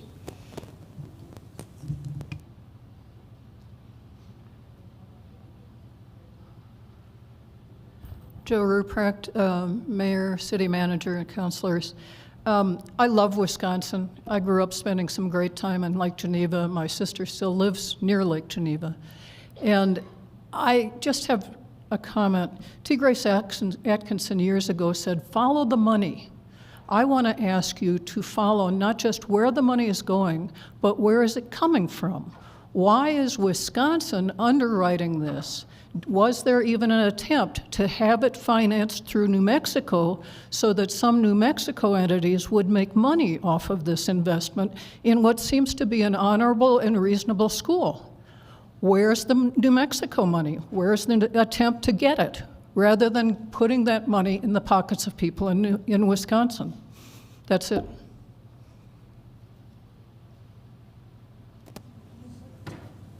Mr. Gomez, do you have anything to say in that regard?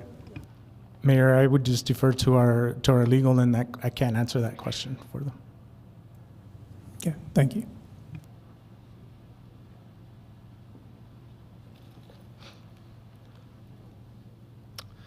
Mayor, I'm not sure if they're still on the call, but Mr. Sparks or Ms. Shaham, Christine, do you know if they're on the call? They were here earlier. So I can't speak to it, not with any authority or intelligence, so I don't want to speculate. They're on there? I think they're still on. Is that correct, Adrian?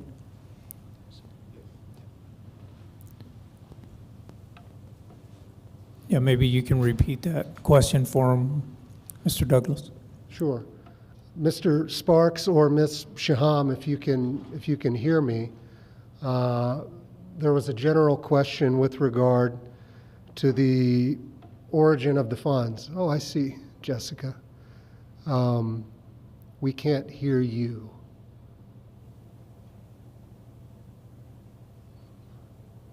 Let me see if Adrian can help us out.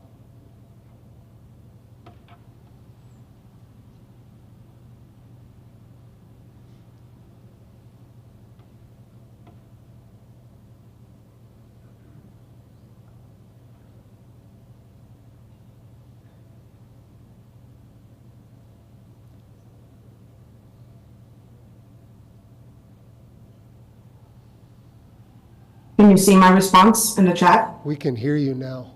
Oh, good. Sorry. So, this is Jessica Shaham from Tech Rock, and I am bond counsel on the financing.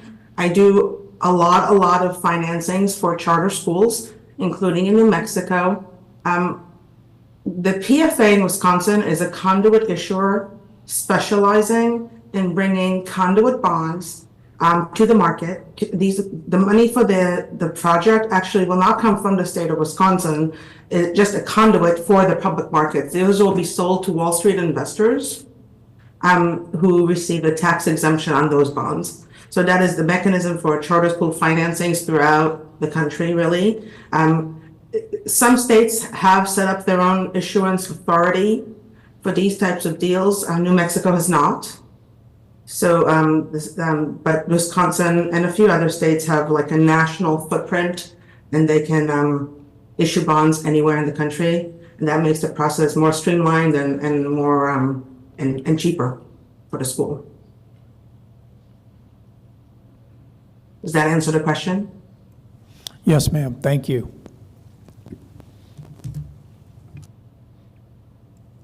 Councilor Flores. Thank you. I don't know. The question is, how was New Mexico selected? Would you know that? I mean, how is New Mexico selected for? Yeah, excuse me, the school that we're discussing right now.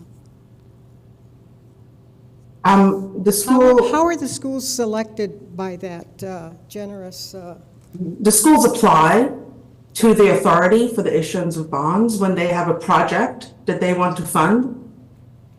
So it's actually the other way around. Okay, so, oh, I see. So was it the state of New Mexico who applied? I'm just curious what organization or what group of people? It's the school that applies.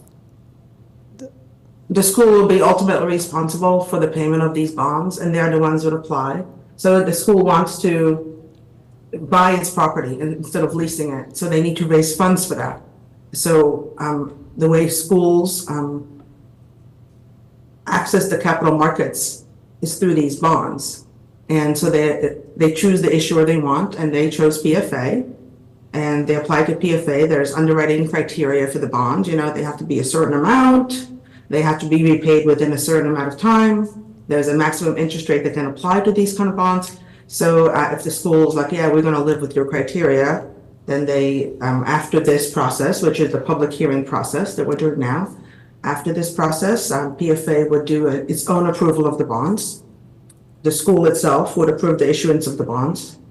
And then the marketing would happen, and our interest rate would be determined, much like if the city of Las Cruces wanted to issue bonds to do some public improvements. That process is very similar. It's just when schools do it, they have to go through a conduit issuer and go through the public hearing process locally. Great. Thank you very much. Thank you, Mayor. Yeah. Seeing no other questions, Christine? This is on the motion to approve Resolution 25-098. Councilor McClure? Yes. Councilor Matisse? Yes. Councilor Graham? Yes. Counselor Cran, Yes. Counselor Flores, Yes. Counselor Bencomo, Yes. and Mayor. Yes. Next is item 7.3, resolution number 25-099, resolution authorizing the City of Las Cruces to accept budget adjustments. Move to approve, Graham. Second, Corin. Good afternoon, everybody.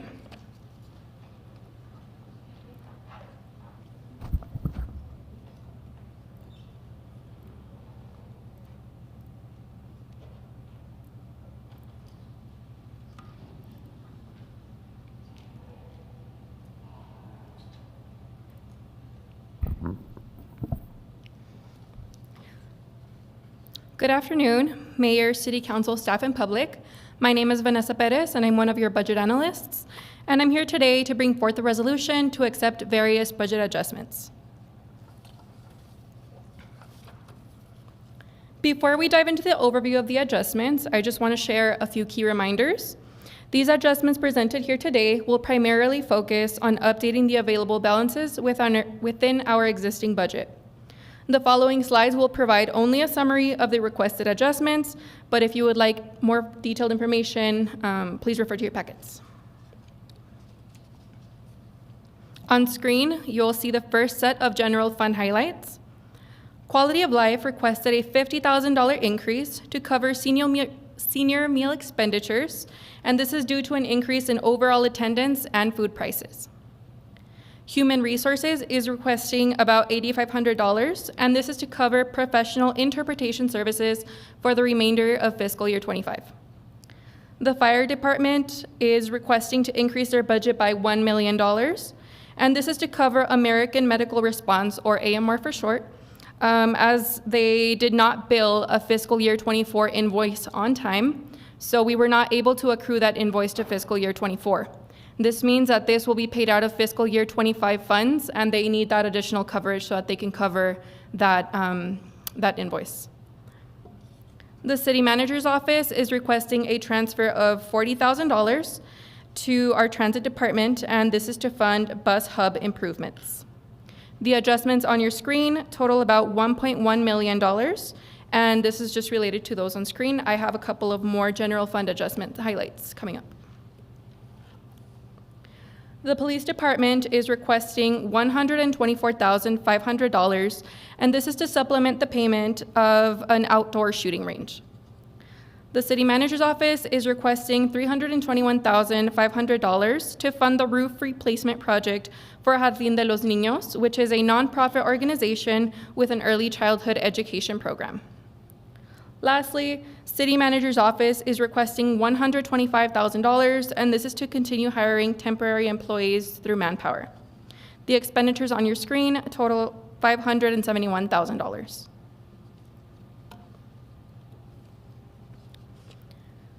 The City Manager's Office is recording both revenues and expenditures of about $546,000, and this is to account for revenues that Transit brings in. This is through their transportation agreements with New Mexico State University as well as Doña Ana Community College. The Legal Department is budgeting the anticipated revenue associated with the recent bond, and this is a little bit over $18 million. The Fire Department is recording both revenues and expenditures of $80,000, and this is to account for additional revenue that they'll be receiving through the Department of Public Health.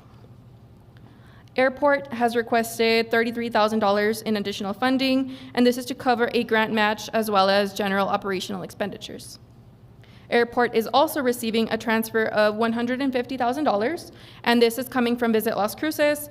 It's to cover a grant match.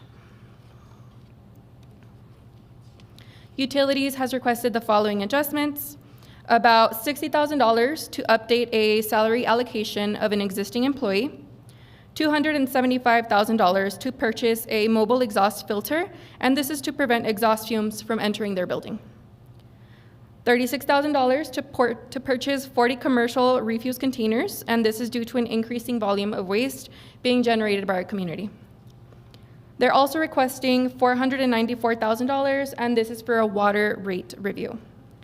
Lastly, the police department's vehicle acquisition fund is being decreased by $800,000, and this is because the vehicles tied to this budget have already been received in fiscal year 2024, which means that they do not need the budget for fiscal year 25. Before you are your council options, and I stand for any questions. Any questions by council?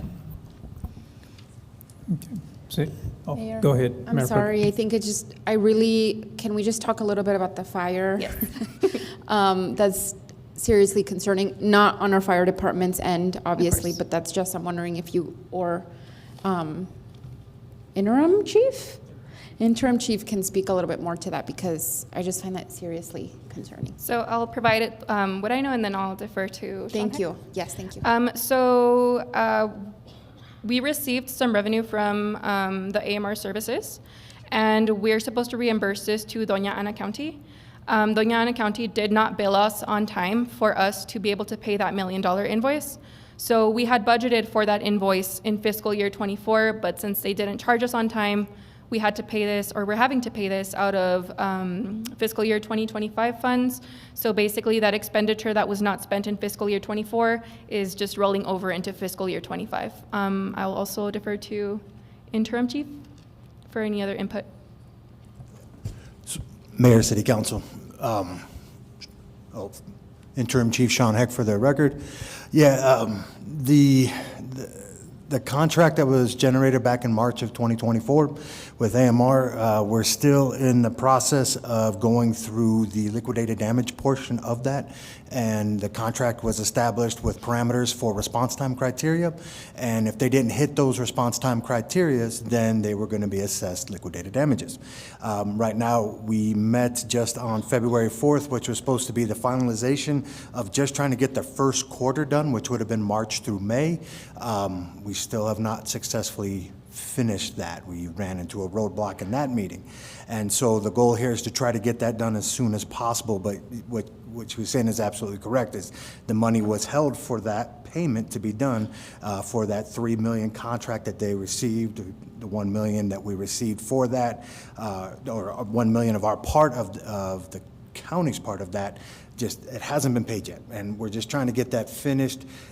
We're not even sure how much of that is actually going to go to them because of the amount of liquidated damages, and that's what we're working through right now. So we're hoping to get this resolved within the next, I'm hoping by the end of this month, honestly, so we can move forward and get that part done. Wow, thank you both for the additional context.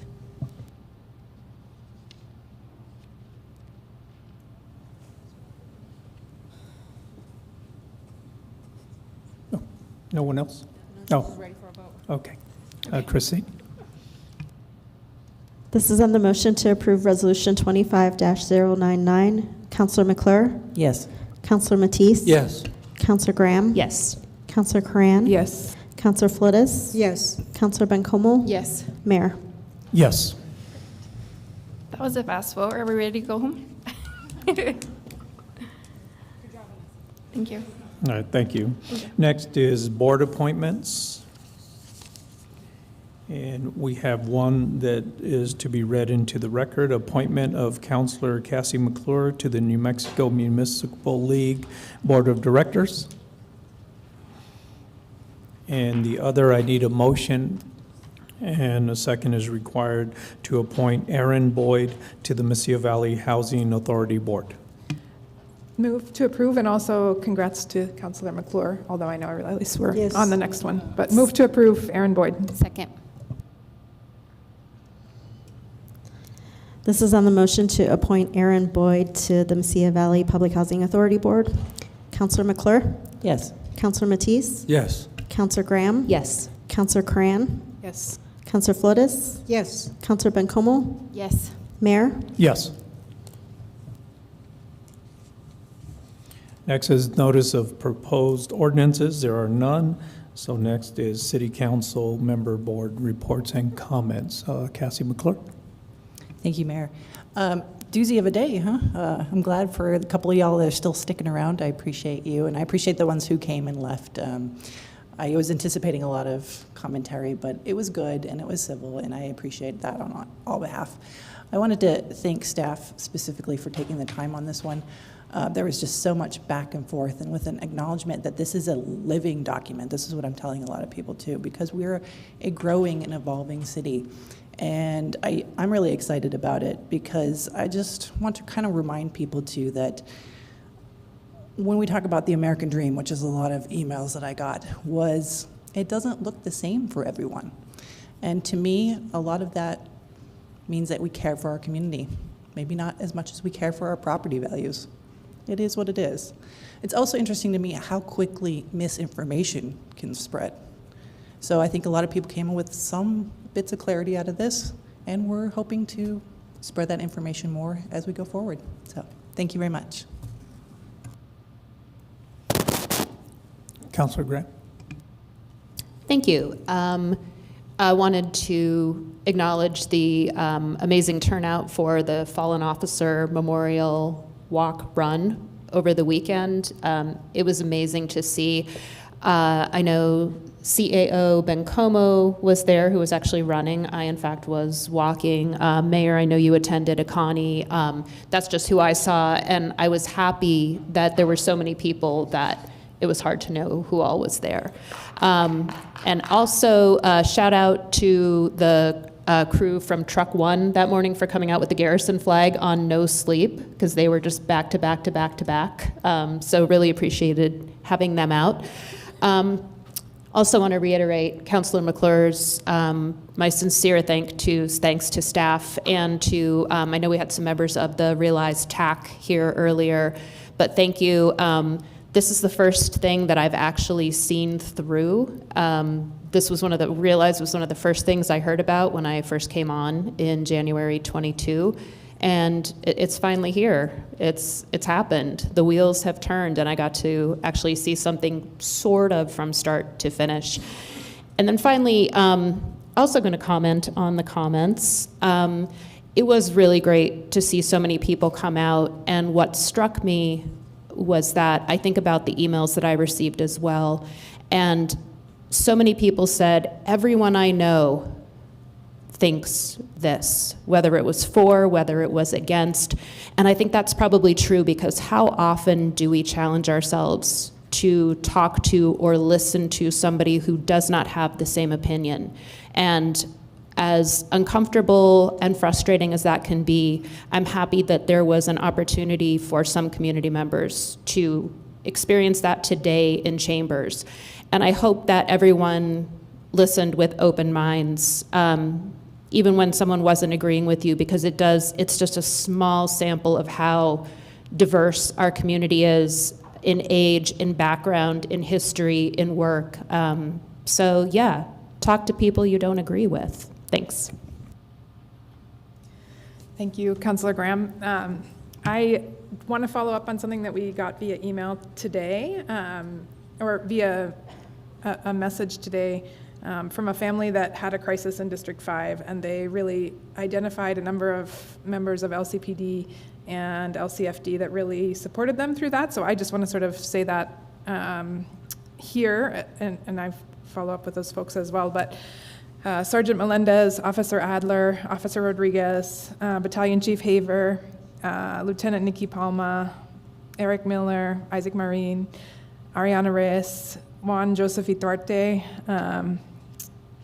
John Montoya, Lieutenant Montoya, Aaron Lara, and Jesse Bustamante. And so I just want to thank all of those folks. This is from residents in District 5, where we are going to have a new fire station soon, and I know that there are a lot of calls like this that are really difficult, where we are providing frontline health care and emotional care and mental health support and child care in this case as well, for families that are really struggling through difficult moments. So I really do want to share the gratitude of these residents that they shared and asked for these officers and firefighters to be recognized. So thank you to them and to the all those involved. So.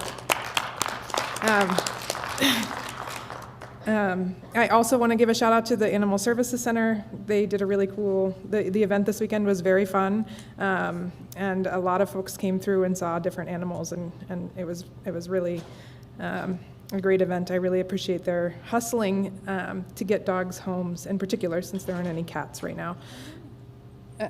And Luna, we hope. Luna did get a home. No, Luna already got a home, yeah. Dora is the one that we're really rooting for now. So thank you to that. I also want to thank the staff that worked really hard on Realize. And I just want to sort of take, I know we're after 5 p.m., so I won't take that long. But when I got on council, I said things like, what is upzoning? And I think we should abolish zoning. And I had no idea what I was talking about at that time. Since then, it's been 3 years of really learning, understanding, really community development staff supporting me in understanding these issues, talking to residents. I have a resident who tomorrow is going to apply to build his carport, and I told him I'd come in and go with him if he wants. You better hurry up. He better hurry, right? Like, but this education for me has been really powerful, but also understanding the history, the background, the complicated nature of zoning. I don't say we should abolish zoning anymore. I met someone from Houston who talked about how no zoning meant many parts of the city became industrial, very, very polluted industrial areas because of a lack of zoning. So I understand a lot more of the context, and I wouldn't say something as stupid and uninformed as abolish zoning. For myself, I understand, though, why folks feel that way. And so I just really want to thank all of the folks who showed up today and shared. I also, and the staff, as has been alluded to. And I also just want to say, I hope, a lot of folks said, we'll remember in November, right? And I would ask folks to expect more from your elected officials than them voting in ways that you demand because you will vote for them or not. I would ask folks to expect their elected leaders to read all of the emails that come in from constituents on any side, do the homework, read the 1,000 pages, talk to people in other cities, talk to their own staff, respect processes that exist that might last years but eventually get things done like this. And so I would ask that folks consider also, in addition to talking to people that don't agree with you, but expect more from us, frankly, because I don't think that saying I'll remember in November is necessarily a very constructive way to have folks listen to you. And so I would urge you to expect more out of your legislators in whatever way that might come. So again, thank you to all the folks who shared, and the staff that led us through this, and the other folks who educated me along the way over these last few years. So I'm really glad that we passed Realize. Thank you. Councilor Flores. Thank you. Well, I'm still against zoning, in spite of, no, just a terrible, terrible joke. I would like to thank Chris and where's, ¿dónde está la señora González? Oh, she's home. She checked out. Anyway, thank you so much for the presentation. It was dynamite. And it was the presentation was excellent. And I've learned a lot from the two of you. Learned a lot from a lot of people. I mean, on this, the two of you. Thank you, Mayor. Thank you. Mayor Pro Tem. Thanks, Mayor, and thanks, everyone. That was really beautifully said, Councilor Corn. Thank you for that. Just a couple things, and I also have a few comments on Realize. But boy, we know how to clear a room, huh? Like that's empty. I wanted to definitely congratulate Councilor McClure for repping us on the Municipal League. That's amazing. And I did want to just say that I was sad you were sick, for sure, but I was glad I got tagged in for the library event a couple of weeks ago for the VITA program that our public library is running. It's a volunteer income tax assistance program that is helping prepare taxes for those making less than $67,000 a year, individuals with disabilities, and those who speak limited English. So it will be free for people. It'll be in Spanish for those advocates who care so much about providing bilingual information to our community. It'll also be in Spanish, and so I just want to honestly express my gratitude to the public library. I think this at its core is what our public libraries are about, and I'm just so proud of you all. Thank you so much. I know that you spent months working on that, along with GECU, who are our partners on providing that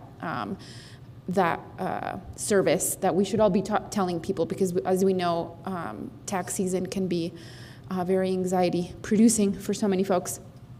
I also just wanted to share, because it was really exciting, sticking on this bilingual theme. This morning, I participated as a panelist for the New Mexico State Seal of Bilingualism and Biliteracy Portfolios that LCPS, the public schools puts on. And it's this really rigorous program that high school seniors go through to get their bilingual seal. And they asked me to be a panelist, and I'm honestly going to encourage all of you. Well, I guess you probably have to speak one of the languages, but there's all kinds of, there's German as well, so yeah, and they're always struggling for other languages than Spanish, and so, but it was really incredible to see these high school seniors prepare this entire presentation in Spanish and you know, get that very professional seal. And I thought it was very, very amazing, and was very grateful to have been invited, and definitely want to be invited once more. Anyway, I also just want to express my serious gratitude to everyone involved in Realize. I realized that I'd been telling people that, oh, this has been a 2-year process. And then this morning I was like, wait a second. I remember then Councilor Vasquez was still here when we hired Nichols, the consulting firm. And so that was a lot more than 2 years ago. And I actually remember that those 4 years ago when we hired the consultant and they said it would take 2 to 3 years to fully finish this, how disappointed I felt, because there was a possibility that I wouldn't be here to see it through. And because this is such an important document that that was created by so many people. And so, you know, gentle pushback on this idea that we didn't do our due diligence, or that it was a spur of the moment decision we made, when the reality is that it has been in the works for 4 years. And I think it teaches us something really important about politics not being a spectator sport, right?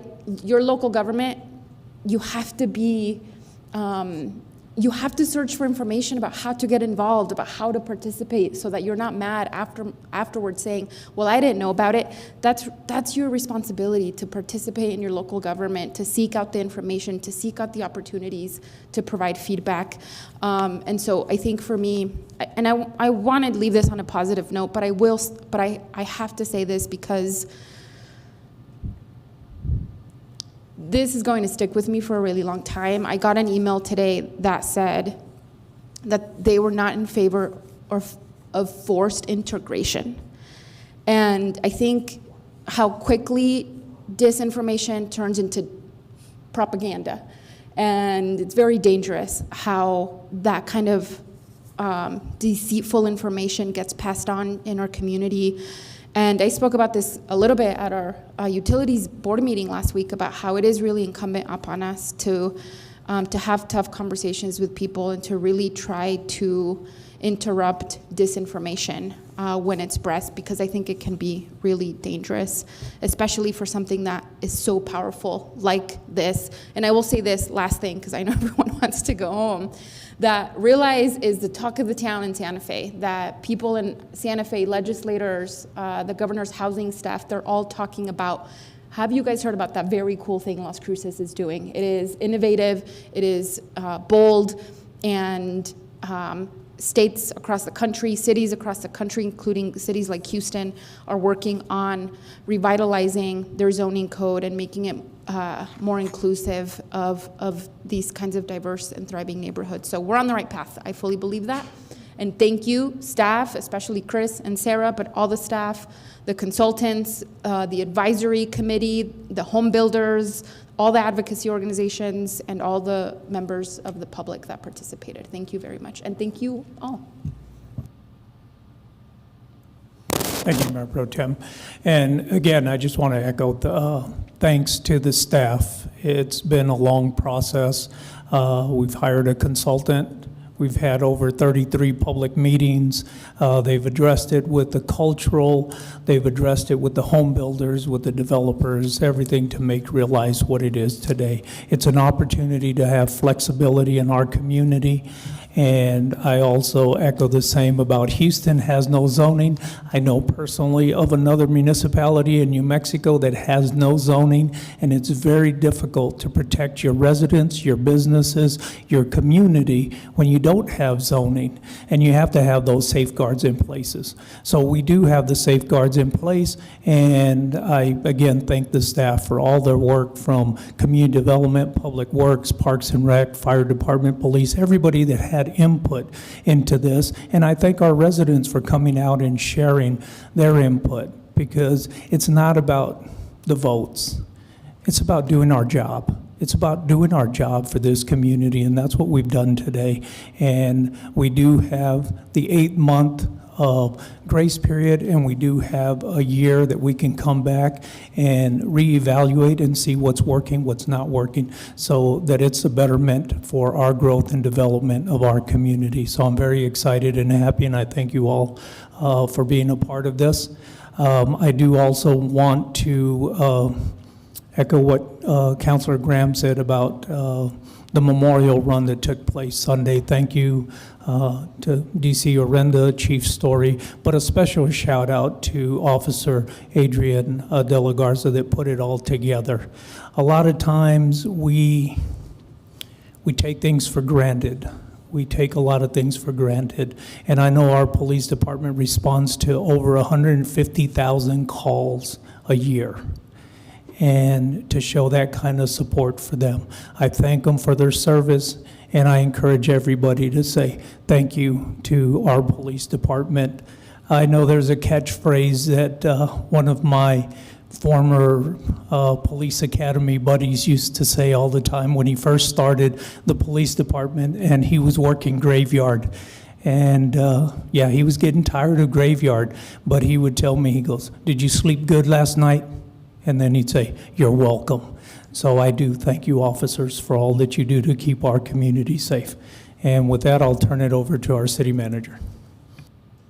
Thank you, Mayor Enriquez, Mayor Pro Tem Bencomo, City Council, Ikani Tamopeao, City Manager.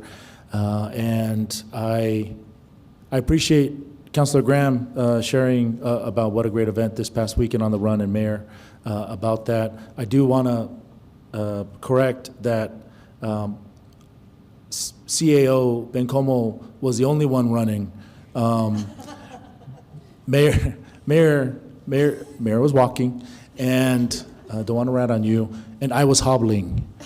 And so I just wanted to say it was a great event. My body's paying the price for it, but I definitely appreciate the community showing up and showing out for that event. It was so great to see that. So kudos to and echo what the mayor and Graham and everyone has shared on that event.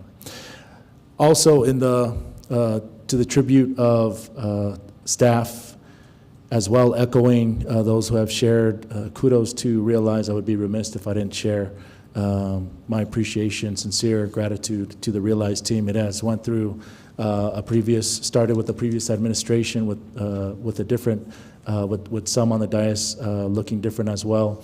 It just shows that even through the changes, staff has been there. They have stayed steady and received the direction when it comes from the dais and from the community. Chris Favor, Sarah Gonzalez, taking us to the finish line. And I was trying to write down names where it started. It started with Larry Nichols, started with David Weir, started with Catherine Harrison Rogers in a different capacity.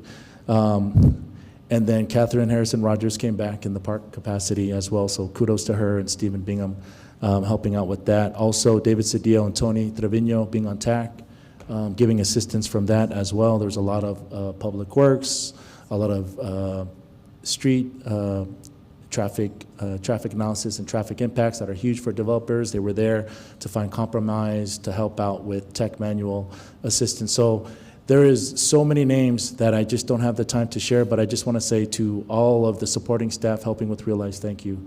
We can't do it without you. And then I did want to share, while we're giving kudos to our utilities team. So our utilities team has taken feedback from the community, and they will be hosting a town hall meeting on March 4th to further explain the lead and copper roll invitation. The invitations to the town hall meeting have went out in the utility bills in both English and Spanish. And we will have interpreters at the event.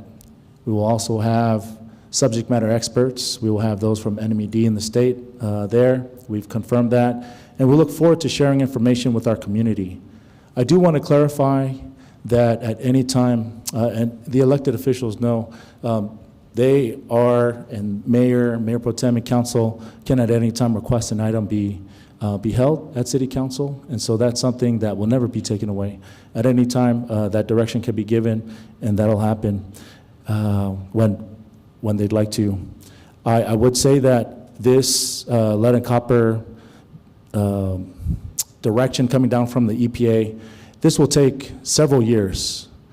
I promise you there will be council meetings. We will have various work sessions along the way to update you as council, to update the community on this. So I just wanted to share that to let everyone know and be aware of that this is something that that our team, we have one of the best subject matter experts on our utilities staff. Our team is great, and I will put them against any other utilities team in the nation. And for that reason, I would like to recognize them. Our utilities team has gone above and beyond the federal requirements. They have provided information in multiple languages on our website, 9 to be exact. They have also made a how-to video to help people who are interested in checking their own pipes. Besides the town hall invitations and utility bills, we have also sent out a letter in both English and Spanish to reiterate the information sent in October. I want to recognize and thank our utilities team for handling this with professionalism, despite much criticism that has been thrown at them. So thank you, sincerely. Adrian, thank you. Dominique, thank you to Stephen back at JU, and to all our team. Again, there's a huge support role, huge supporting staff, and I just want to share my admiration for them, gratitude, and appreciation. So thank you. Please pass that along. Yeah. Next time. So there are a few updates, and I was just thinking, if we're going to give a tribute to staff, it is 2 pages, but I don't want to cut it short. So please, council, if you can, and to the audience, if you could just do me the favor there. I think you will be happy and excited. There are some great things happening, especially in quality of life. The senior program Valentine's Day dance at Frank O'Brien Papin Center set a new record with 87 attendees. There are requests coming in to start having more weekday dances, and staff are exploring other options. The City Art Board met Thursday evening, February 13th, and approved a partnership project with NMSU faculty and students for a new public art installation at the Las Cruces Convention Center. Also, 2 new museum exhibitions opened for First Friday on February 7th and had an excellent turnout from the public. One of which, at the Museum of Art, the exhibit opening was Engaging Masters Parody Art from the collection of David Lyman, a member of the Foundation for Las Cruces Museum Board, and Chris Alexander. The collection features more than 80 works of art by 34 artists that parody historic masterworks and contemporary art. At the Brannigan Cultural Center, the exhibit opening was Wildlife at the Mesilla Valley, which showcases a diverse collection of sculptures and nature journaling pages created by 14 local artists. The Art Stop artist reception is scheduled for February 20th from 5:30 to 6:30 in the Museum of Art atrium on Main Street. The reception celebrates art that will be put up 6 different bus stops, 1 in each council district. For communications, I do want to give kudos as well to Mandy. I spoke to Mandy. There was one of the public comments, Lavon Hart, the CEO and director of SNAP, she came up and she asked and requested collaboration with our communications team to put out word, to put out promotions, promotional materials about our partnerships and the different benefits that are offered now in the community with the partnership with City Las Cruces. And so Mandy is excited to collaborate, and so they'll connect as well. So I just wanted to update you on that. I will update, and I think hearing from the mayor, he shared that we want this to be a problem. We want to get this out to so many people that we have a line outside of this facility. So we heard you, and so that's something that we're going to take care of, but I appreciate the comms team working with SNAP on that. Also, Communications Friday, February 21st is National Government Communications Day. I would like to give a shout out to the Communications Office, who are doing so many things to keep our community informed. From televising this council meeting to running our social media, maintaining our website, managing media interviews, advertising, video production, graphic design, and branding. A big shout out to the talented and dedicated staff that is working hard every day to keep the city's voice consistent, professional, and engaging. Thank you to our communications team. Also, Visit Las Cruces, kudos to Ed Carnathan. VLC, Sports Sales Manager, was recently inducted into the New Mexico United States Specialty Sports Association USSSA Hall of Fame. Ed was nominated and elected for induction because of his excellent commitment to softball in New Mexico. Out of the 6 2025 inductees, Ed was the only one from Las Cruces. The Award of Merit was also presented to Visit Las Cruces for their continued support for USSSA sport programs. So thank you, Ed. And last but not least, from VLC, Save the Date, Mira Las Cruces has announced their 3rd annual event for Mira Las Cruces on April 26th. More details to come. As you know, that is the place to be, and Visit Las Cruces does an excellent job with that. So April 26th, mark your calendars. So 2 more departments to go. Last announcement for Parks and Rec, and then one for Economic Development. Kudos. The Parks and Rec announces an award of $1 million for the State Outdoor Recreation Grant to support Phase 1 of a regional bike park at the East Mesa Sports Complex. This transformative project will enhance recreational opportunities, diversify the city's park system, and contribute to the local economy by attracting visitors, promoting active outdoor lifestyle. So this is an 80-acre state-of-the-art facility and will cater to cyclists of all ages and skill levels, featuring slope-style tracks, dirt jumps, pump track, and dual slalom course. So super excited about that. Great job to Parks and Rec and our grants team applying for that. And then the last is for economic development. The consultants for the Picacho MRA will be visiting and will be hosting 2 events. Pop-up event, Peddlers Pavilion, at the Peddlers Pavilion, Saturday, March 1st, 9 a.m. to 11 a.m. Location is 2400 West Picacho Avenue in Las Cruces. And then the second event will be at MacArthur Elementary School to meet with students there on March 3rd at 10:30 a.m. to 12 noon. Thank you, Mayor and City Council, for your time. Thank you, City Manager. And with that, I'll look for a motion to adjourn. Motion to adjourn. Second, Graham. This is on the motion to adjourn the meeting. Councilor McClure? Yes. Councilor Matisse is absent. Councilor Graham? Yes. Councilor Cran? Councilor Flores?